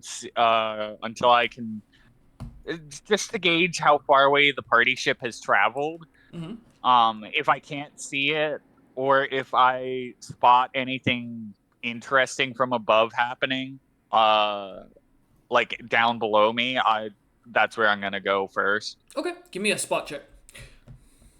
I'm good at these. Except what? Wait, what's the opposite of good? Oh no. 12. Okay, we're gonna come back to that in a second. As you start fluttering up into the air as fast or at a decent pace, kind of looking out into the sea and kind of basically looking all around to see if anything catches your attention. We'll come back to you in a second.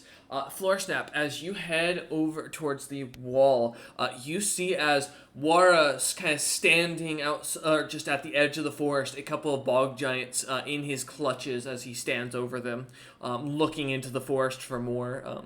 As you kind of find yourself angling over towards the side, you see the hole where the slime was previously, and taking a quick glance down, the creature looks to just be kind of sitting there, not really doing anything.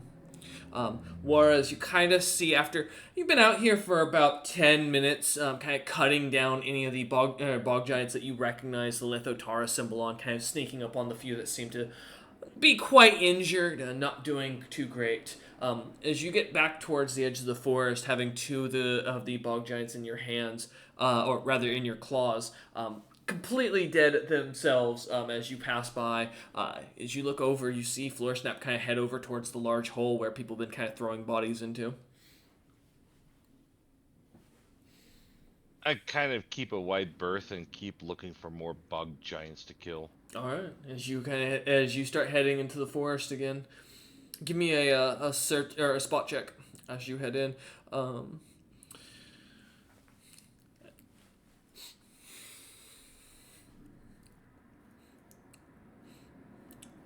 Let's see what you got, Wara. Easily as you kind of get down, start kind of prowling towards a few others as you notice a couple that have in the distance started setting up, trying to spark a fire, not noticing people or anyone watching them as you begin to make your way that way. Kind of dropping the two giants that were in your claws as you do, kind of almost in your eyes looking as if they've been pulled into a almost trance-like state as you head in. All right. With that, Floor Snap, as you look down into the hole, the slime seems to kind of gurgle a little bit as it does. Its body shaking a little bit. What would you like to do? Is there any like? Can I see like? Because like typically like a slime can like leave a trail and stuff like that. I just like want to see if like there's anything for me to like gather up that has been like left behind, or like little bits of it that aren't quite attached that I can just like pull up to me. Looking down, this thing seems to be about 30 feet down in the hole. It's decently in there and doesn't seem to be coming up at any point. As you look around, there's no like clear signs of sludge or anything. You're pretty sure anything that this thing is sitting on is draining into the hole that was underneath that you had seen yesterday. Gotcha. Just to be clear, I was trying to do it like telekinesis, not actually sticking my hand in. No, I got you. That's why I didn't ask you to roll for a fortitude save or anything like that. Yeah, I got you. Fair enough. I will do my best. I hate to keep on like doing the same fucking trick at this point, but like there's a chance that like Slotty might be like universal to the point where it can understand me. So like I reach out, like try and like drop like a drop of my blood down, and I like speak out like the words "trade blood for flesh." The creature seems to quiver in response, and as your blood hits it, you watch as it seems to lunge at you. Give me a reflex save.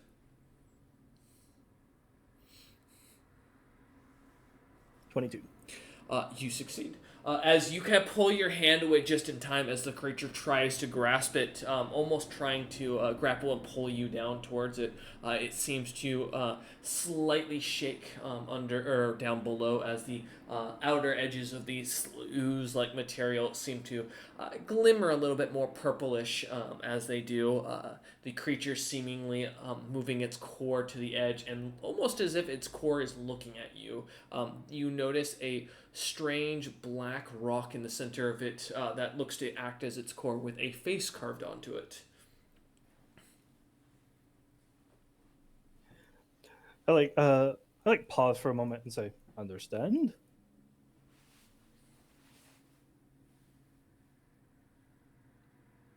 The creature does not react.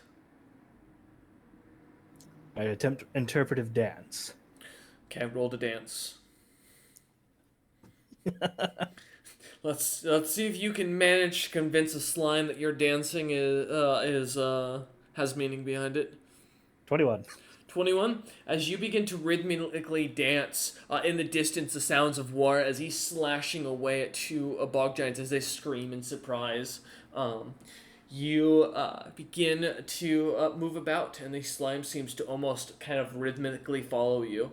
The creature seems to be less hostile, but does not seem to get any closer. Mm. To clarify, what are you trying to interpret with your dance? I mean, but mostly the same thing is like I want to trade my blood for some of its flesh. Like, I want to Okay. scoop up part of its body. If you begin to try and dance to show this to the creature, it seems to kind of sway from side to side, and then you watch as you try to get close, thinking the creature has agreed, and watches it once again tries to bite at you as you pull away just in time. Bite at you in air quotes. Hmm. Try and shove at it to assert dominance if it works at all. Give me a strength check. Sure, I'll give you a yield of Russian of bull. Oh no.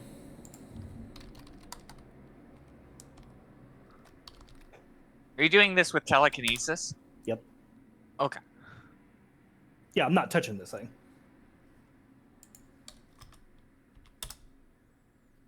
17 for mine. Alright, let's see what you got. Oh no.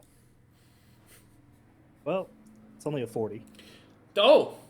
As you try to shove it down, the creature tries to push back, unable to. You watch as it sinks into the hole, leaving behind no trail, but you do see that the rock around where it was laying begins to lightly smoke as the creature dissipates, vanishing into the Underdark. Wait a couple minutes to see if it comes back. As you do, Wara, as you look down at these two dead giants kind of laying at your feet.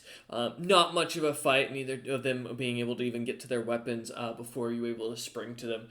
In the distance, these sounds, or you can see what looks to be Floor Snap kind of dancing over a hole. Although further into the forest, you still see the signs of further battle. As you look on, seeing about 4 more bog giants walking this way. I grab one of the heads and rip it off the body and just toss it over to Floor Snap. Try that for bait. And then I turn around and go to the 4 coming towards us. As you do, as you suddenly see and hear May come flying in. May, as you see in the distance, the sounds and almost surprise of what looks to be a small army of giants heading this way. Probably about a day's march out as you look on in the distance. The ship you're looking for long gone. Somehow, as you kind of look for it, you guesstimate that with the amount of time that's passed, they probably are traveling underwater and trying to keep themselves unseen by others as they move on, as that ship moves on. Yeah, that's fair. We did give them literally the information that they wanted and needed. Yep. Yeah, good. I'm gonna drop and I'm gonna use my flight just sparingly enough to not plaster myself on the ground, and I'm gonna let the guards know that the position of the enemy. Okay. And I assume head out to go join your compatriots. Go see as you look on, seeing that the army is heading from the west. Yeah. All right. As you kind of warn one of the guards, who seems a little bit more surprised that you're not trying to eat him after the display of your eye beams earlier. He seems to kind of take note, though, with concern written on his face as he writes it down and begins to rush back towards the bar to let Drekken know as you head out into the wood or head out towards the edge of this town. As you do, Wara running over towards the 4 giants. As you get ready to pounce on these guys, looking on at them, you can see in the distance, just barely glancing, there looks to be a lot of metal catching strange bits of light coming about. It's got to be a distant few miles, but with the amount of the crystal-like trees all around, it's pretty easy to catch the glimmer of that much movement. That even with it being as far as it is, as you look on, seeing the what looks to be the front lines of a large vanguard, you count almost 30 to 40 members of bog giants, and many of them all looking to kind of looking as they're walking. The marching is a little uneven, kind of giving you a sense that these creatures may not be fully ready or expecting a fight. More prey. As Wara begins to get himself ready, looking on with excitement. Floor Snap, jumping back over to you real quick. As you as you see the head kind of roll over, May coming, kind of heading past the wall and looking towards the forest, looking down in the hole. The creature hasn't yet returned. What would you like to do? I am gonna head towards Floor Snap first. So. Okay. Just as a heads up. Yeah. Funny. Fair enough. I'm just like gonna try and go like fishing with the head. Okay. I'm just like kind of like lower it down like bait, but like keep control over it and just like yank it back up with like. Yeah. I'm gonna train this ooze one way or another. Damn it! I'm gonna train a mindless creature. As you begin to do that, kind of watching and going up and down, give me a handle animal roll.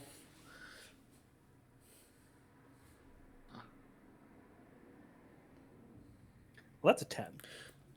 Okay, May, as you walk over, you see as Floor Snap's like telekinetically making this head go up and down next to the hole about down or a little bit below him, have going in and out of the smaller hole that seems to be at the end of it. As he does this, nothing seemingly coming out. In fact, as he keeps going, the head seems to bounce against the sides of the wall, as kind of causing a light cave in, opening up the hole a little bit more and allowing you to see deeper into the Underdark that just looks like an open abyss down below. As you both begin to feel the ground lightly rumbling, coming from the west. I just like looked over. It was like, bad guess. As you look over, you see his May's kind of standing next to you. Our enemies are approaching from the west. So many. 30 or 40, I think it was. For rough guesstimation, what you saw, May, were hundreds. It was big enough to be able to spot as a black cloud in this crystal tree-like forest. Yeah, then I say that. You are younger. You know these things better. How far do you think they can throw directly up?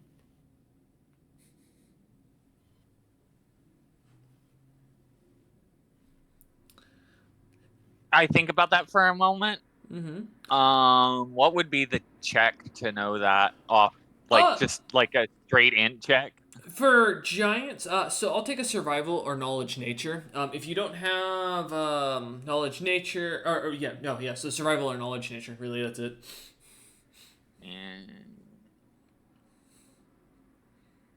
Well, I have good intelligence, but that's about it. Good-ish intelligence.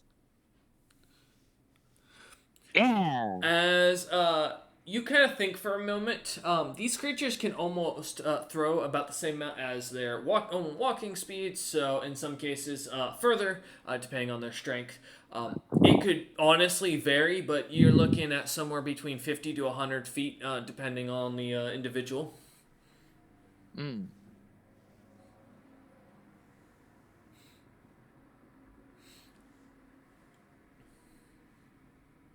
All right. Yeah, then I mentioned that. Okay. As you kind of go ahead. No, just kind of like nod slowly. As you two kind of begin to form a plan, looking on, Wara pulling out his blade or pulling out his claws and getting ready for a massive army. Looking on, the sounds of the town beginning to come to life as the army is being kind of brought to attention to the guards. The town begins to flourish with activity, and we're gonna end session there. As we thank you all for watching, we hope you enjoyed, and we will see you as the party takes on the big siege next time. Hope to see you there.